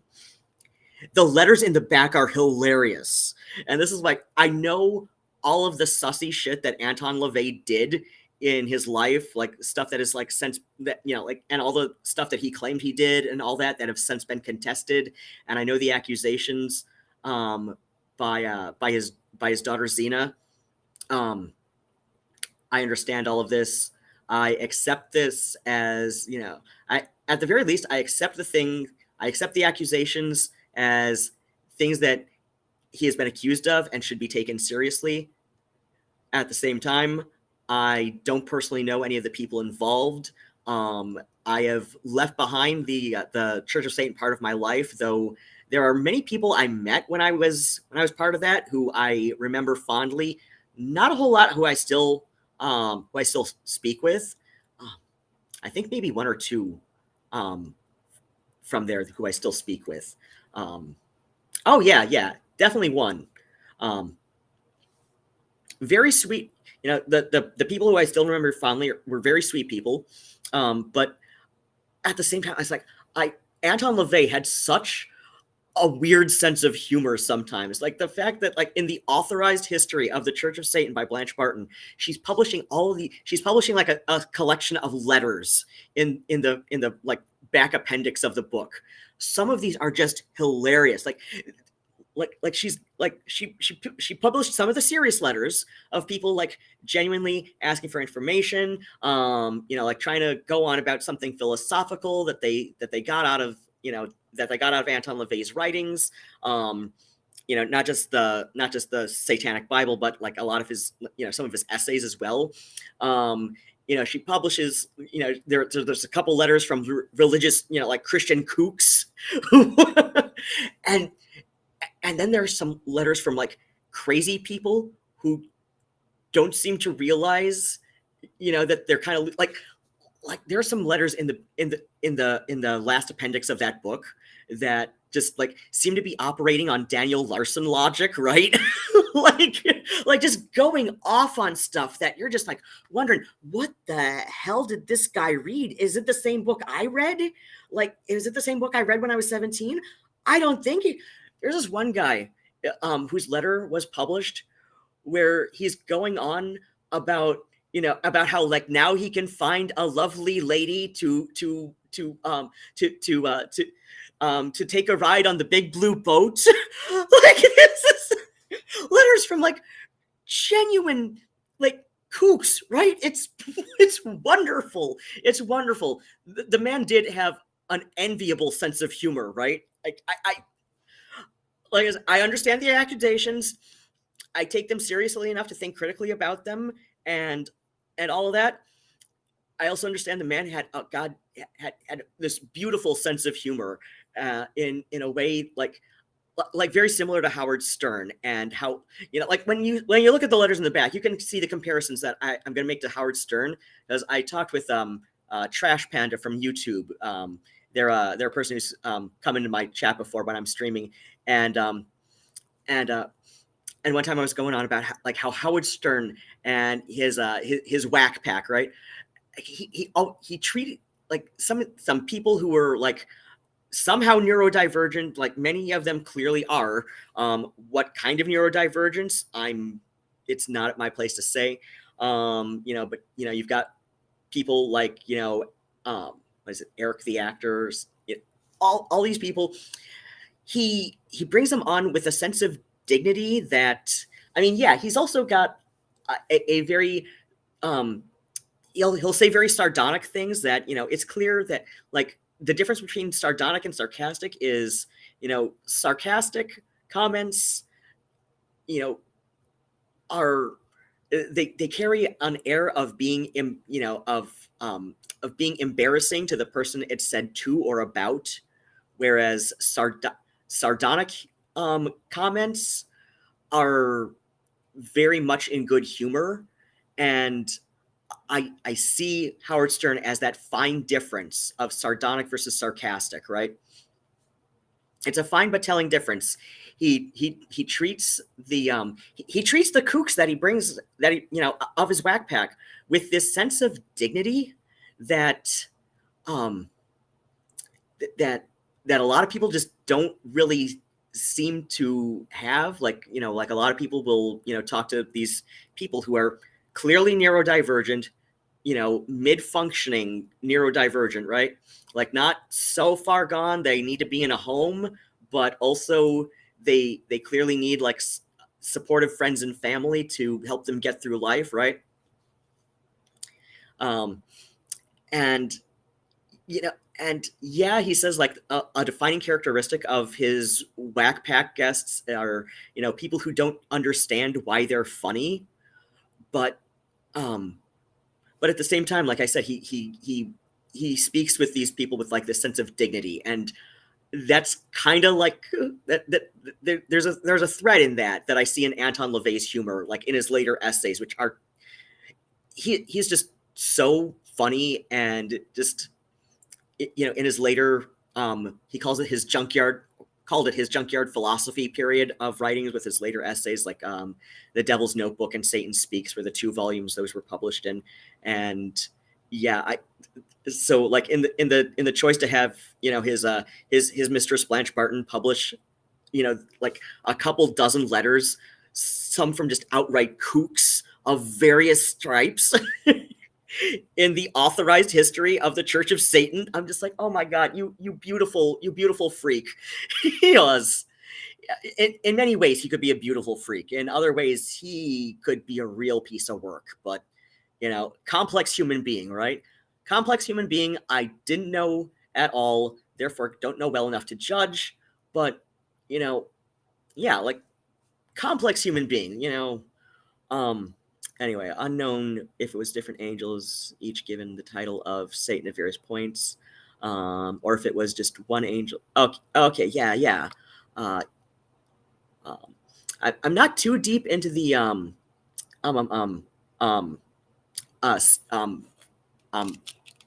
polytheistic Semitic mythologies that obviously like Judaism came from. I did know a Canaanite reconstructionist when I was deeper into the Mediterranean polytheism communities online.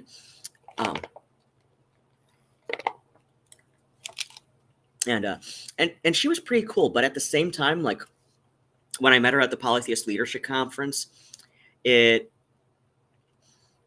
granted, it didn't occur to me until after I got back to Lansing, because that's where I was living at the time.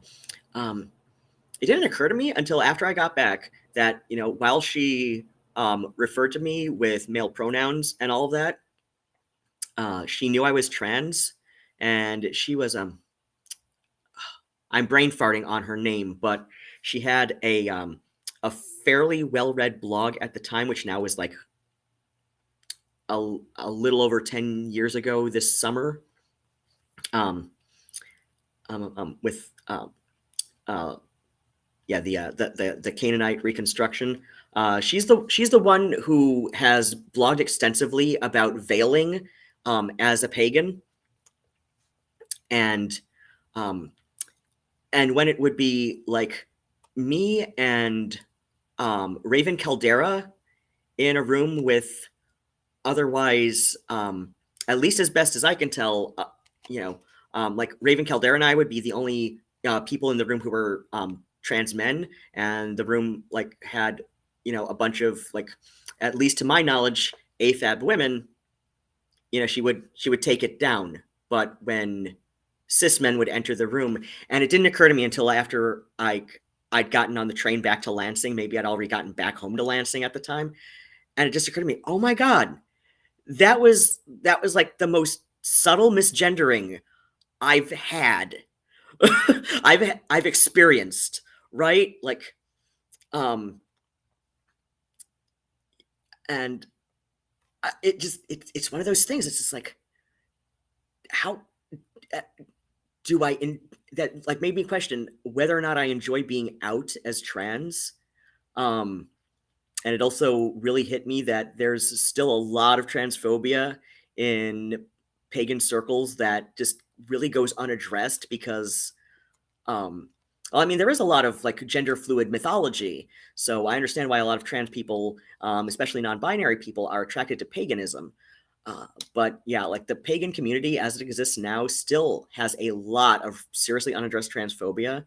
And I don't know, like I said, that experience, like, like remembering that on the train back home from Poughkeepsie, like it hit me. Oh my God, that was like a really subtle misgendering, even though like she otherwise referred to me with, as he, him, and all of that. But like I was a little bit more out as trans 10 plus years ago, whereas like in more recent years I've just kind of like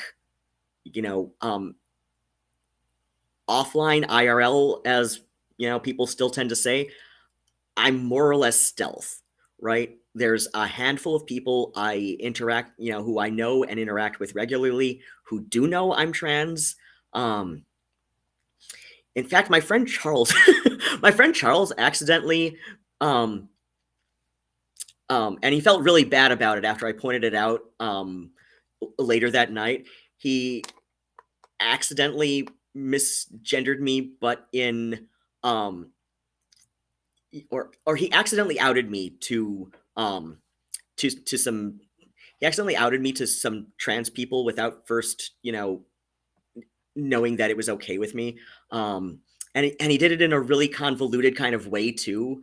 But in his defense, he was drinking at the time, and so his thoughts weren't, as usually as careful as they are. So but yeah, like Charles and I knew each other for almost a year before he knew I was trans, and it was because I assumed he already had figured it out. It's because I assumed he already had figured it out. And, then when I told him, he said, like, but you don't have the voice. I'm like, what are you talking? Oh, because I speak from the diaphragm. You're supposed to speak from the diaphragm. Dude, I'm a classical tenor. I've been speaking from the diaphragm since I was 4 years old. I was in voice lessons as a classical singer before I was in kindergarten. Like, okay, I guess I don't have the voice. Like, it took me a couple minutes to realize what he was talking about when he said, I don't have the voice. So, of course, he assumed I was cis. And I was like, oh, yeah, that high, that buzzy head voice that you hear from, like, oh, God, Buck Angel is the worst example of the voice. Like, you geriatric dipshit, like, speak from your goddamn diaphragm. You're at least 20 years my senior. Speak from the diaphragm. You're driving me goddamn nuts. He sounds like Mickey Mouse on helium. He does. Buck Angel, like Buck Angel has no room to talk crap about non-binary people or trans women in women's sport when he sounds like goddamn Mickey Mouse on helium. Like, no, shut up. Just like shut up. Shut up, you geriatric man-child, and learn how to speak from the diaphragm. Something I figured out when I was 5 years old is, because, like, no, shut up, Mickey Mouse. Just, like, okay, okay, is in the air whether Satan of Yeshua's temptations was the same, the Satan. Oh, yeah, I know about all of these, like, little intricate, mythological things in Judeo-Christian mythology. It's kind of fascinating. And like I said, like when you look at some of the comparative mythology in the Resurrect ISIS website, it's clear that some of his kooky ideas are coming from somewhere. Especially if you know the comparative mythology. Especially if you know, like, just enough of the archaeological research into it. Like, a lot of this is coming from somewhere, but it's all it's all like coalesced together in his own brand of likely schizophrenic logic, which, like I said, because now I've got like 4 people in audience now, 4 all from Twitch apparently. This is the most I've had from Twitch in a while. Hopefully you can see the pinned chat comment I made where I'm pitching my Ko-Fi. Feel free to drop me some tips. I know monetization on Twitch works differently than it does on YouTube, which is where I usually, which is where I've been streaming from for much longer. I was one of the early adopters into YouTube streaming. So yeah, like I barely use Twitch. But when I started using Restream to simulcast to 4 different platforms at once, I still got to like pull up whatever like code they want for TikTok to add this to my simulcasting, so I can make the most of my multi-streaming, they call it. I'm old as shit. It's simulcasting, whatever. So yeah, like feel free to drop me some tips in the Ko-Fi link that's in a pinned chat comment. That would be nice. Wasn't Wicca invented in like the 60s? The history of Wicca, as best as the furthest back that most people can have been able to tell, is the late 40s, though there's the Black Forest Coven that Gerald Gardner wrote about, and I think that's one of those things where like God damn it. All right, I got to figure out how to make this restream thing stop acting stupid. Okay, there's my thing, and then there's that thing, and then I got to go back to this thing to actually like flip the toggle, so that y'all can actually see it. Because Restream is stupid, but also very useful. So, yeah, the Black Forest Coven. I think this is something that some people,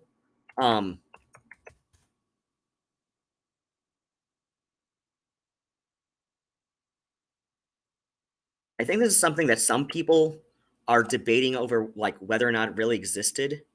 Oh, why does nobody like Silver Ravenwolf r/witchcraft on Reddit? That's fun. Okay, maybe I misremembered it. Okay. Oh wait, or was it New Forest? NEW. Okay, yep, New Force Coven Wikipedia. Okay. Switch to this tab instead. I can probably close a couple of these tabs. I'm going to close you. And, okay, yeah, that's the one I was reading from. So I'll close you.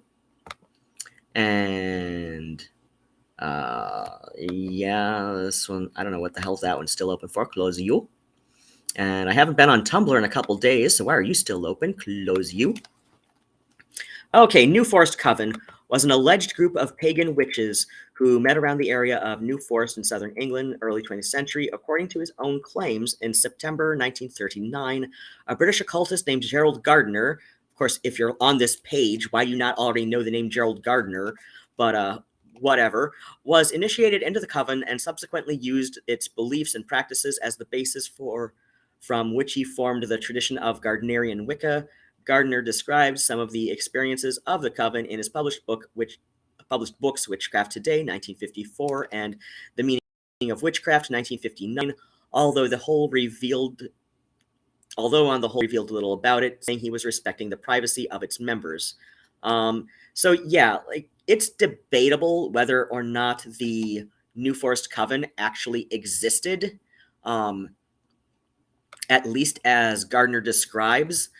But that is the absolute earliest date that's known for what would become Wicca would be 1939. So yeah, like a little bit older than the 60s, but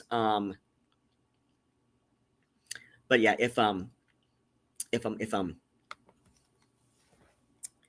if you take Gardner at his word, a lot of New Forest Coven practices did form the basis of Wicca as he wrote about it. So, but yeah, right, okay, that's right, because yeah, then he wrote so yeah, what I said with Horn God, Triple Goddess, which is that's coming out of Robert Graves. Robert Graves and his daddy issues. God damn, I'm gonna have to ask Morgan Daimler. She and I talk on Facebook sometimes, usually through comments. God, did I ever pull up Messenger with her? I don't think so. But yeah, I'll have to ask her because I'd never saved it. I found this blog page, blog entry article kind of thing, going into like everything wrong with Robert Graves and Operation Cone of Power. Oh, this is something I want to read sometime. We've got citations. I would love to follow that rabbit hole. That would be fun. That sounds like it should be fun. I mean, Operation Cone of Power. I have to see where this rabbit hole goes. But yeah, the earliest books Gardner published on Wicca were early mid-50s. So like the absolute earliest for absolute earliest that people have for a coven that Gardner himself started is 1947, and I'm sure it says more on the Wikipedia page for Gardnerian Wicca, but I don't want to fall down a Wikipedia time hole anymore.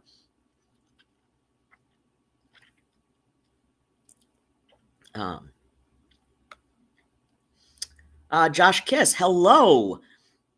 I don't remember your name, but I'm usually very bad with names.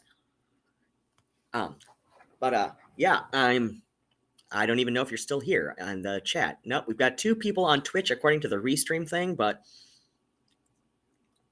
I'm still getting caught up with chat because I have to move the scroll thing manually because restream is stupid, but also very useful.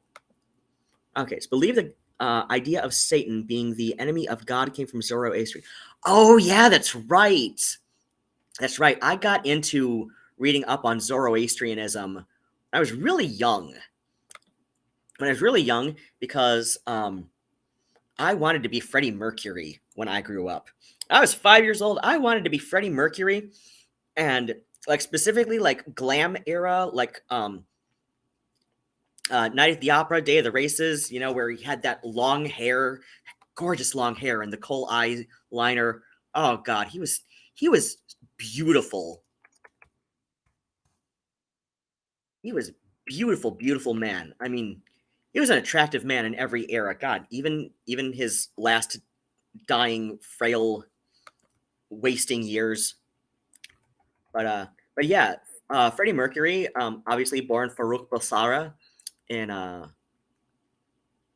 oh yeah, in Zanzibar to Parsi Indian parents, and his his family is Zoroastrian, and um, so yeah, like when I was like 12 years old, shortly after Freddie Mercury died, I went to the library and like decided to like read some more on on his life, and I forget what the hell magazine arc, you know, like one of the libraries I went to had these big fat um magazine archive ledgers, like an entire year of a magazine title in one big fat binder, and you couldn't check those out you know, like the magazines were all collected at the end of the year, and like, you know, at the end of that year you couldn't check out individual magazines. They were used as reference for like archival purposes, so like they were treated as reference material, which makes sense. um and I read something in like one of the various magazine interviews that I read, um about as because yeah, there was also um there was also like a computer index, so you could like easily narrow down articles, but you know, they weren't all scanned into the computers back because it was like 1992, and it was yeah, this was shortly yeah, this was when my dad started seeing my stepmother, and this was, yeah, this was her um local rural library before we moved in with her. So um so yeah, like they weren't all scanned, but they did have articles indexed by topic on the on the library computer hard drives. So so I read a few articles and interviews that he did. Like, so look at that vocal range he had. Just obscenely talented too. Um yeah, although Freddie Mercury's voice naturally fell in the baritone range, he delivered most songs in his tenor range. His known vocal range extended from basso low F, F2 to soprano high F, F6. He could belt up to a tenor high F5. Oh gosh. But yeah, I learned through there that his family was Zoroastrian, so through interlibrary loan, I read some books about Zoroastrianism, and they've got a really interesting mythology. Um, I know a lot of people think, you know, will like go to Zoroastrianism, um, especially when I was still really active in the um, um, ancient polytheist email lists. So, like a lot of people would trace the um, um, like the it's not really a trait of Gardnerian Wicca, but the whole like pop Wicca of all gods, one god, all goddesses, one goddess. So like a lot of polytheists would attribute that to beginning with Zoroastrianism, and whether this was consciously added into you know, pop Wicca, you know, like where it's like, you know, you learn it from books rather than from a coven with with established lineage. At least that's the term a bunch of us used, and that I used in my blog when I was blogging about Hellenism. So like, yeah, I don't know if it was like consciously adapted, you know, adapted from Zoroastrianism, but but yeah, there's a solid argument that, to be made that, you know, that like maybe some, Wiccans who started writing like that, who were familiar enough with comparative mythology, just like, incorporated that in there from Zoroastrianism. But yeah, they've got some really interesting mythology. And yeah, it's like both, it's like polytheistic, but also monotheistic, but also duotheistic. And gosh, I wish I knew more off the top of my head, but it seems a lot of times it's explained in a way that internally makes sense out of itself, even though how I just explained it seems very contradictory, right? But yeah, like some of the Zoroastrian philosophers I've read from, or who are very good at explaining it anyway, can make it at least sound like it makes sense, right?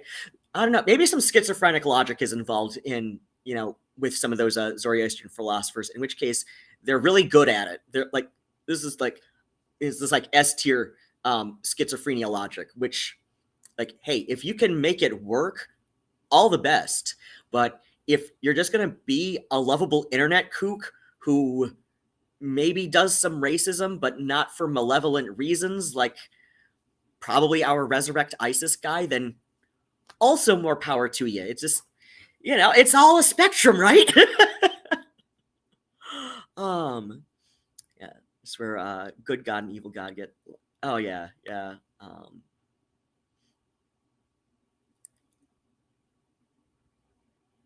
Oh hey, hello to Oh, I guess I missed some people. If she was Baal Zebul or Amalek as her patron. Oh yeah, we got some lovely contradictory stuff from. Oh gosh, touchpad mouse. Why do you hate me? Oh yeah, there's quite a popularity of paganism. Yeah, I hate that. I really do. And yeah, it's like, I don't know why the Norse pagans have.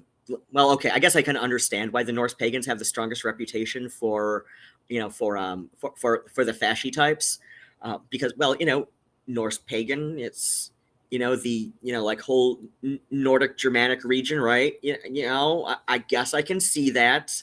The Hakenkreuz is off, of, Adolf is often linked to a couple of runes, I've seen people say. Though it's a much older symbol that, is oddly cropped up, near simultaneously in almost every part of the world where humans have lived, right? Like you see it on ancient you see it on ancient artifacts from many indigenous America, from many indigenous cultures of both North and South America, in various Asian and Middle Eastern and Mediterranean cultures. Yeah, it's known in or at least like in English with the I think that English is derived from Hindi as swastika. But yeah, I got into a habit when we're talking about the Nazi symbol with Hakenkreuz, just to just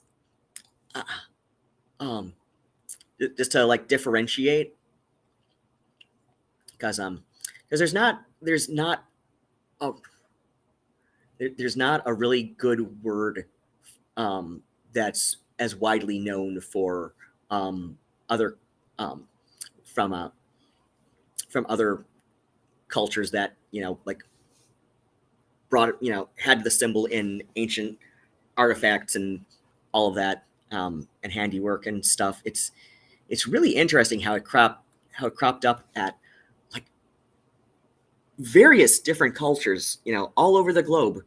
I mean, it's not truly universal. Like you don't see it in every culture that has, extant surviving artifacts from, ancient times. But you see it in so many places where there was not interaction, between these two cultures. It's like you can make the argument that that like India, especially by the time of Alexander, had contact with ancient Greece, and you do see it on some ancient Greek pottery that survives. And a lot of people know it as like coming from Indian subcontinent cultures, specifically like Hindu and Buddhist symbols. So like you can make the argument, even though a lot of the ancient Greek surviving artifacts with it are much older than contact with India. You see it in Shinto stuff in Japan, and in Taoism and Shintoism, Chinese traditional polytheism. I don't remember if indigenous Australians have surviving artifacts with it. But yeah, it's just like the Navajo did not interact with Hindi and Hellenes, right? Like, so like when you see it in when you see it in like North American indigenous pottery, it's clear that this, and they all date to an area of the same, like a good approximate chunk of about 200 years, right? Because there are some things where you're going on estimates, right? And it's just really interesting how some symbols like that agriculture seems to crop up like near simultaneously in various parts of the world, with human, settlements.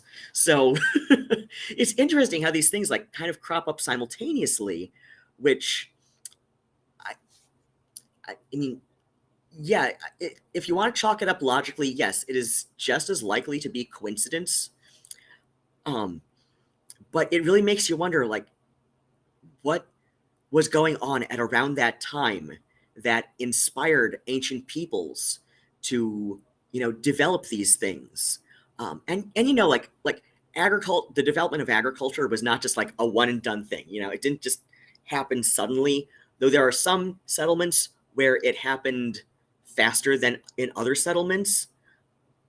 But, you figure, okay, they probably learned some stuff from that other settlement that was doing some stuff faster, and, and all that. Like, you figure, like, some stuff has got to be, like, cross-pollinated with, like, other communities, right? But, so, yeah, it's like, it didn't all just come up one day and somebody's thinking to themselves, you know what? I'm gonna take those seeds from this apple that I've been eating, and I'm just gonna pop them into the ground and see what happens, right? Nothing like that, but it's something that people figured out over time. But many different settlements, many which absolutely, like, there is like less than a sliver of a chance that many of these cultures interacted with each other, just because of distance and time and the whole like logistics of the earth and that. And it's all at around the same time. You see certain things cropping up at about the same time. And when it's things like little like symbols, like like the Sanskrit swastika, it really makes you wonder about certain things, because like you initially see that kind of thing like cropping up in decorative like decorative ornamentation of things that would be used for ritual, like specific jugs for like ritual cleansing of the hands and all that. And it just really makes you wonder, like, what the hell went on at these certain times, that it really seems that something happened at certain times that that just seems so uncanny that you have to ask if like mere coincidence is the only possibility, right?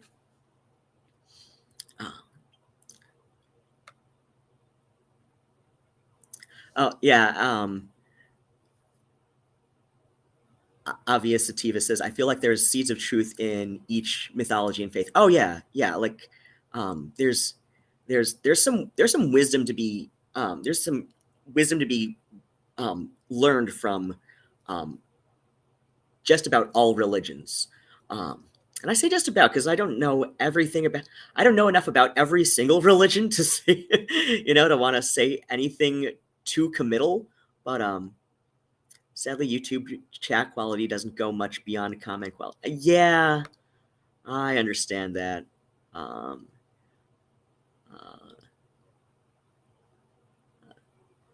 Stylized to mock the swastika. Also, the reference to the there's the Aryans in dick quotes that are most known for the symbol were definitely the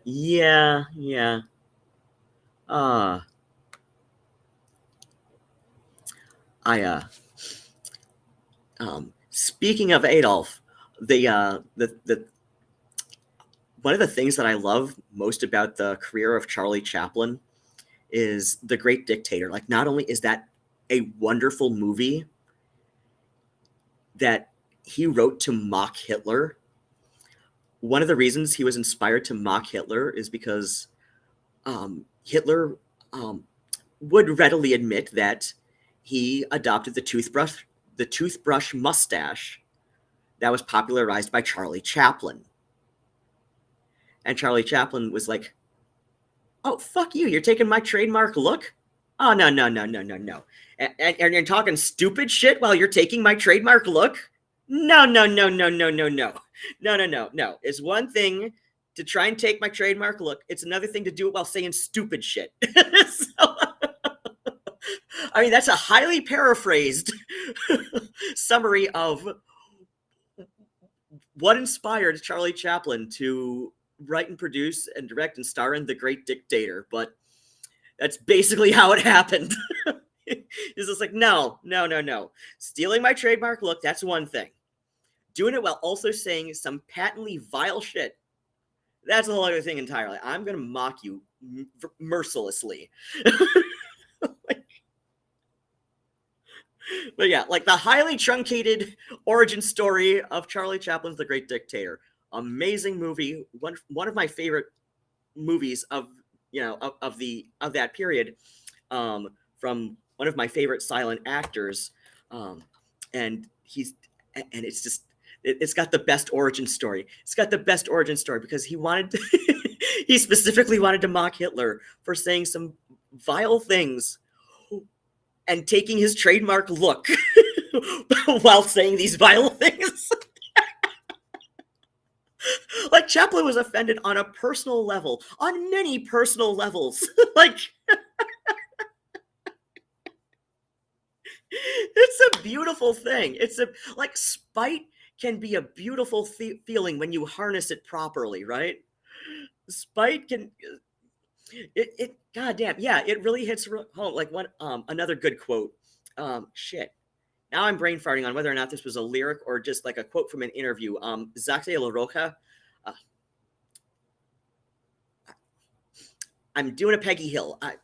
I know, like, it's Spanish, and yet I ended up like doing the ch as you do in like many Celtic languages.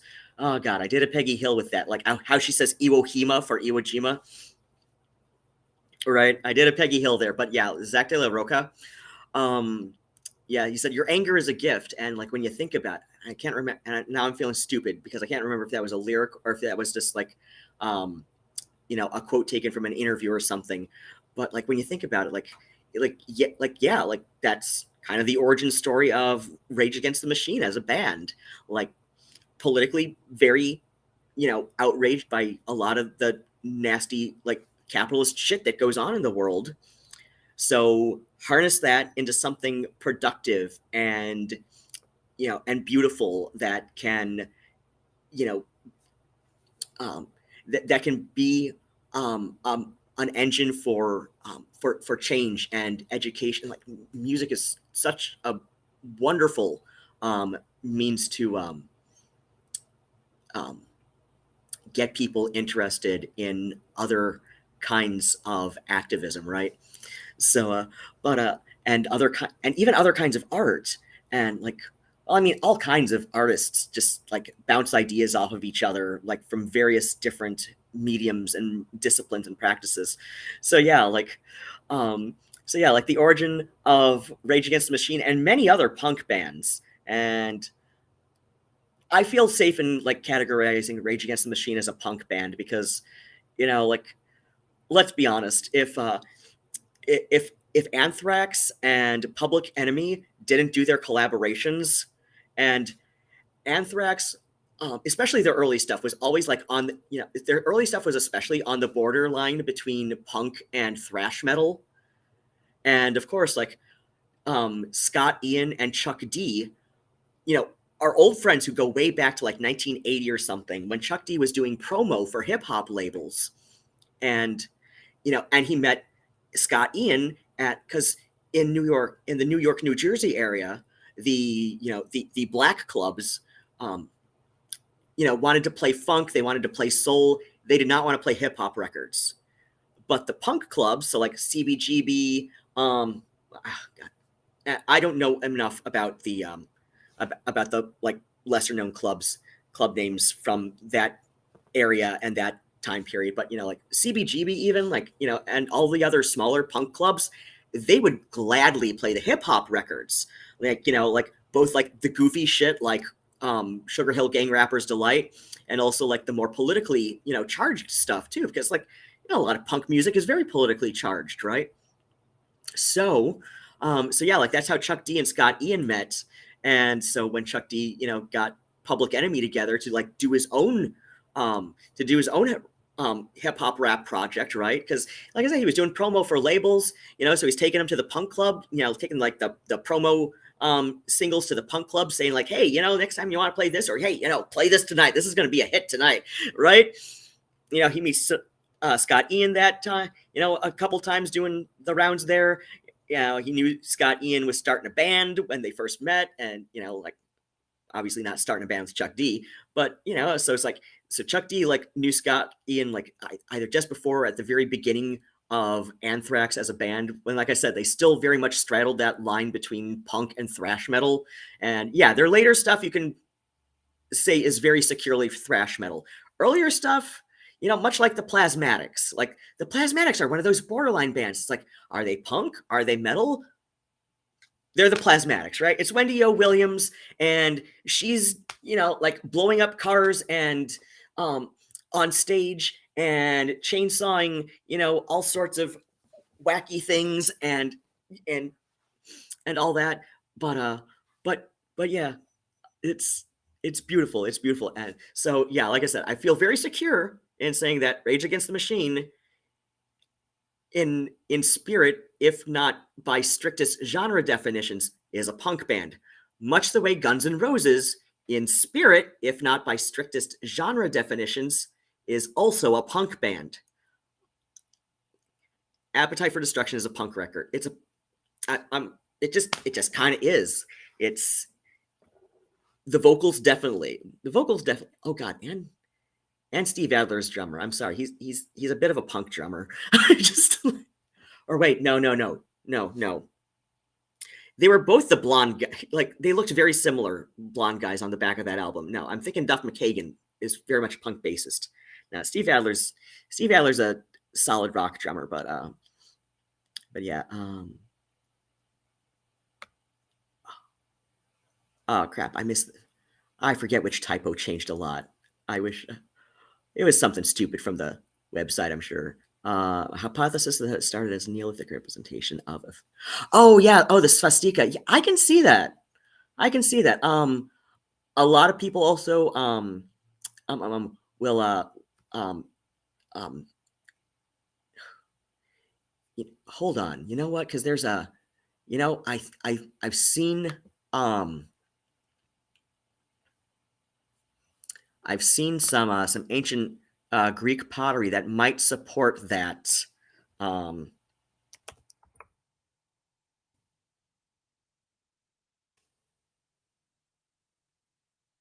remember some ancient Greek pottery that might support that hypothesis, because it's It's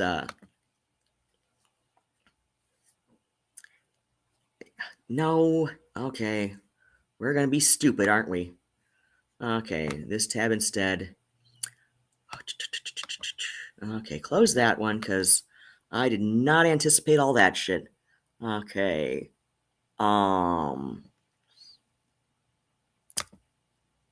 Okay, that's right. These open up in new tabs for me because I did a stupid setting one time when I got this laptop. Okay, ancient Greece. Is this going to have a picture of the one that I'm thinking of? Please have a picture of the one I'm thinking of. Okay, well, okay, here we see the, we see it at the end of the more common, you see this pattern is like the Greek key, they call it a lot. Menander, that's another word I've seen for it. Okay. Oh, wait, is this, okay. Milesian, Enochi. Okay. Is this the one I'm remembering? Milesian. I don't think this is the one I'm remembering, but we see it here. I mean, here it's clearly like 4 little blocks, but then we see this one where they kind of spiral in, the arms spiral back into each other. Okay, there's another. Yeah, this is another one that could support the field, the agricultural field hypothesis for an origin, at least a regional origin, anyway.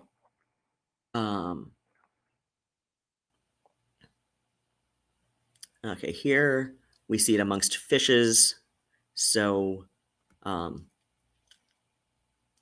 least in this use, we can see as like a decorative, stylized representation of waves, perhaps because of all the fishes that are surrounding it.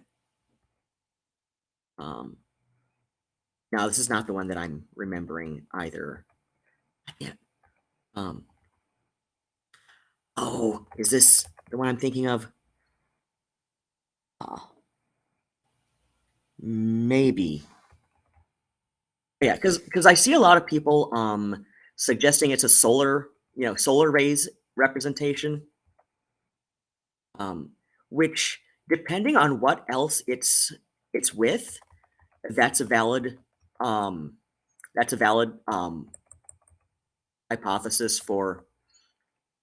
It seems when it appears in ancient Greek art, it's a common way to stylize a number of elements, right? Okay, this is also not the one I'm thinking of, but oh gosh, that looks is this the Odyssey Sphinx? Are we going to describe this one? Late. Does that say late wild goat style? It does say Sphinx, I believe. Yeah. So yeah, like it seemed in ancient Greek art, the bent cross is very contextual on what it's stylizing. Yeah, here's another one. Here's another example where it can support the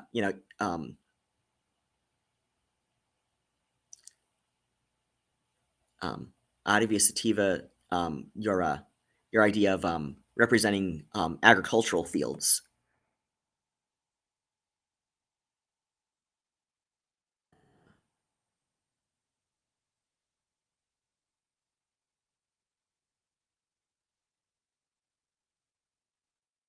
Oh yeah, we've got some more of the especially curly ones up in here. Like all of the little details in these is just like, that's just so. I really like it. It's then again, like I had like my whole like hippie look phase that I that I had as a young teen for a bit. As like I said, I was raised by people who were in their 20s in the late 60s. Oh God, early six. My parents were pushing 40 when I was born, and I'm in my 40s now. So of course, like I had some. Oh yeah, and yeah, ancient Greeks. Oh, this is the one I'm thinking of. Yeah, so we've got I believe this is yep, this is an Artemis. Um, I remember this is an Artemis because the first time I saw this specific piece of pottery was in a website called the Museum of Menstruation. So that's how I remember this one in specific was Artemis. And of course, Artemis has lunar associations. So the idea of it, being strictly a solar representation obviously is not universal. So yeah, I think so like clearly with ancient Greek art, it's just like it's a little stylized decorative flourish that contextually, you know, could just be like a little stylized representation of a number of things depending on the context, which that's fine. Like, they're allowed to be like little random stylistic flourishes in art during any period of time. Um, that's it's just like what art does. Like,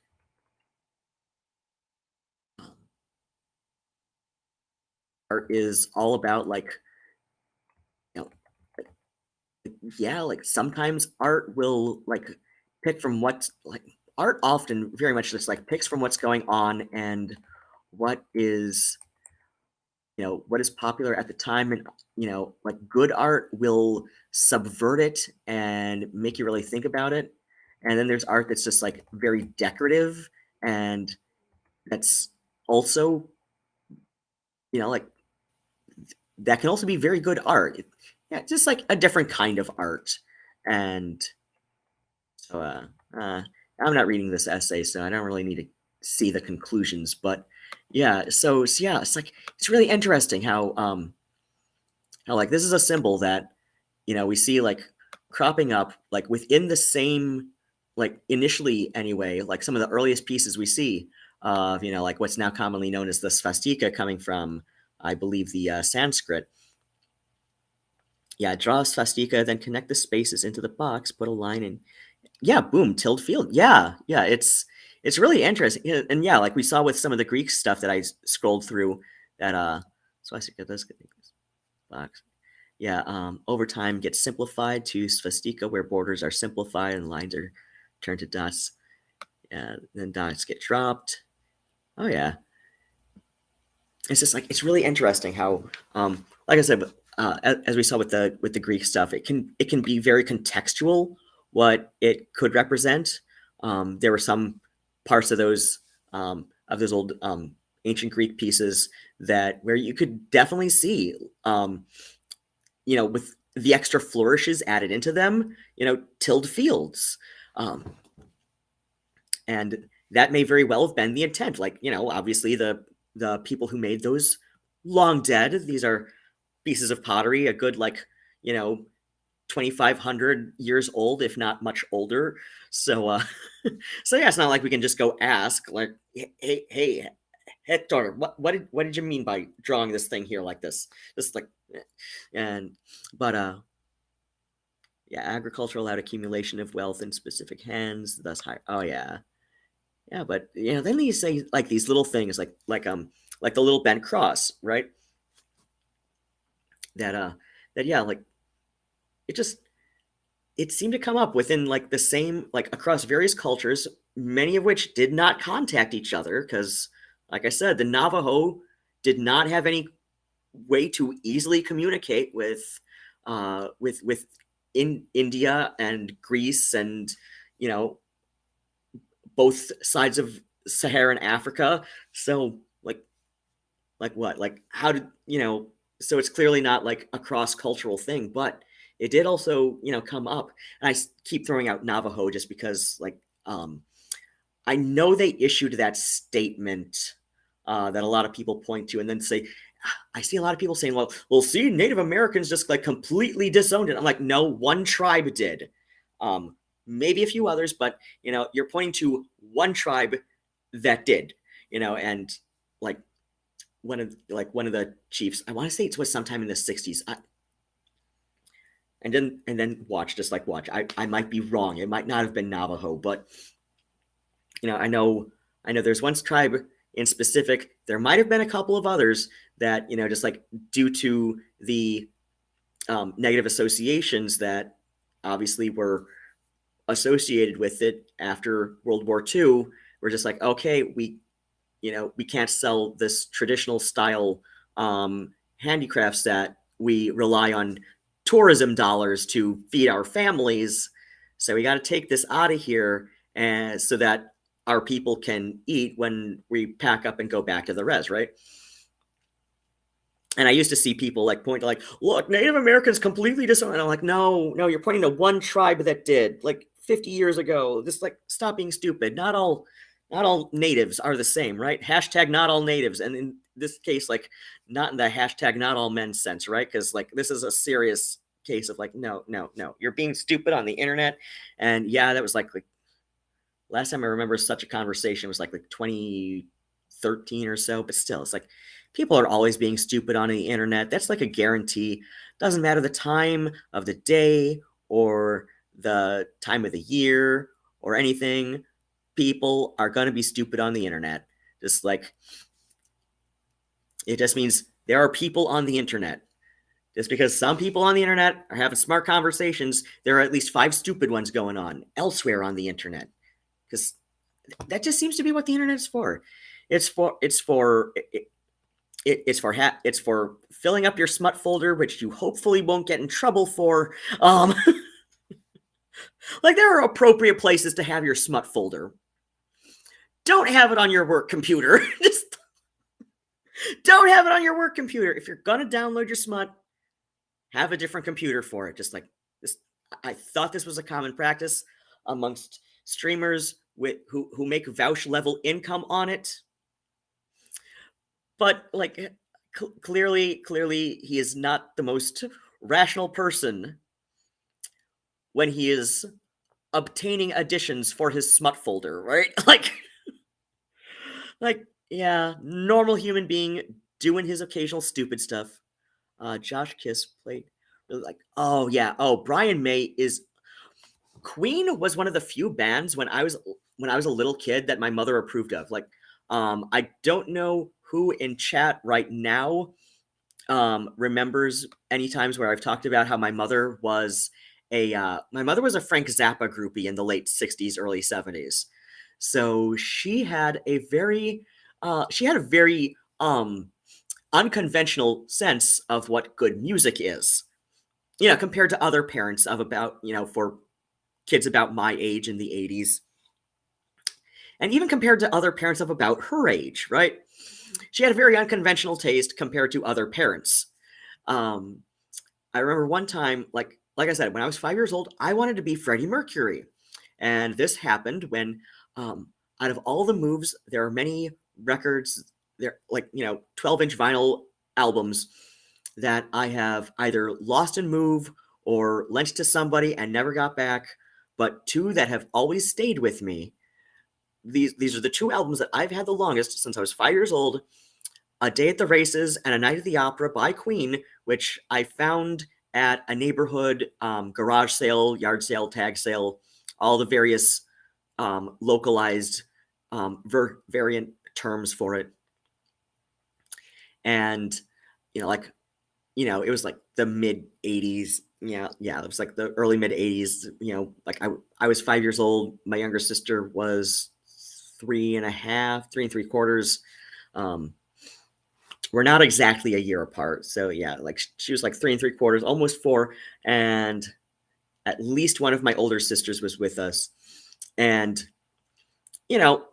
mom gives the little kids each $1 because, it's the early mid 80s. $1 could get you a lot of cool shit at a neighborhood garage sale, right?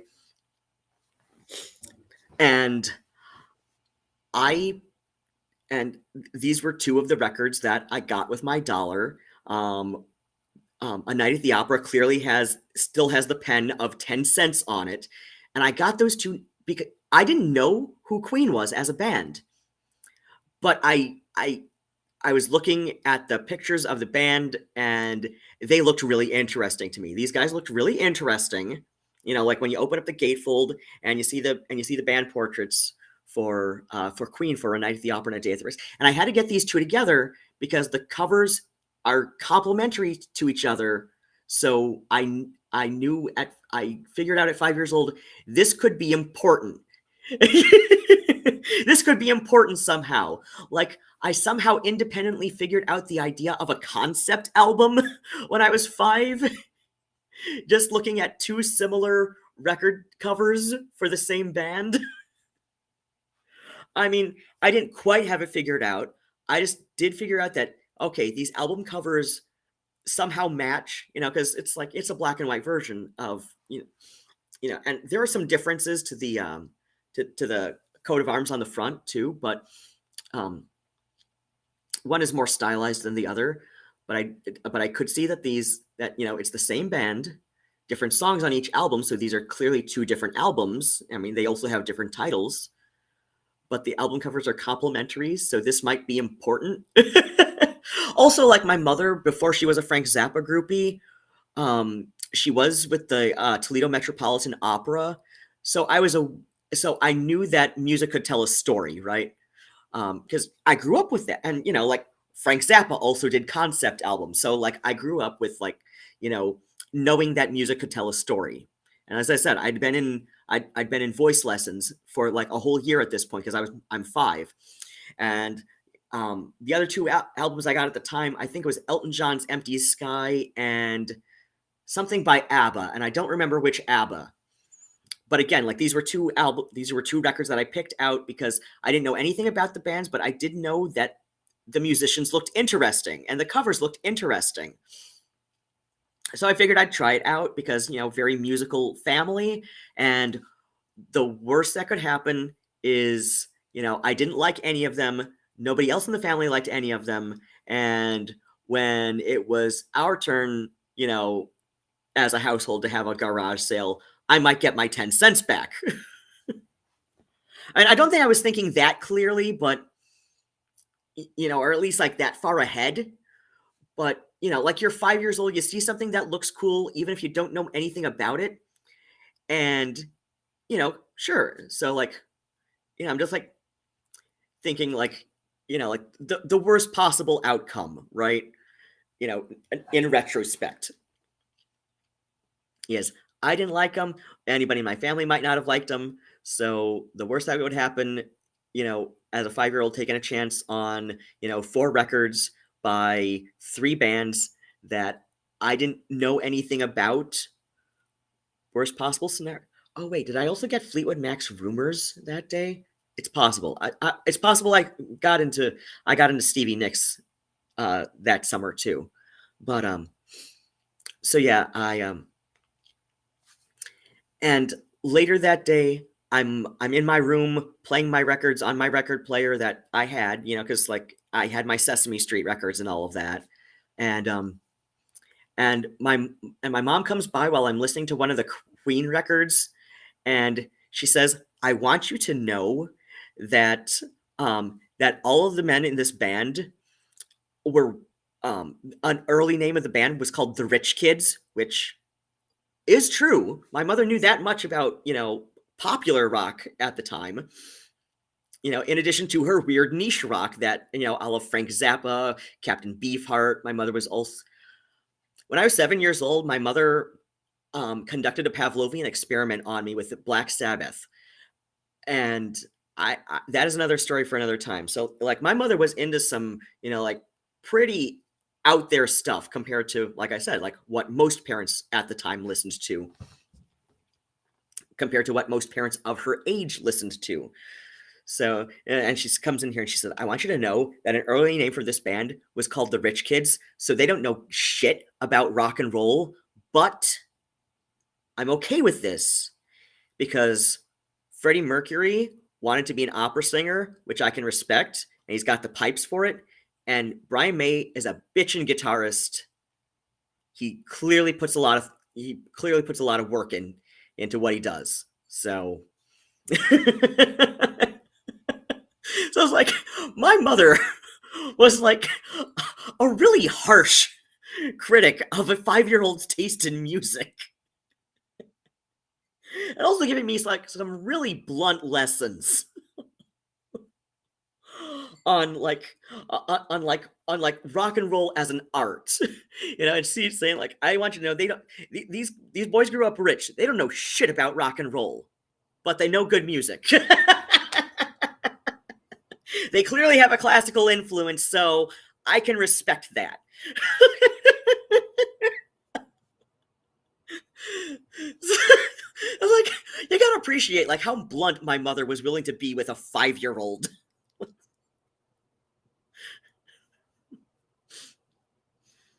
Josh Kiss also says, I know Rage Against the Machine from playing Build on Parade on Guitar Hero, hearing the music now. Oh yeah, Rage Against the Machine, wonderfully political band. And so yeah, like when that, oh god, I forget which Republican said like, why are you guys being so political? And Tom Morello of Rage Against the Machine was like, dude, what have you been listening? You're calling yourself a fan of ours, and what do you think you've been listening to? You think this is Rage Against the Dishwasher Machine, like, or whatever he said? It's like seriously. See, hard get labeled as metal, and I'm just.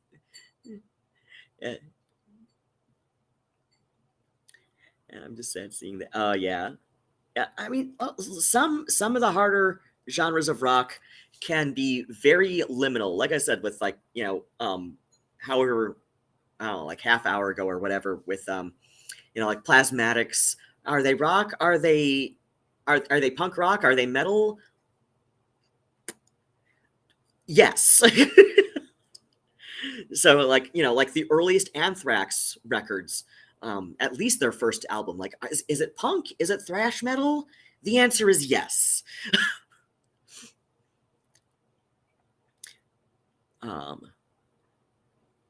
Avia Sativa says probably first got started before language developed. Oh yeah, a lot of the artistic stuff, maybe. Then became a universal symbol among early humans.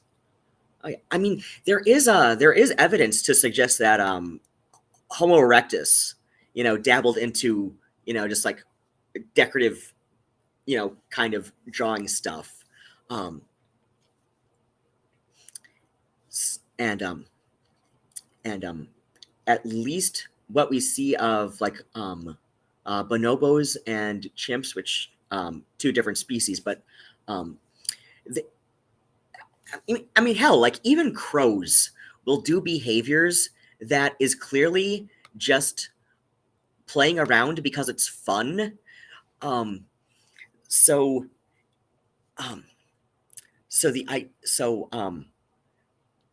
people will debate this a lot of times about some of the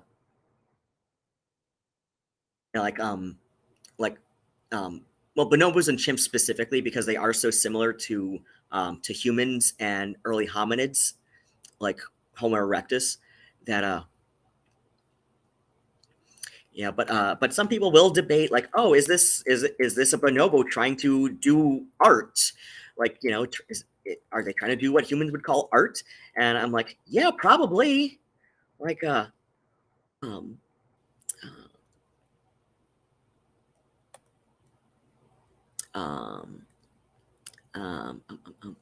want to see some stuff that's more like explicitly playful behavior. No, it's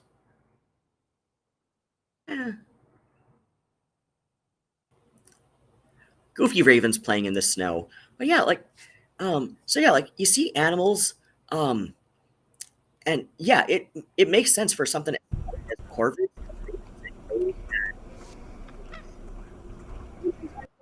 A lot of so like that means they're very closely related to crows and ravens. But like if you've ever seen blue jays taunt house cats from like the porch or something, it makes sense. Like blue jays are smart enough to be jerks, so and crows and ravens are, you know, are very famously are very intelligent. Um, and look at like there's no point to that little to this little to this little goofy little goofball just like rolling around in the snow. There's no point to that.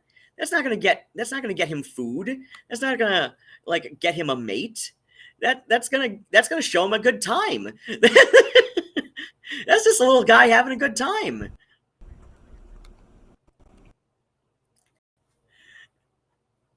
You know, like yeah, like that's not protecting it. That's not protecting his nest. That's not feeding any chicks. That's not getting food. That's not finding a mate. That's just a funny little goofball having a grand old time.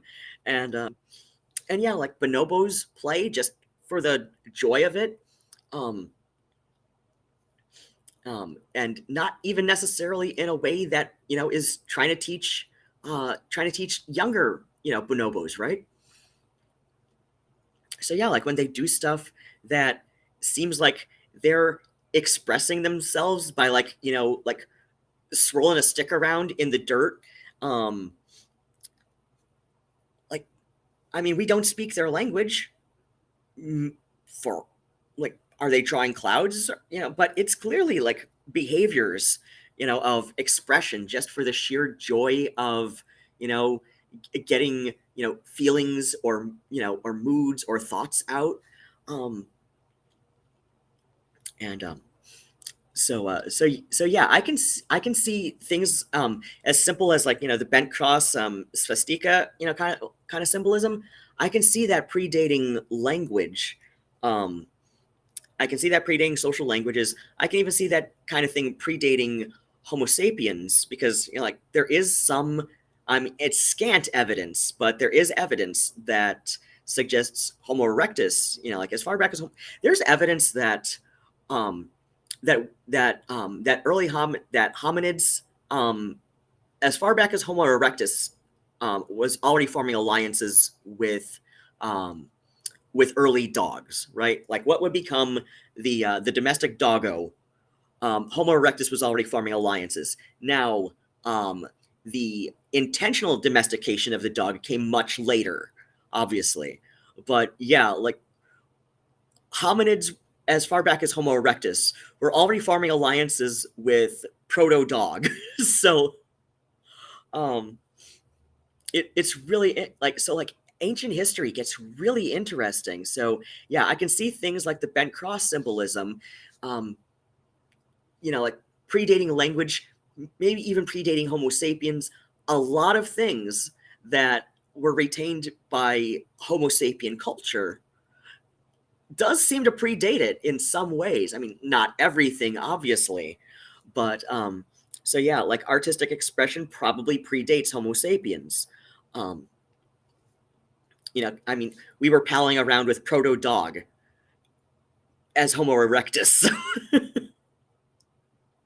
Cats, on the other hand, there were two waves of cats. Just an easy way to put it is domesticating themselves, and because like you see this even with the Pantheridae genus, as well as the wild Felidae genus, which if you watch Casual Geographic, he went into the differences there. So it's like there's two classifications of wild cats: Panthera, which is lions, tigers, snow leopards, and I'm brain farting on the other guys, but not cougars, which may regionally be known as North American panthers. Cougars, cheetahs,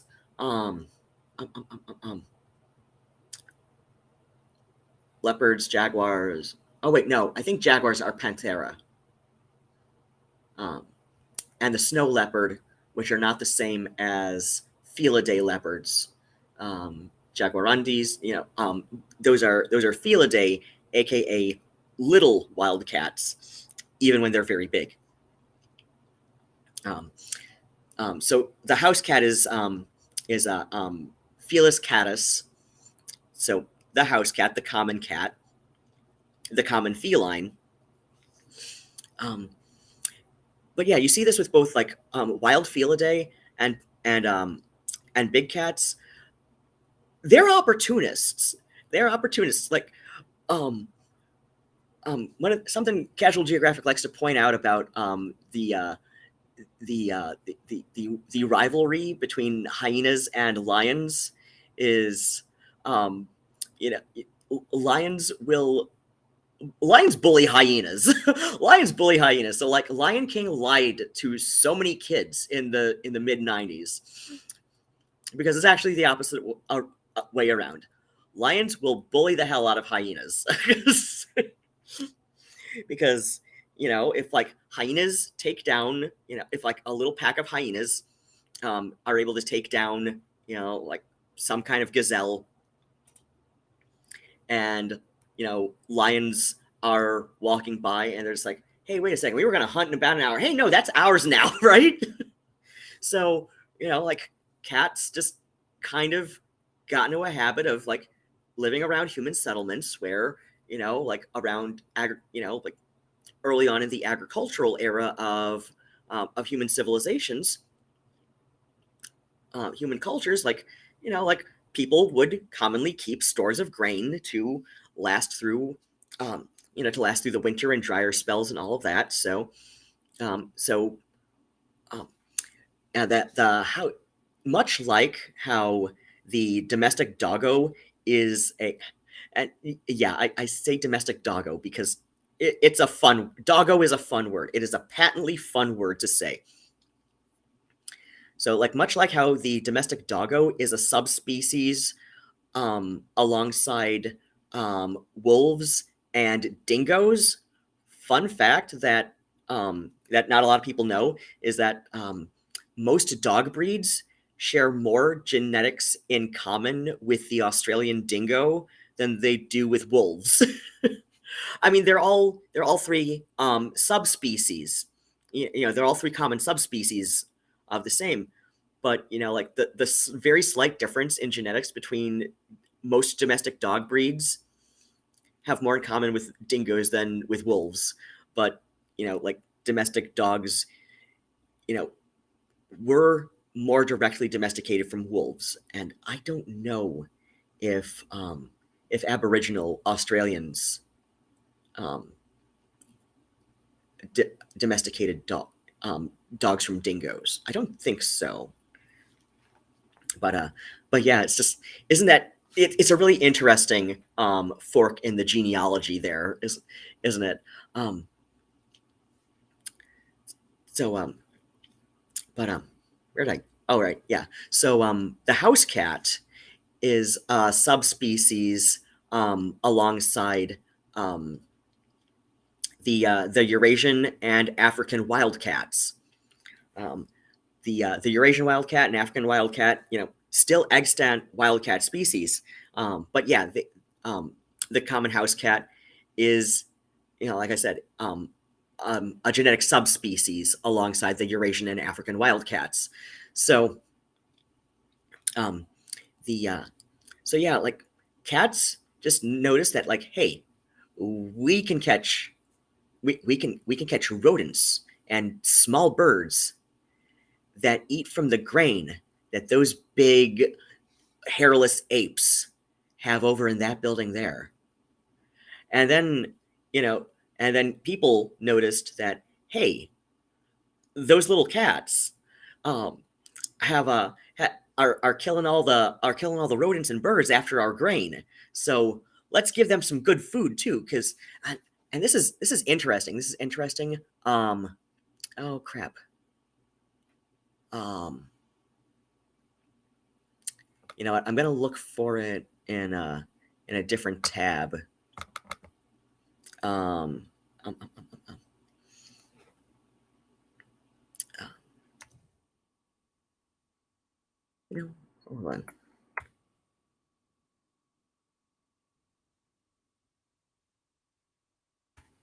Long.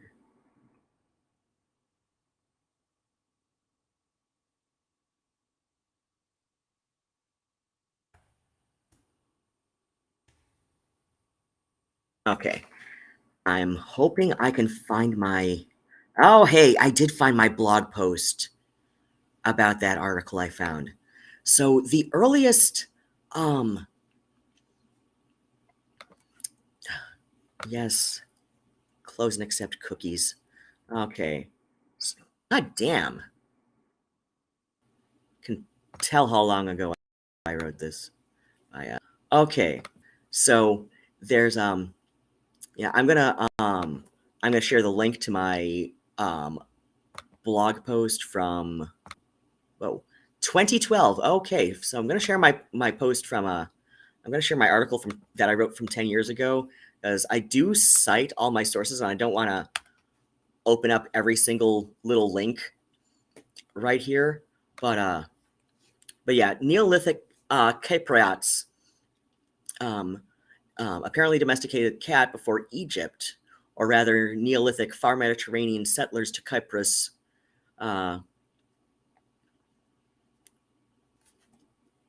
So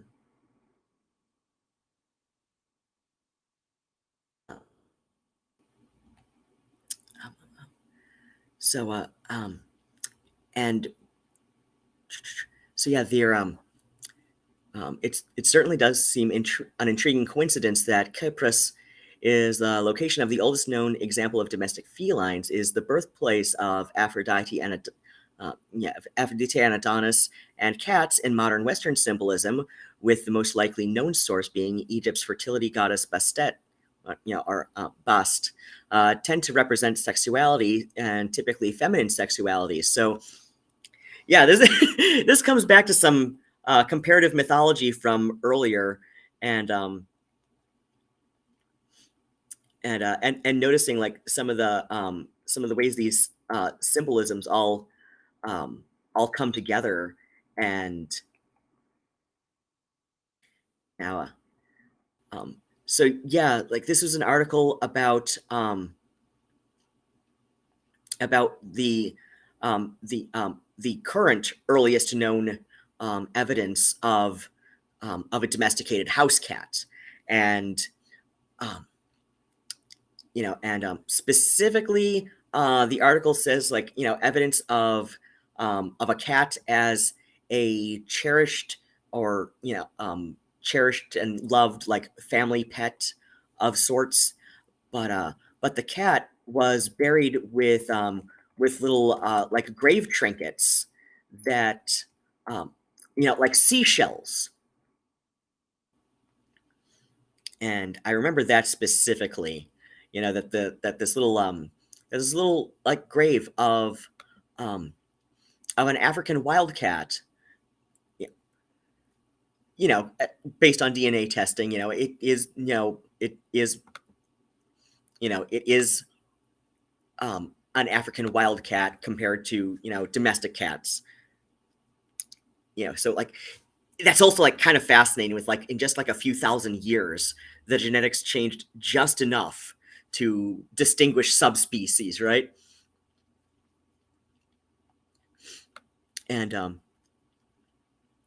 And so yeah, I just like found it interesting that like that that this African wildcat, it's like, I think from like 35. Oh god, no, older than that, because yeah, it said Neolithic, so it's got to be older than that. But yeah, it's like buried with these grave goods that that became associated symbolism of Aphrodite, the mother goddess of Kypros, aka Cyprus, and Adonis. And so the fact that the cat is buried alongside these grave goods, in as a burial of a departed, household pet, it does seem to suggest that um, that in addition to being a beloved family pet, how we now define it anyway, that they also like that there may have also been some cultural symbolism, associating the associating the house cat at the time, um, with other an associated sacred with the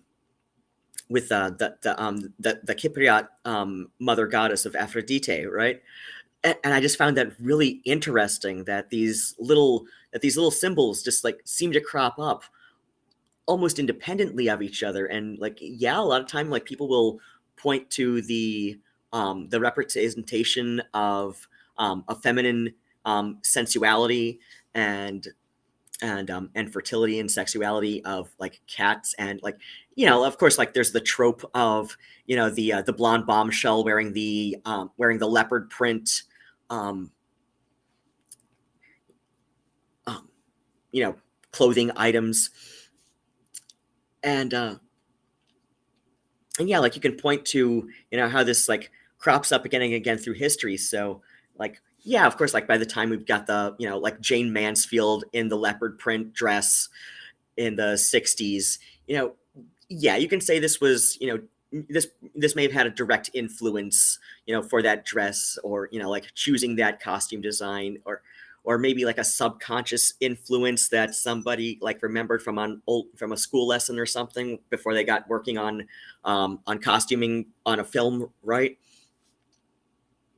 And I don't know if Jane Mansfield was ever pictured in specifically a leopard print dress, but yeah, I'm throwing, I'm spitballing some stuff out here, right? But we see these things cropping up again and again, and it's just really interesting to me that like whether consciously or subconsciously is, and so like that's where I see where a lot of chaos magicians, because I went on a little aside earlier about like chaos, like there's some chaos magicians where they'll point to like things in pop culture. And the example I used now about 3 hours ago was James Dean. And so like even people who have never seen James Dean movies, who might not even know he's an actor because they're just that young and uninformed, right? But they understand James Dean as a symbol, and the kind of archetype that he represents in pop culture, right? So like they may not even know his name, but they know his his icon, they know his iconography, right? And a lot of chaos magicians will point to this as the origin of deity, and and some who I've known and some who I've only read from will go so far as to saying like, and we can deify these departed public figures. We can deify even even characters in this way by tapping into a collective consciousness of a culture. And so that's where I see like there's definitely some wisdom to that there when you look into the origins of comparative mythology. And at the same time, I do also believe that there is a spirit dimension of existence that, and here's where I'm going back into Timecube, where what I read from Timecube to compare it to our Resurrect ISIS webpage a few days ago. I did read a couple excerpts from Timecube where Jean Ray is going on about fourth dimension physics, and I think he's tapped into something there. But it's like one of those ineffable things that, is this the origin of spirits and deities? Is there this level of existence that maybe some people with a schizophrenic neurology are maybe a bit more, because there are cultures that there are traditional like non-westernized cultures where in India and in parts of Africa and South America, where there are individuals in these cultures where by if you were to take that, if these people had grown up in the United States, in England, in France, in Germany, whatever, they would almost certainly be diagnosed as schizophrenic. They just have these same kind of thought, processes.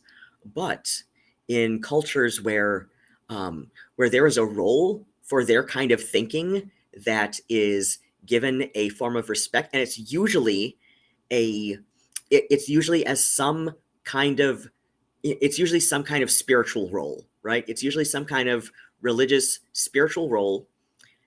So I think there's something to this, and that's why I'm not while I can side eye the sussy fash-ish kind of stuff that our Resurrect ISIS guy will occasionally go on about and insert into this seemingly at random. And then there's whatever the hell is going on about unibrows. He is not a fan of unibrows. That is clear. I wonder what he has to say. I wonder what he has to say about the ancient Greek. Are we going to get into a point in this website when I continue reading on it? Because I think I'm done reading from Resurrect ISIS today. I definitely want to return to this tomorrow. Because first off, it's late. The cats clearly want dinner. Oh. The cats clearly want dinner. I might play with them a little bit beforehand, but they clearly want dinner. My almond boneless chicken is stone cold, which arrived just about 4.5 hours ago. All I finished was my soup, so I'm gonna eat my stone cold chicken and fried rice and make the cats their dinner. They're definitely acting all antsy for dinner. I want to catch up on what people have been saying in chat first, though, because this is kind of fun. But yeah, I'm going to pick up on some more on Resurrect ISIS about the same time tomorrow. So I think I set today's for 9:45 p.m. U.S. Eastern. So adjust for your own time zone. We're in standard time, so that's Greenwich Mean -5. Please adjust for your own time zone. I am not your mother. So yeah, I'm going to get caught up with chat, read the interesting takes that people in chat have been saying, and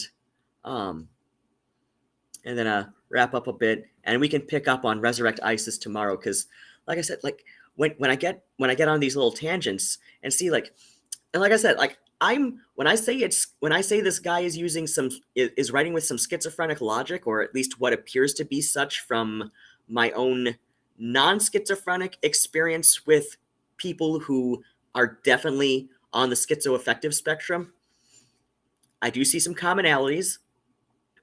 But I don't mean this as a bad thing. Because, like I said, a lot of people who have these clear roles in their traditional non-westernized cultures,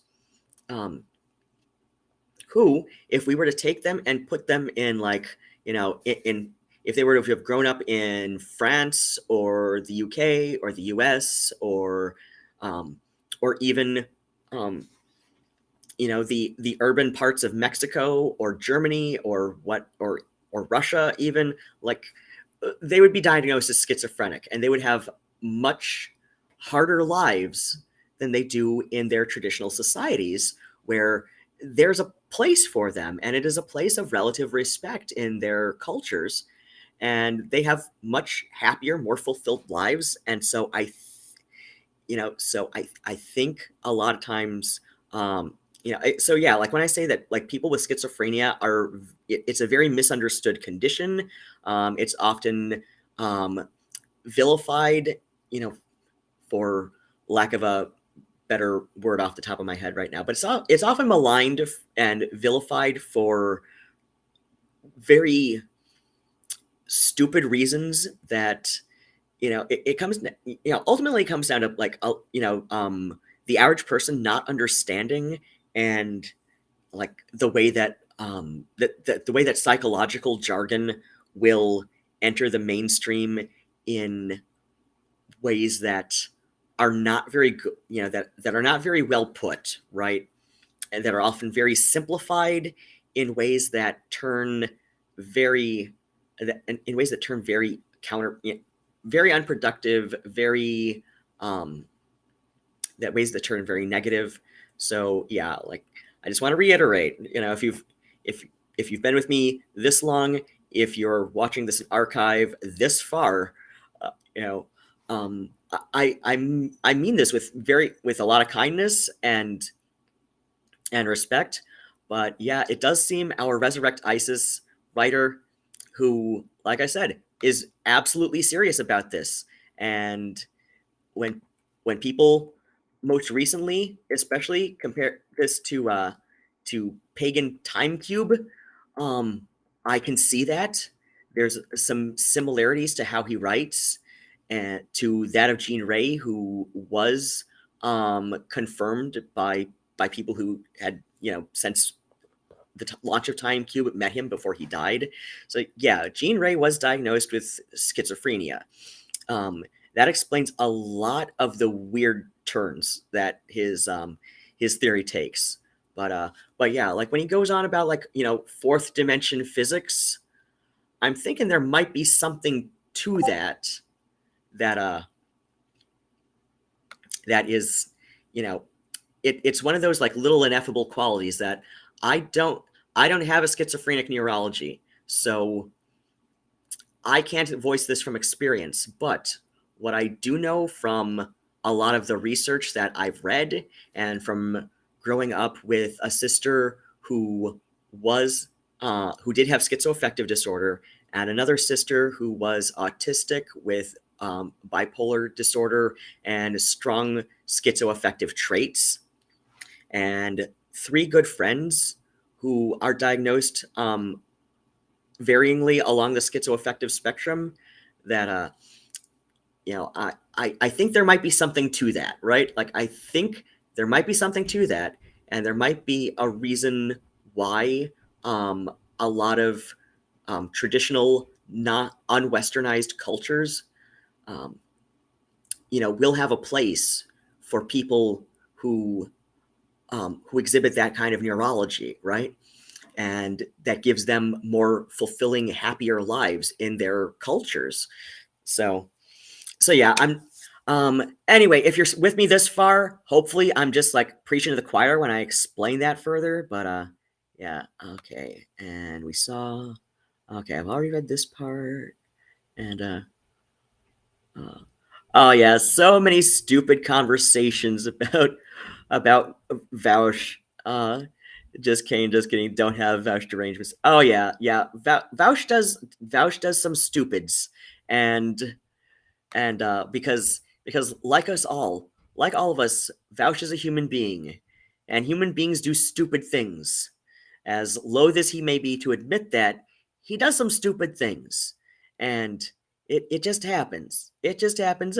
Taxes were made to be dodged. Yes, he should have done better at dodging his taxes folder a few days ago. Josh Kiss says Brian May is an amazing. Oh yeah, liked his guitar style for years. So Queen with Adam Lamb.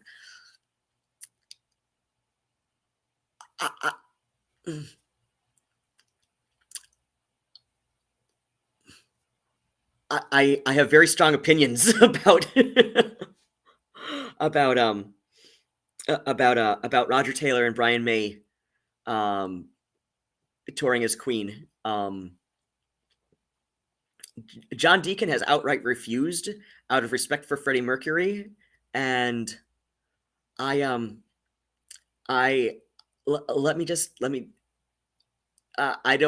want to cause too much controversy amongst my audience, so I'm just going to say I'm going to come down on I strongly align with the John Deacon rationalization for that I granted, as a fan, I can see it more in the Gavin Friday has said on in interviews with Irish media, and of course, like with many goth and punk magazines and blogs, since that Virgin Prunes will never reform. Virgin Prunes are never going to get back together, at least not as Virgin Prunes. Like, they might give it, like at least some members might get together to do a little, one-off thing under a different name, but they are never going to reform as Virgin Prunes because they respect what they did too much. When Gavin Friday's gone into a little bit more detail about what he means by that, it's a very esoteric thing, like Bowie, he was never going to fully revisit the original Ziggy Stardust era because that was a thing that existed at that time at the perfect time it was for him to do it, right? So, like Gavin Friday's explained it, that like Virgin Prunes existed as an avant-garde music and art project at a very specific time for these 5 young men at that specific time in their life, and when it was time to end it, it was time to move on. And so and they all just like agreed that they weren't going to get back together as Virgin Prunes again because of just because they were one of those bands that existed for a time that came and went, that was put together by these 5 young men who have moved on to different parts of their lives for different kinds of artistic expression. So and that's kind of like that's kind of how I see like Queen getting back together, and it's not even like 3 out of the 4 original members, right? Because like I said, John Deacon refuses to play with Brian May and Roger Taylor as Queen, with any different singer, out of respect for Freddie Mercury, because he just feels that Freddie Mercury was that enigmatic and that important to what Queen was doing, even though they did go through different eras of different styles of music. But like he just saw Freddie Mercury so integral to what Queen was when Queen existed that way. It's just like, why would you want to do it with any other singer? Like, and Adam Lambert he's a good singer, but he's not Freddie Mercury, and he doesn't have that very unique voice, that very uniquely amazing voice, right? So it's just like I said, I've got strong opinions. They're much stronger than I'm letting out, as might have seemed obvious when I read what Josh said about seeing Queen with Adam Lambert. So I was holding back. So hopefully I put that in like the politest way I could. Yes, Miss Phoebe? It's dinner time. Uh-oh. But she's got to get her brother to chase her first, right? Huh? I don't know why Nigel isn't chasing you. It's because Nigel's ready for dinner while you want to be chased.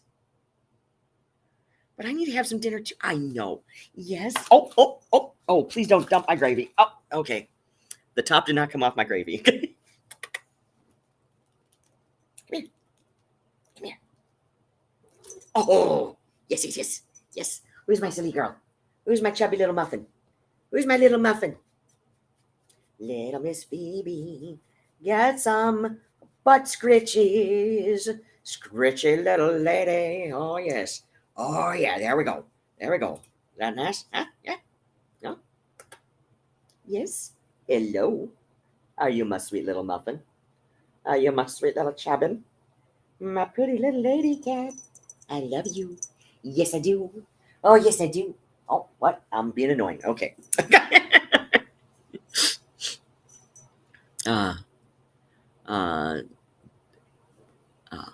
Oh, The Game is a good album. Each of those albums need. Oh yeah. Oh yeah. Oh, Brian May definitely. I love his hair, and the man's an astrophysicist, and he finished his doctorate. What was it, like 5 years ago? Like he went back to his old college thesis, like before he, before he took a college hiatus because Queen was taking off, right?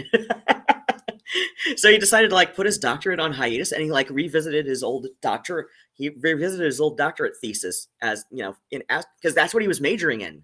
So it's like not only did these boys grow up very comfortably wealthy, right? Like maybe not like super rich, but they grew up fairly wealthy. All four of them. So like, but they're also smart too.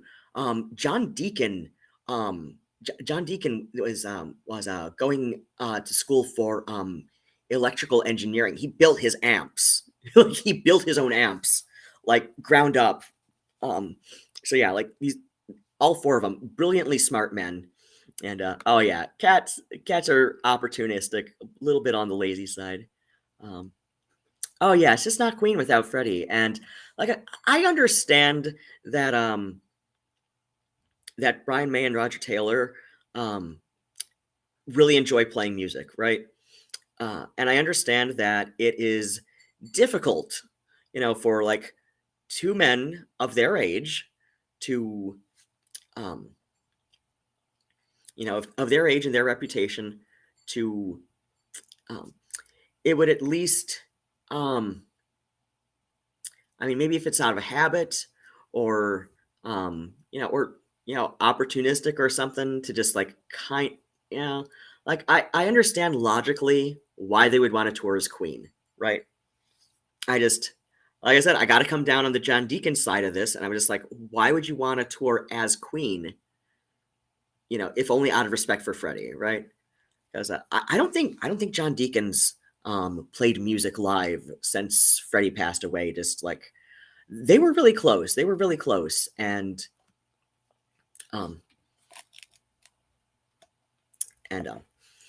but yeah. Oh my gosh, this is a lot longer than a lot of my recent streams. So like I said, I'm gonna okay. So I'm caught up with all the chatting that people have done for me. I hope you've all enjoyed my little side tangents on this on this gloriously stupid example. I don't know. Like I say stupid in like a fun kind of way. Like I said in the comments on a Smokey McSee video recently about Chris Chan, because I mentioned Chris Chan earlier, so I feel like okay with bringing the topic back around to her. Is like I kind of like that that prepare for stupid little video that Chris did when she returned to YouTube a couple of months ago. I kind of like it because it's batshit, but at least it's entertaining about how batshit that video is, right? I don't know who's been helping her with the editing. Who helped her with the editing on that one, but it was fun to watch. It was just fun to watch, and it's like one of those like, what the hell? It reminded me of old school YouTube in a way, right? Where people were, we're doing like little experimental skits and like little fan made music videos and stuff with like really, fairly simple video effects, right? It reminded me of that older era of YouTube where people would just like make these little short stupid videos that were just kind of goofy, and you're just like, and some of them would just get surreal or would just like be complete nonsense, right? So it's like, like there are different, depending on the context, I can mean stupid very affectionately, and I'm kind of coming down on that side with our Resurrect ISIS guy that I'm still reading from. Oh, YouTube poops. Yeah, those that was a fun fad for a while. I do enjoy the people who still do them. Sometimes anyway. Very Tall Bart does some really entertaining ones. Then again, a lot of them that he does goof on Ben Shapiro and Jordan Peterson and Joe Rogan, and he's built up this little narrative with those three. Doing his YouTube poops and AI voices for for them. It's he makes up these fun little stories with those three with that, and it's hilarious. But yeah. All right, it's time to feed the cats. Because Phoebe's going nuts. Nigel very obviously wants dinner, and I'm gonna eat my stone cold chicken and fried rice, which there is a microwave in this room, so so I'll at least warm it up. Granted, my boneless chicken won't be crispy anymore, but oh well. At least it'll be warm. That's the important part. And the cats will have their dinner, and I'll get to watch more stupid videos, and maybe I'll give myself a little refresher on some Egyptian mythology, so I can, so I can catch some of these references of our Resurrect Isis guide tomorrow. So yeah, tomorrow, gonna start at the same time. Hopefully not go on for quite as long, just because it is very late. The cats are very hungry.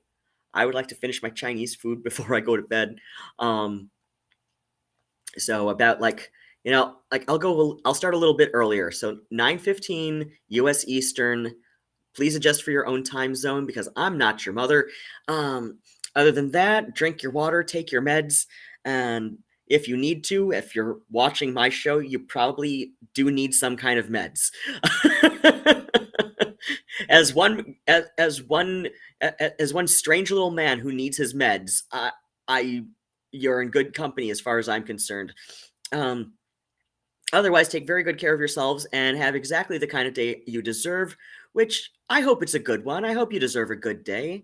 But if you're one of those people who deserves a bad day, by all means, I will not stand in the way of Kismet. So, other than that, bats and kisses, nosta achwil, good night and good